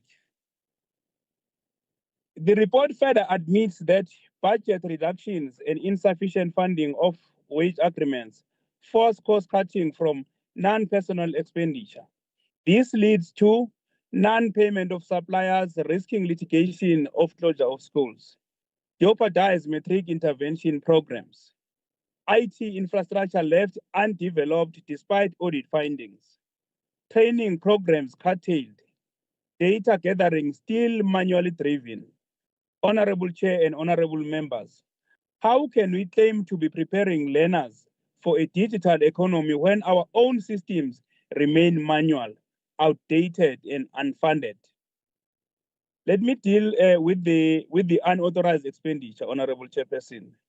The department has accumulated 1.55 billion in unauthorized expenditure between 2019, 2020, and 2024-2025. This is not just a financial irregularity. It is a betrayal of learners.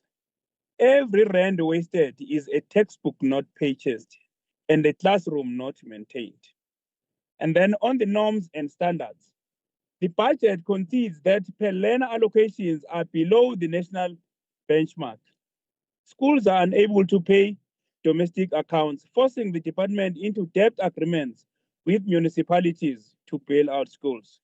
This is not sustainable governance. This is survival. And survival mode does not produce quality education. It produces dropouts, underperformance, and inequality.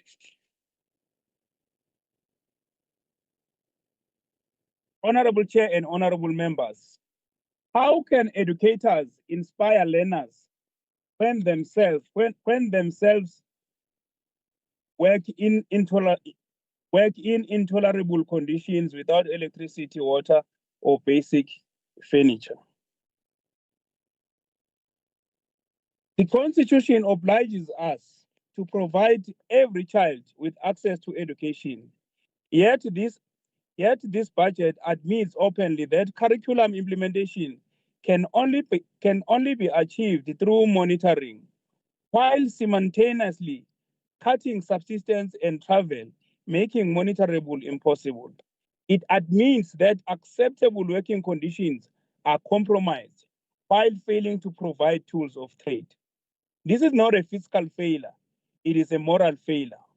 Honorable Chair and honorable members, we cannot rubber stamp a budget that undermines the very mission it claims to uphold. We must demand restoration of operational funding to ensure schools can pay their accounts.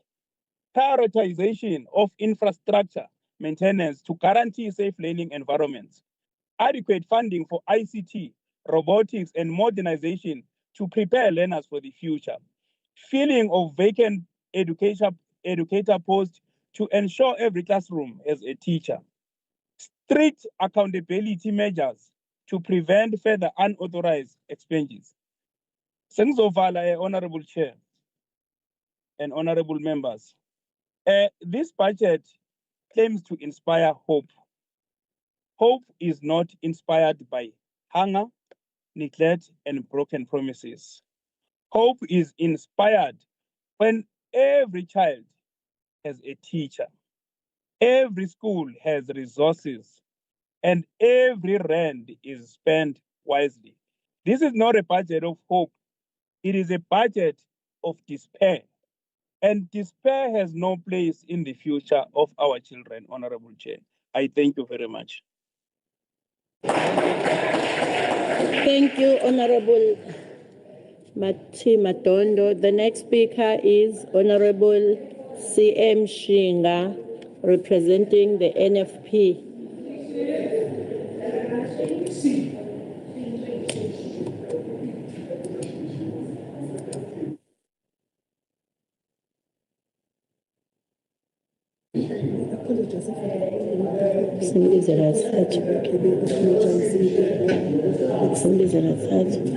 Honorable Shinga.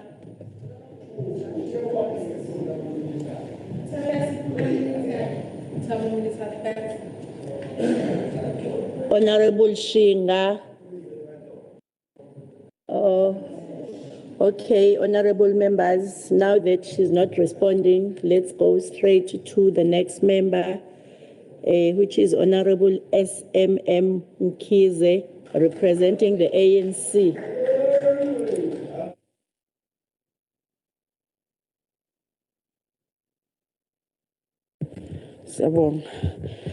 Honorable Chair of the House, Honorable MEC Dallas Ganokhaga, Honorable Acting Chairperson of the Education Portfolio Committee, honorable members, this Department of Education, as led by the ANC, has a stubborn habit of exposing empty rhetoric. It speaks through results, it speaks through classroom filled with possibility, it speaks through young people whose lives have been transformed because the democratic states chose to invest in their future. Honorable Chairperson, despite challenges, KwaZulu-Natal has positioned itself amongst the country's best performing provinces, achieving an outstanding 90.6% national senior certificate pass rate. Even more significant is that the province has continued improving the quality of those results, producing up over 84,000 bachelor passes, the highest number in South Africa. These are not statistics manufactured for headlines. They represent tens of thousands of young people whose opportunities have been expanded through the deliberate investment of a caring democratic state.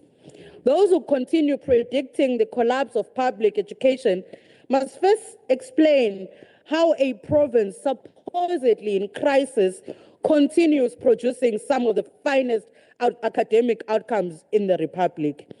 Honorable Chair, excellence does not happen by accident. Awuvuki nje ekuseni bese ubone excellent. It is planned, it is funded, it is monitored, and it is constantly improved. The ANC therefore welcomes the department's continued investment in curriculum supports, particularly mathematics, science and technology, coding and robotics.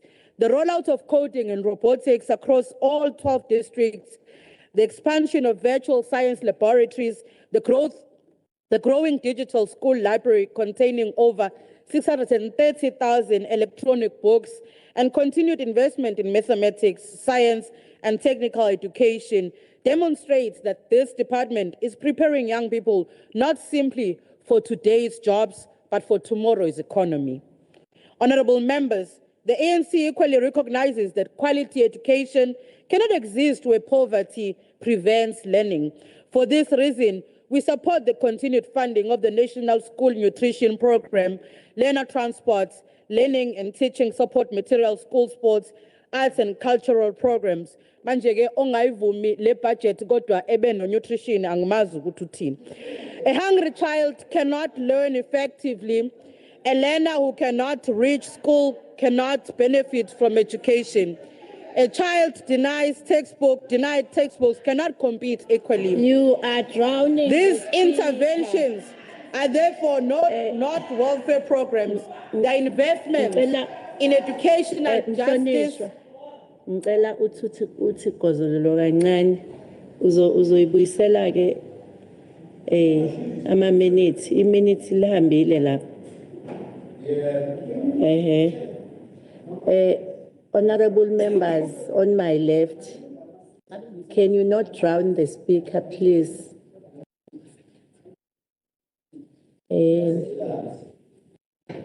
Faka lapha emaminithini. Ngiyabona mina vele. Hayi not seconds, beku 1 something, 120. Faka lapho 130. Faka bo. Bekusele 130. Faka lapho. Okay. Sifakile. Okay. You may continue. You may continue. So abal. I don't see time. Honorable members, proceed, ma'am, please. We further commend the department's provincial academic improvement plan, whose objectives are both ambitious and necessary, increasing bachelor passes, strengthening gateway subjects, as maths and physics, eliminating underperforming schools, improving distinctions and sustaining the excellent performance achieved across our districts. Honorable Chair, the credibility of our education system also depends upon the integrity of its examinations. Therefore, the ANC welcomes the strengthening of examination systems while supporting decisive action against examination irregularities wherever they occur. The integrity of NSC must remain beyond question because every honest learner deserves to know that hard work, not dishonesty, is what determines success. The Portfolio Committee was correct to demand accountability where irregularities occurred, while equally recognizing the overwhelming integrity of the examination system as a whole. That is the oversight in the service of excellence, not oversight for political theater. Honorable members, no curriculum can succeed without capable educators, no reform can succeed without trained professionals, no learner can excel without inspired teachers. That is why the ANC continues to support sustained investment in teacher development, curriculum support, subject advisory services, and professional training. That is the education system that the African National Congress has fought so hard to build. An education system where excellence is never determined by one's surname, race, geography, or household income, but by talent, hard work, and equal opportunity, because educational excellence must never be a privilege of a few. It must remain the constitutional right of every child in every classroom across the KwaZulu-Natal province. The African National Congress supports that fight. Thank you. Thank you, Honorable Member. The next member is Honorable Tinkosi, representing the EFF.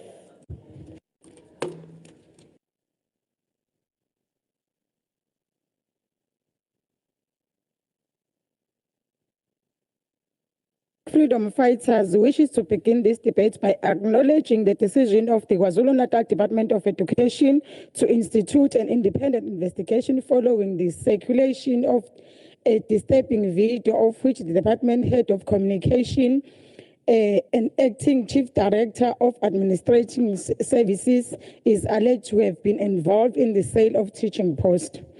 Given the seriousness of this allegation, the investigation must be independent, transparent, and free from political interference. The EFF called for the immediate precautionary suspension of all officials implicated in this allegation, including Mr. Mahlambi. This House must send a clear warning to every official who believes public office is an opportunity for self-enrichment. If you sell jobs meant for the children of the poor, you do not belong in public services. Honorable Chair, the department has been allocated 71.93 billion for the 2026-2027 financial year. While this appears to be a significant allocation, the reality is that this budget is nowhere near sufficient to rescue an education system that has been brought to its knees by years of financial mismanagement, corruption, and poor governance. What makes matter worse is that 91% of the department budget, excluding conditional grant, is consumed by the salaries of existing employees, leaving a mere 9% to fund learner support material, school maintenance, infrastructure, school transport, nutrition, municipal services, and every other services delivery obligation. This is not a sustainable budget. It is a department that is financially suffocating. In real terms, this budget does not improve education.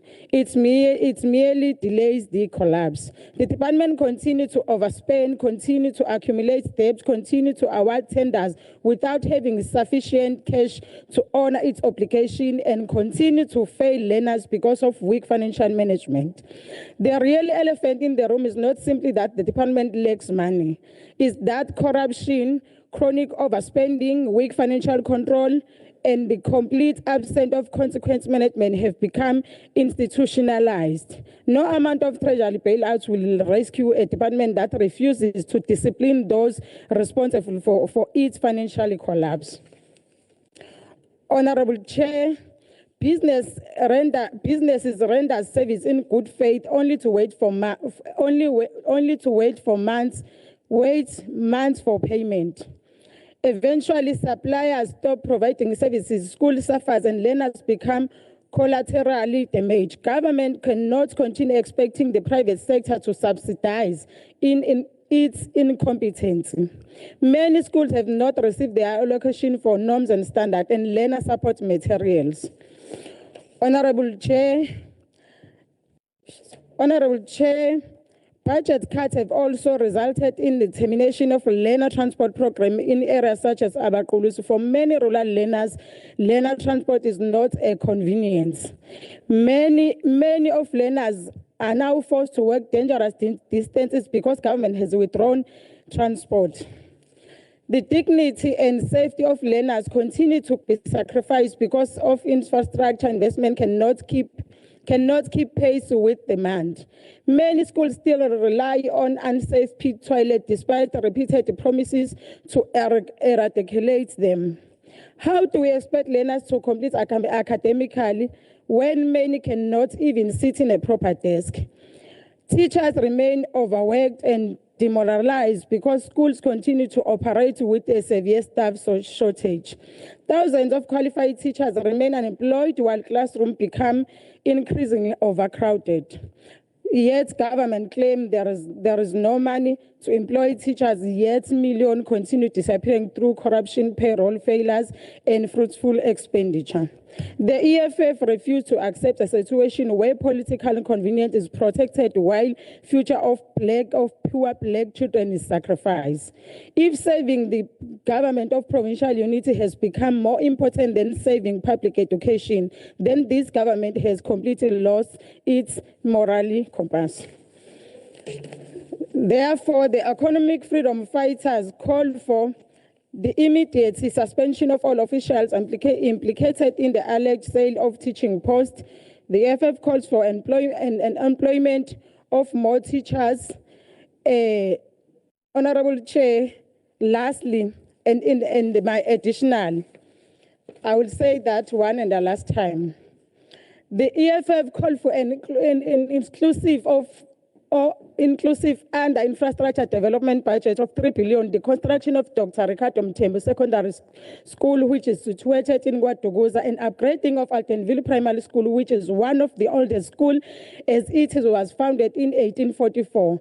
And it has produced many teachers, doctors, nurses, police officers, politicians. Through you, Honorable Chair, as the NC will be celebrating the Mandela Day tomorrow, may Honorable MEC Shomuga find isibindi sokukhumbula the late Chief Albert Luthuli and the late Dr. Ricardo Mthembu by building these two schools. Thank you. Thank you, Honorable Nkosi. The next speaker is Honorable LSO Hadebe, representing the MK.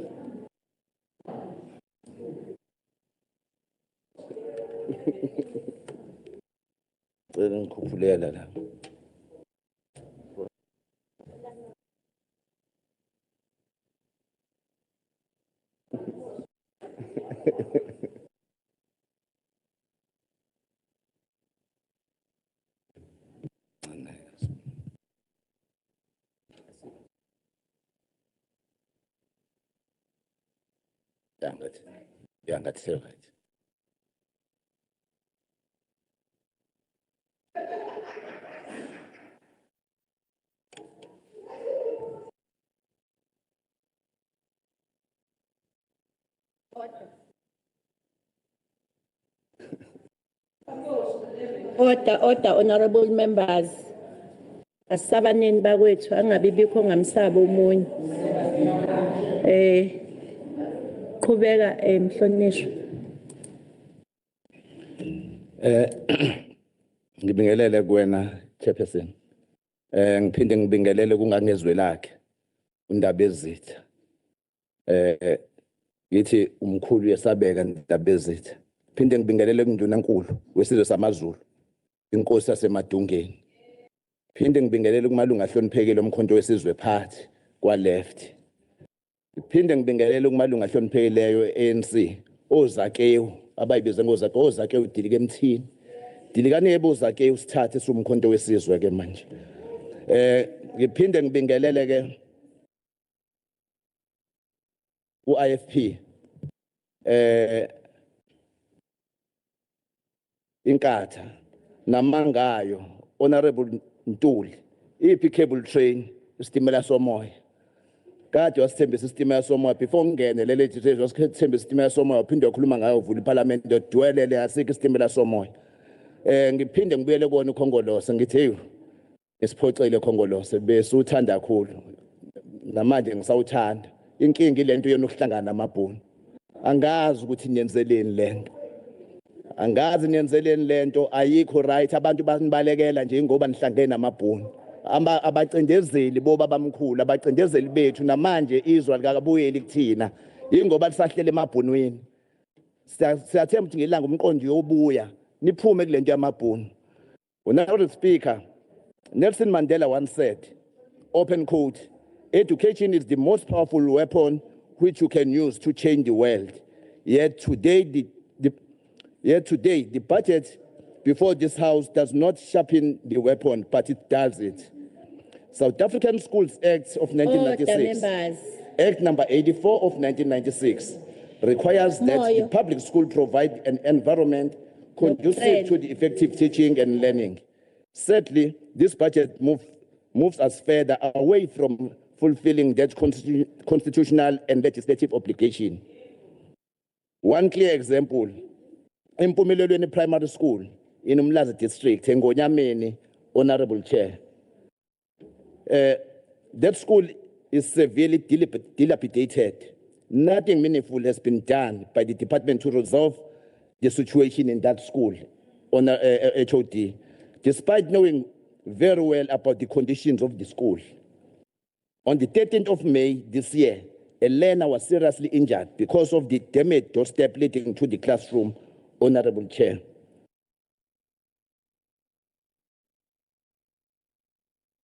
This is not just negligence. It is a threat to the safety and dignity of our children.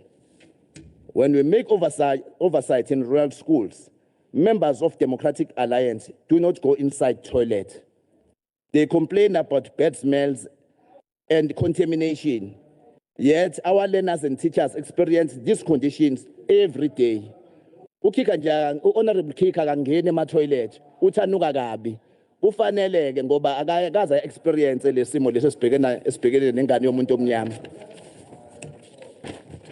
Yabona ukuthi ofanele nihambe nisuke kulento Khongolose. 2026-2027 budget. This department proudly tells us that its budget has increasing from 68 billion 637 million to 71 billion 193 million, representing the increase of 4.5 billion or 6.8%. Yet this increase means very little when 91% of the budget is consumed by salaries, leaving only 9% available for infrastructure maintenance, school resources, technology, and service delivery. Somkhonto wesizwe ke siyazi ukuthi yini kangaka le kwezinye isikhathi eniphoqa ukuthi nizenhlangana ngaka nabacindezeli bethu amabhunu ukuthi siyazi ukuthi nivela lamaplaza enawo nivikela inkomo lezi enayo ingulube nifuyile amahotela enawo ninana matavern okuyizona izinto ke nivikelayo you are protecting lezi zinto enawo nicebile bonke unzimalanga amalunda amakhulu nicebile imali kahulumeni othisha la ngaphandle bayahlupheka izingane zabo aziqualify ukutholwa nesifasi ngifisa ukudlulisa kothisha bakaZulu-Natal ukuthi bothisha umkhonto wesizwe phathi ukhona uzani nizoke nithole nokunyuselwa kama-salary zenu ngo-2 digit. Honorable Speaker, or Honorable Chair, this budget does not adequately confront unemployment, poverty, and inequality. Order, honorable members, you are drowning this. Education should be producing graduates equipped to participate in industrialization. Kancane nje uxhozololo. How? Honorable members, can you allow umhlonishwa? Ngicela ke simdedele umhlonishwa. Mhlonishwa nawe ngicela uaddress mina khona kuzolunga. Asiqhubekeni. Oh, on what rule? Usukuma ngamuphi umtheshwana? Usukuma ngamuphi umthetho hlala phansi mhlonishwa. Ngicela uhlale phansi. Angina rule la, but declare war. But declare war kanti sobashaya laba. Akhona ku cell 17 lana. Bongabe ubahola ku cell 17 akhona ku cell 17 la. Asikusabi thina sokuqonda. Hayibo. Mhlonishwa. Mhlonishwa. Uma usukuma la endlini usukuma nomthethwana othize bo. Hawu. Qhubeka mhlonishwa. Qhubeka mhlonishwa.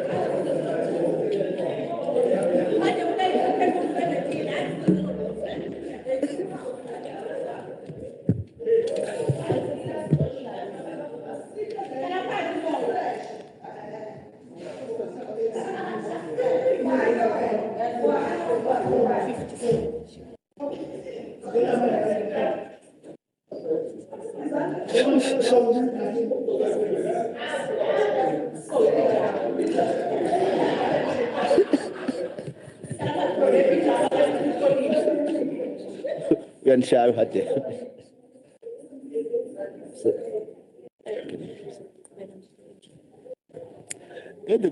Education should be producing graduates equipped to participate in industrialization, manufacturing, agriculture, technology, and entrepreneurship.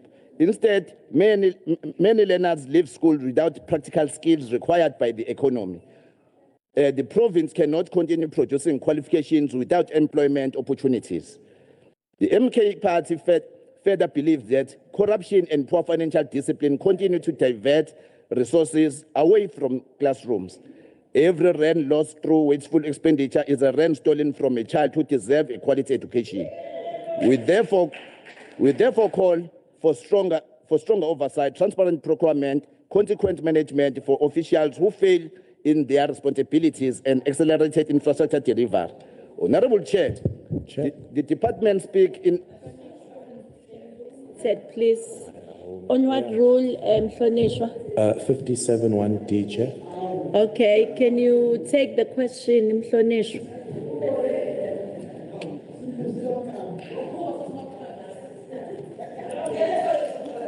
No.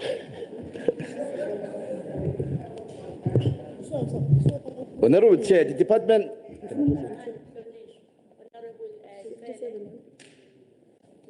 On what rule?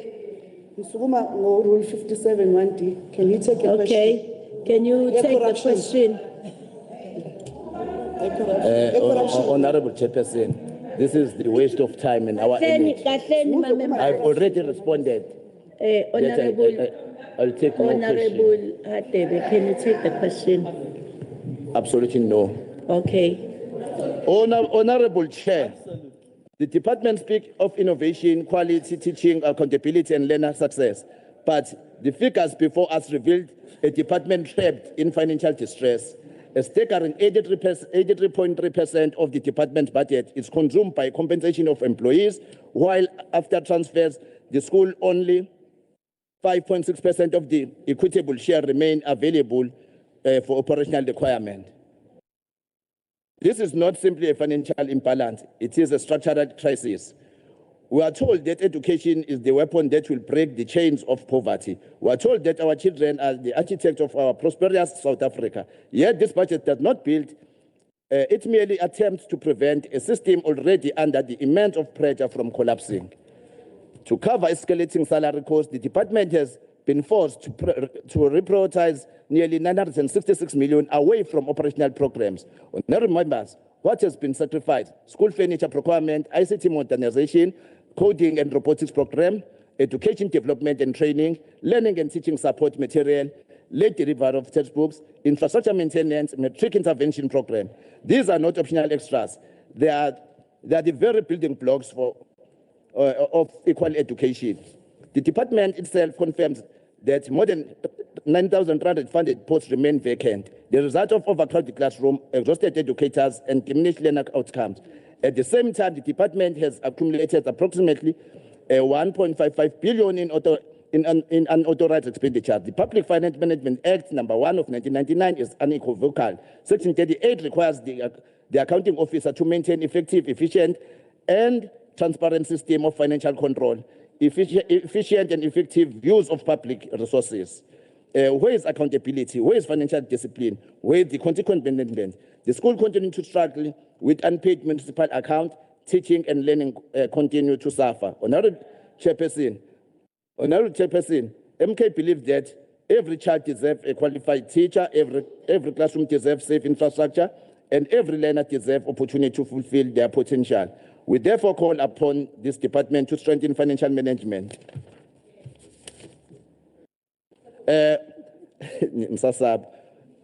Honorable Chairperson, even today, after years of democracy, KZN, there are schools that still using or rely on pit toilet.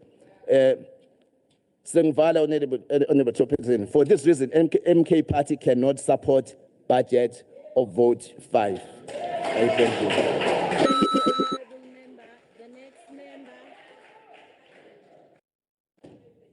The next member is Honorable F.A. Masiko, representing the ANC. Thank you very much, Honorable Chairperson, Honorable the MEC for Education, Honorable Acting Chairperson of the Education Portfolio Committee, Honorable Mavimbela, Honorable members. We have once again in this House seen the enemies of the people. Those who are prepared to reject a budget that seeks to expand educational opportunities for millions of children across the province of KwaZulu-Natal. As Mangali Bahlonishwa, we really do not expect much from the so-called Zuma Party, Abantwana Bababa, when it comes to representing a coherent and progressive vision for the future of our children. Their rejection of this budget tells us everything we need to know. Honorable Seme. How? You may continue. Their rejection of this budget tells us everything we need to know when confronted with investments in early childhood development, support for learners with disabilities, learner wellness, safer schools, and modernization of education. Their response is simply rejection. And we must remember the kind of thinking that has previously emerged from their political leadership. They so proudly associate themselves with, including deeply troubling suggestions that young girls who fall pregnant should be separated from society and sent to Robben Island. That is not a progressive response. That is not a progressive response to the social challenges confronting our children. We do not punish our girl child for becoming vulnerable. We do not isolate her. We do not condemn her. We educate her, we protect her, we support her, and we give her another opportunity to build her future. That, honorable members, is a difference between progressive leadership and a trapped leadership politics in the past. It is perhaps fitting to recall the revolutionary wisdom associated with Thomas Sankara, who warned us, a soldier without political or ideological training is a potential criminal. Because revolutionary language without revolutionary conscience is very dangerous. Allow me now, honorable members, to also acknowledge the deeply moving tributes with which Honorable MEC Hlomuga opened his budget speech with, honoring the memory of our late comrade, the chairperson of committees, and his dear friend, comrade Dr. Ntuthuko Mahlaba. Dr. Mahlaba understood that the struggle for education is also a struggle for dignity. Through his contribution of school shoes to children from underprivileged families, he demonstrated something profoundly important, that sometimes the barrier standing between a child and the classroom is not the lack of intelligence, ambition, or potential. It is simply poverty. May his contribution to the children and communities of the province of KwaZulu-Natal continue to inspire all of us who carry the responsibility of public service. Honorable members, we are under no illusion about the challenges confronting our education system. We know where the gaps are, we recognize where greater agency is required, and we accept that the journey towards a truly equal and quality education system is far from complete. But we also refuse to allow those challenges to erase the progress that has been made or to become an excuse for abandoning the work that still lies ahead. Our task is not to surrender because the road is difficult. Our task is to keep moving, learner by learner, school by school, community by community, until the promise of quality education becomes a lived reality for every child in the province of KwaZulu-Natal. That is the education system the African National Congress continues to fight for. This is the future this budget seeks to build. We as the African National Congress proudly support this budget. Thank you very much, MEC and your team. Thank you. Thank you, Honorable Masiko. The next speaker is Honorable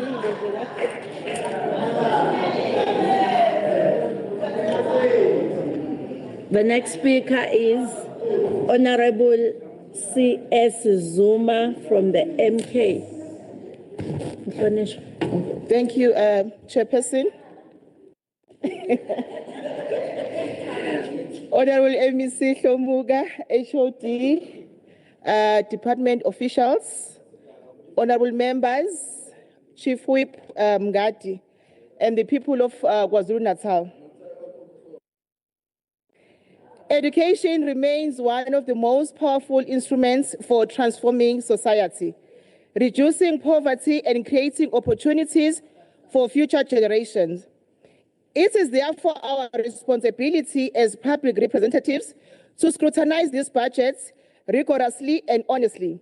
While we acknowledge the importance of the department's work and commend educators, learners, school governing bodies, and support staff who continue to perform under difficult circumstances, we cannot support a budget that reflects serious structural weaknesses, unresolved financial challenges, and insufficient capacity to address the pressing needs facing our school today.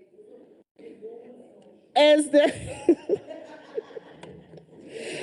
official opposition, our role is not to oppose for the sake of opposing, but to provide constructive criticism that strengthens governance and improves outcome for the people of KwaZulu-Natal. The report before the House reveals that the department's budget has increased from 68.637 billion in 2025-2026 to 71.193 billion in 2026-2027, representing an increase of approximately 6.8%. While an increase in funding is welcomed, the critical question is whether this budget is capable of delivering meaningful improvements in education. The answer, unfortunately, is increasingly uncertain. The Portfolio Committee itself noted with concern that 91% of the department's budget, excluding grants, is consumed by compensation of employees, leaving only 9% for operational requirements and service delivery commitments. The report further notes that the accepted benchmark is 80%. This means that the department is spending far above the recommended level on salaries, leaving very little funding available for classrooms, infrastructure, learning material, maintenance, technology, scholar transport, and other critical services required to improve educational outcomes. Chairperson, this situation is not sustainable. We are effectively running an education system where the majority of resources are directed towards maintaining the system rather than improving it. The consequence is visible across the province. The schools continue to experience infrastructure backlogs, overcrowded classroom, sanitation challenges, delayed maintenance for classroom, shortages of learning resources, and inadequate support services. These challenges cannot be resolved if only a fraction of the budget remains available after salary obligations have been met. We therefore call on the department to present a credible long-term financial recovery strategy that addresses the imbalance between personnel expenditure and service delivery expenditure while protecting frontline educational services. The committee's own deliberations highlight several areas of concern that should alarm every member of this House.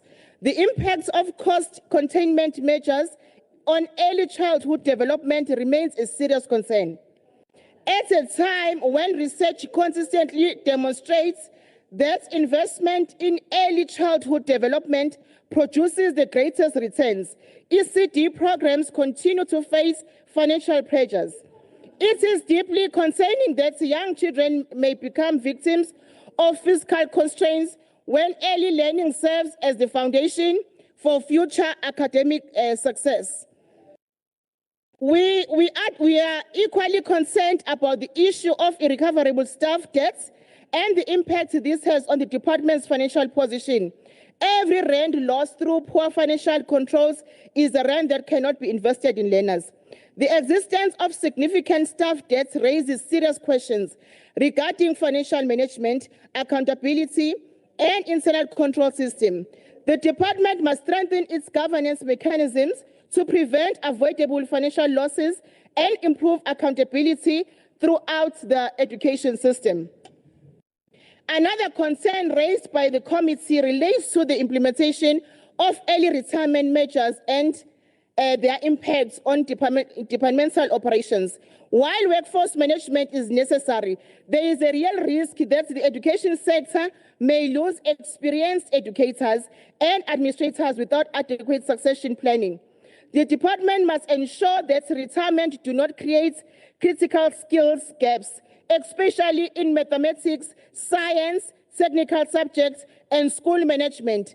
The people of KwaZulu-Natal deserve assurance that educational quality will not be compromised by workforce adjustment undertaken primarily to address financial constraints. Chairperson, one issue that directly affects learners on the ground is the persistent challenge of textbook delivery and scholar transport. The committee correctly expressed concern regarding the impacts on non-delivery of textbooks and unavailability of scholar transport, particularly in the rural communities. These are not minor administrative inconveniences. A learner without a textbook is a disadvantage from the first day of the academic year. A learner who cannot access transport may be forced to walk dangerous distances, arrive late to school, or drop out altogether. Rural learners should not receive a lower quality of education simply because of their geographical location.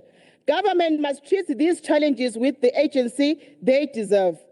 The department often points to the province's impressive national senior certificate results as evidence of success.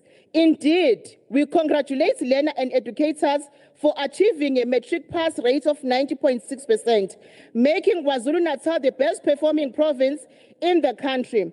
Their achievement deserves a recognition. However, good results should not become an excuse for avoiding scrutiny. The committee itself noted discrepancies between the number of registered candidates and those who ultimately wrote the examination.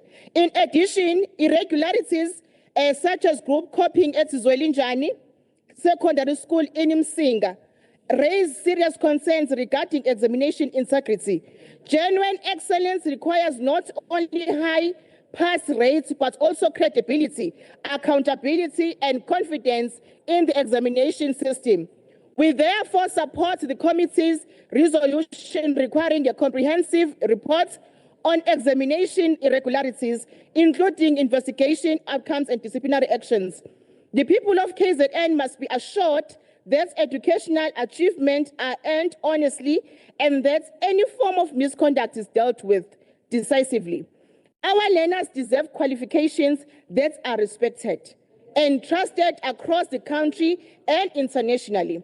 Chairperson, we also note with concern the committee's resolutions regarding accruals, school affected by natural disasters, early retirement implementation, and the reported blocking of departmental petrol cards.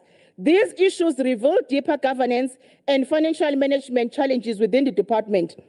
The fact that the committee found it's necessary to demand detailed reports on these matters demonstrates that significant concern remain unresolved. The department must not treat this resolution as administrative formalities. They represent serious accountability measures that require urgent in implementation and transparent reporting to the legislature. As Umkhonto weSizwe Party, we believe that education must be learner-centered, outcome-driven, and financially sustainable. We call on the department to prioritize infrastructure delivery, ensure the timely provision of textbooks and learning material, expand scholar transport in rural communities, strengthen financial controls, improve disaster preparedness, enhance educator development programs, and provide a clear roadmap for restoring fiscal stability. Most importantly, government must ensure that every education rand reaches the classroom and contributes directly to improved learning outcomes.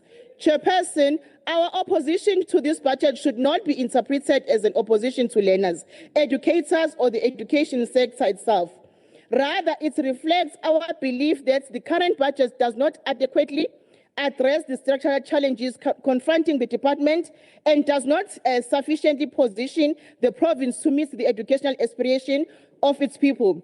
KwaZulu-Natal learners deserve more than promises. They deserve a department that is financially stable, effectively governed, and fully capable of delivering quality education to every child. For these reasons, while recognizing certain positive development and acknowledging the hard work of dedicated education stakeholders, we cannot support the department's 2026-2027 budgets. We will continue to exercise robust oversight, hold the departments accountable, and advocate to reforms that place learners first and ensure that quality education becomes a reality for all the children of KwaZulu-Natal. I thank you.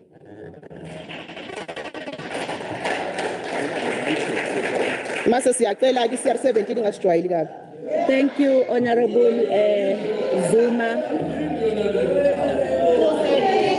Order. Order. Order. Aibu. Order, honorable members. The next speaker is Honorable MC. Honorable Makubane, Honorable Hatebe, Honorable Ndebel. Honorable members, let's allow Honorable Mapisa to start his debate. Honorable Chairperson, honorable members, as we continue with this debate, it is important that we recognize that approving a budget is only one part of our responsibility. Our responsibility as members of this House is also to ensure that every rand voted for produces meaningful results for the people of KwaZulu-Natal. The Portfolio Committee on Education spent considerable time engaging with the department during the budget process.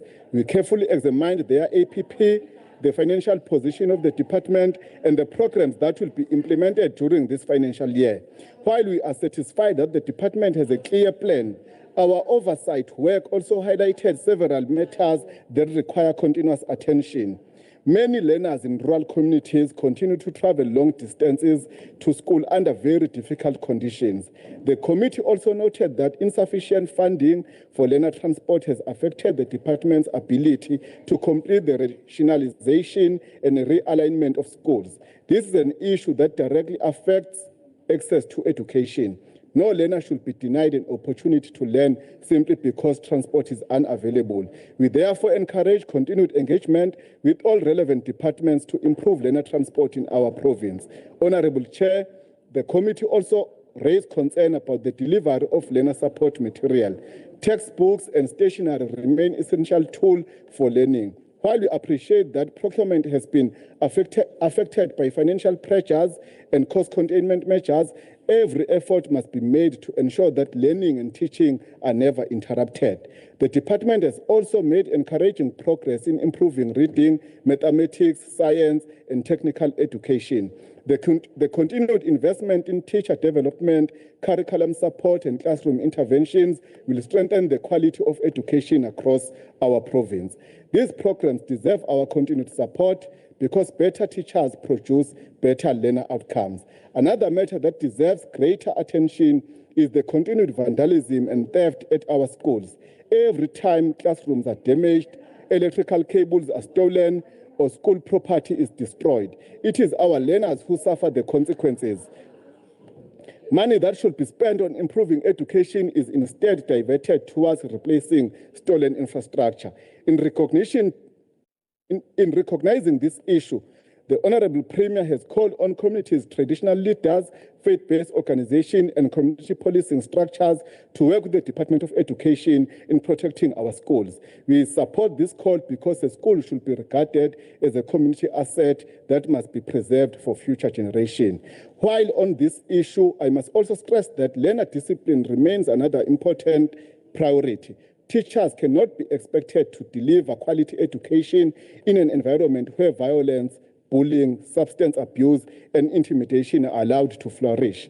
Equally, learners cannot perform to the best of their ability if they do not feel safe in their classroom. We therefore welcome every effort aimed at strengthening school safety and promoting a culture of respect, discipline, and responsibility among learners. Education and discipline have always gone hand in hand, and this principle remains as relevant today as it has always been. IFP has always maintained that parents are the first educators of every child. Schools can only succeed when parents remain actively involved in the education of their children. We encourage parents to attend school meetings, monitor learner attendance, support teachers, and create an environment at home that encourages learning. Education should never become the responsibility of schools alone. It is a shared responsibility between government, educators, parents, and communities. Honorable Chair, we also welcome the continued focus on preparing learners for the world beyond the classroom. Our economy requires more than academic qualification. It also requires practical skills, innovation, and entrepreneurship. We therefore encourage the department to continue strengthening technical and vocational education so that young people are equipped with skills that respond to the needs of the labor market. As a province, we must continue producing artisans, technicians, agricultural specialists, and entrepreneurs who will contribute to the economic growth and job creation. One more important area is inclusive education. Learners living with disabilities deserve equal opportunities to receive quality education in an environment that supports their development. We welcome the department's continued commitment to improving support for special schools and learners with additional educational needs. An education system that leaves no child behind is an education system that reflects the values of our Constitution and our shared commitment to the social justice. Honorable members, accountability remains essential in the public administration. It is encouraging when the department responds openly to matters that have been raised during the budget process and demonstrate a willingness to improve where challenges have been identified. In closing, Honorable Chair, I would like to strongly emphasize the issue of continued attention to learner support, material, and scholar transport, particularly in rural communities where many learners continue to face significant challenges in accessing education. Every child, regardless of where they live, deserves the same opportunity to learn and succeed. Addressing these challenges, Honorable Chair, will require cooperation across government, but it remains essential if we are serious about providing equal educational opportunities throughout the province. Education is not only about preparing learners to pass examination. It is about preparing responsible citizens who will contribute positively to their families, their communities, and in our country. The values of respect, integrity, hard work, and accountability should remain at the heart of our education system. These are the values that the IFP has consistently promoted, and they remain fundamental to building a better society. While challenges remain, we believe that this budget provides a solid platform to continue improving education system. The IFP supports and votes for the budget. Thank you. Thank you, Honorable Mapisa. I'm noting you, Honorable Masigo, on what rule? Thank you very much, Honorable Chairperson. I'm rising on Rule 75(1) as well as Rule 75(2). I did not want to disturb Honorable Mapisa on the podium. Okay. Thank you, Honorable Chairperson. Honorable Chairperson, when Honorable Zuma was leaving the podium, she turned back and she said in very offensive language, Chairperson, "Uthe fusekwen." So, if it happens, Honorable Chairperson, no, it's true. You don't dance. You don't dance. Kahle. So, Honorable Honorable Gasa. Honorable Gasa. Aye, Honorable Mapis. Honorable Masigo, we are going to investigate. Thank you. Honorable Chairperson. Let us, honorable members, we have come to the end. Let us now allow the Honorable MEC to come and respond. Thank you. Shlomo. Hi.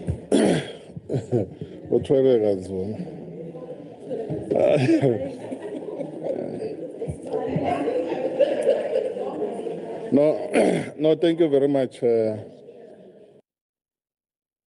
You know, honorable members, you all had an opportunity to come here and debate. Now you are disturbing the MEC when it's his time to respond. Can we respect the House, please? Thank you, Chair. And let's welcome all inputs made by all members. We believe that it's important to listen to others so that at least we're able to understand the understanding that they have and the understanding that we are supposed to have the same understanding. Chair, I think Babu Madonsela raised the critical issues, but what I like about what he raised, I think he read the report from the department or from the portfolio committee, and we must appreciate that. It shows that he understands the sector. It's correct that the department is faced with serious challenges of budget. I'm saying it, I might cover even other speakers, but I thought it's important to clarify some of the issues or the understanding or the wrong understanding from where we're seated.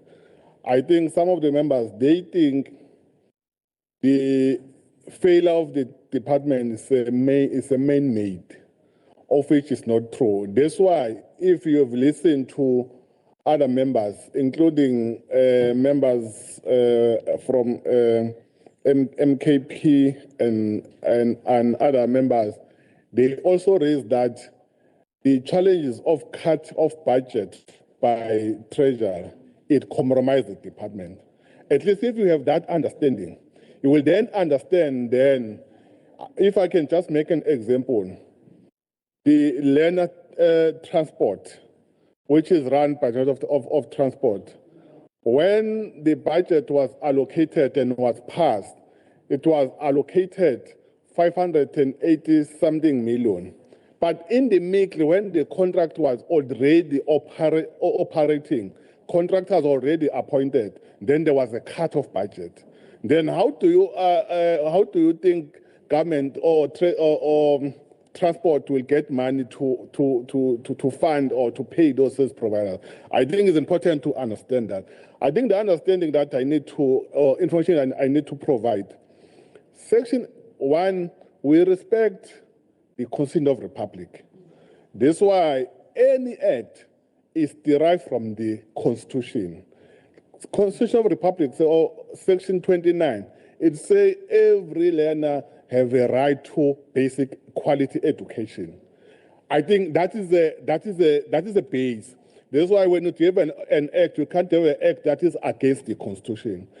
Section 18, okay, the PFMA is an act that regulates management of budget. When then Section 18, it say we treasurer have a responsibility to monitor the over expenditure or the budget. Often you don't have a problem. I think it's important to clarify that. We don't have a problem because I think there's a wrong narrative that say we are working against treasurer. And that narrative is wrong. And it needs to be arrested and must not be raised again. Why I'm saying that? Because if you say that, it will mean we are not respecting the PFMA because treasurer, they might be implementing the PFMA. The how part is an issue that we need to deal with. Is it correct to do things that they are doing? But respecting the act, we are respecting the act because we are guided by the when we respect the Constitution. We are not delinquents who don't respect the Constitution. I thought it's important to say that. What we disagree with treasurer because it's also raised in the debate. It's an argument. If I can make an example, because one of the speakers here said a department have a huge unauthorized expenditure, but it's not explained. Of which treasurer is aware, and you can even engage them.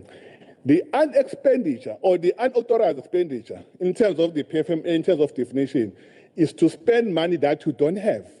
Then when the national government, at their agreement in terms of wage agreement, they've agreed to say we're going to increase for all employees in South Africa, including employees from the Department of Education. And then we agree on a certain percentage, but you don't fund that. And the demand fund ourselves to not have sufficient money to fund the wage agreement that was made at the national level. That's why the treasurer themselves, they indicated that in 2024-2025, we have 521 unauthorized expenditure, but it's coming from the wage agreement. It's not that we are failing to manage our budget. We can't fail to manage what we have given. But when we are not given money, for sure, we can't manage that. I thought it's important to clarify that because we have men and women in the Department of Education who are committed, who are working for these people. That's why even under this difficult situation, we are still performing very well, not only on grade 12. It's because we have capable officials or capable employees in the department, not only educators, because that's why in our speech we spoke about educators development, which is done by the official at the head office at the district level. Here we have district directors who are working tirelessly. In our Bongo district, we must always district directors and all officials. Because if you don't encourage them and motivate them, then we are saying why we don't have interest. Look, if we are just not a caring organization, we can say, no, we want our budget to, we want to spend what we have. The first thing that we need to do is retrenchment.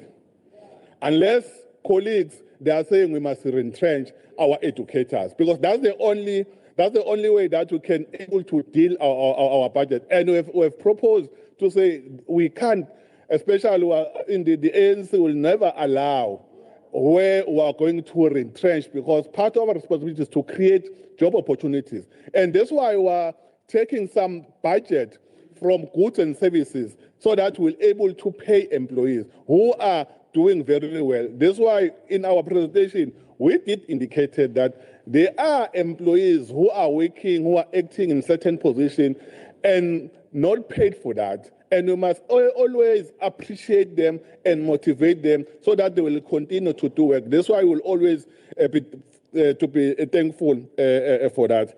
I think we see, I have responded to a number of colleagues. The issue of textbook. If you have listened, have read the speech, we raised ourselves. We even said to Treasurer, because in disagreeing with Treasurer doesn't mean we are against. And even yesterday we said we might differ with officials from Treasurer, but we'll always respect a Treasurer as a system. But a system might have people who are given authorities who might abuse the system. But it's important to respect the system, because tomorrow anyone might be in that office, but you must always respect it. But what we differ is how they are trying to implement it. This is why we've written to them. Let's make another example.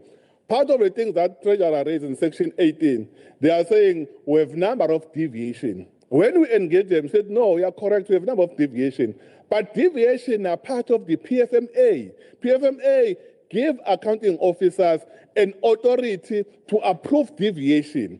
However, the accounting officers have done that, the HOD, but you must understand now what is the root for those deviation. And the root cause for deviation is during the examination, where the department is saying, because we need examination centers, we're not going to advertise, because when we advertise, we are saying even private companies in the form of hotels, BMP, they're going to tender to that bid, and it might be possible that they might get a tender, and that means our markers, they might use hotels to mark instead of using government building. So we are deviating from the SCM processes because we are not advertising to use private, to use hotels, to use BNP, but we are using schools. Even here in Maritzburg, we are using Peter Maritzburg High School, and then you need to deviate because we are not going to advertise. So that is a deviation. It's important to understand. We are not delinquents. It's not that we don't understand how to manage government. If we're able to manage ourselves, then we also manage our own things at home. So we can't fail to manage this budget. I always say, education budget, as much as you might say it is 71 billion, but even as someone who have just finished matric, if we have an understanding, because that 71 million, number of speakers they have spoken here, minus compensation of employees, which is not only salaries, because another thing, that's why there's an increase. People, when they think about compensation of employees, they think about the salary. They don't think about even the benefits, all those things. So it's important to understand. I understand finance is complex, but it's important that when you talk about it, you need to understand it. What factors that makes you to say, these are the challenges that we are faced with. And I must assure the House, we don't have a problem with all our grants.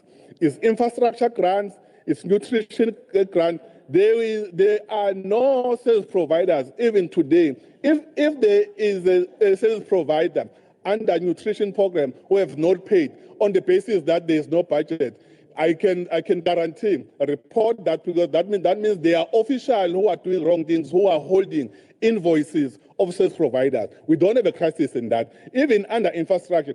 That's why Impumelelo at Umlazi is part of the project that was supposed to build. But the main challenge at Impumelelo at Umlazi is a site. If you can check with the principal and SDP, they will tell that you have been assessed in terms of environmental report. You have get a report that the geo, the land that was tested, the site is not conducive to build them. But we are still working with them. And I want to confirm, I want to agree with Honorable Nkosi that we have a responsibility to build Dr. Ricardo as Dr. Honorable Smelane, Dr. Ricardo team, and it's part of the plan. Actually, we are correct. If it's not a school,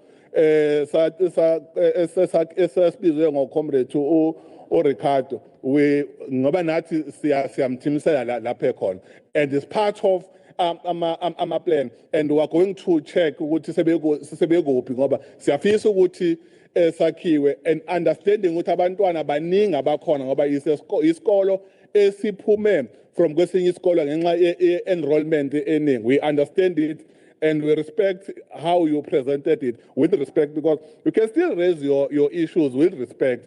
Don't make noise, raise your issues, and we are not deaf. We understand what we are raising. Then I think it's correct. One, even our report we have indicated. I think I'm 2 years now in the department. We only fill 2 posts at the office-based level. It's a post of the CFO and the post of a district director. But there are a number of office-based employees who have left the department.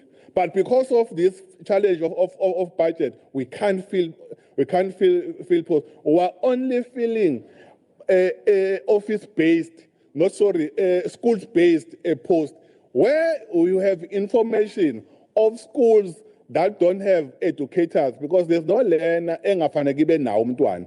Angeke sikuvumele lokho ke, even if we can even fight with treasurer. That's why we fought with treasurer about the 3,000 promotional posts akufanele agcwaliswe. We are saying these posts azogcwaliswa abantu abakhona vele kwi-system, and if you don't fill those posts, that means you will have more than 700 schools abanganawo principal, because kuzo-affecteka ini performance yesikolo. Kodwa uma kukhona iy'kole enizaziyo ezinganabo othisha babe khona, there's nothing wrong to raise it with us, and we'll look to that, because kubalekile ukuthi umntwana abe nothisha phambi kwakhe. But the problem is on the office based.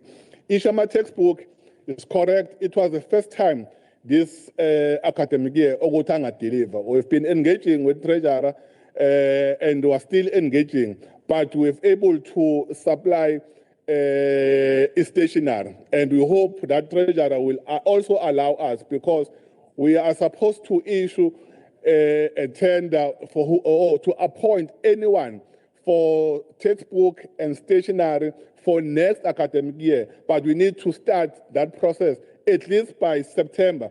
Any service provider who might be appointed, so that we start a process of engaging those who are selling textbook. Having said that, Chairperson, siyafisa ukubonga kakhulu wonke umuntu owazi ukuthi acontribute, and was still available for engagement. This budget is not our budget. Budget yabantu bakwaZulu-Natal. Budget yabantwana bakithi. If you don't support it, you don't support them. It will affect them at the end of the day. That's what I'm saying. Education and other departments, there are things that understand. If I don't support the budget of health, to make an example, that means angeke uthathe umzala wakho cousin wakho aye esibhedlela or eclinic, because uthe wena uyifull le budget ngenxa ukuthi angaphili ngoba ngenxa ukuthi we have a political problem. So it's important to understand that in that context. But I'm not saying I'm changing people's minds, but I thought it's important to raise those. Thank you very much, Chairperson. Siyabonga.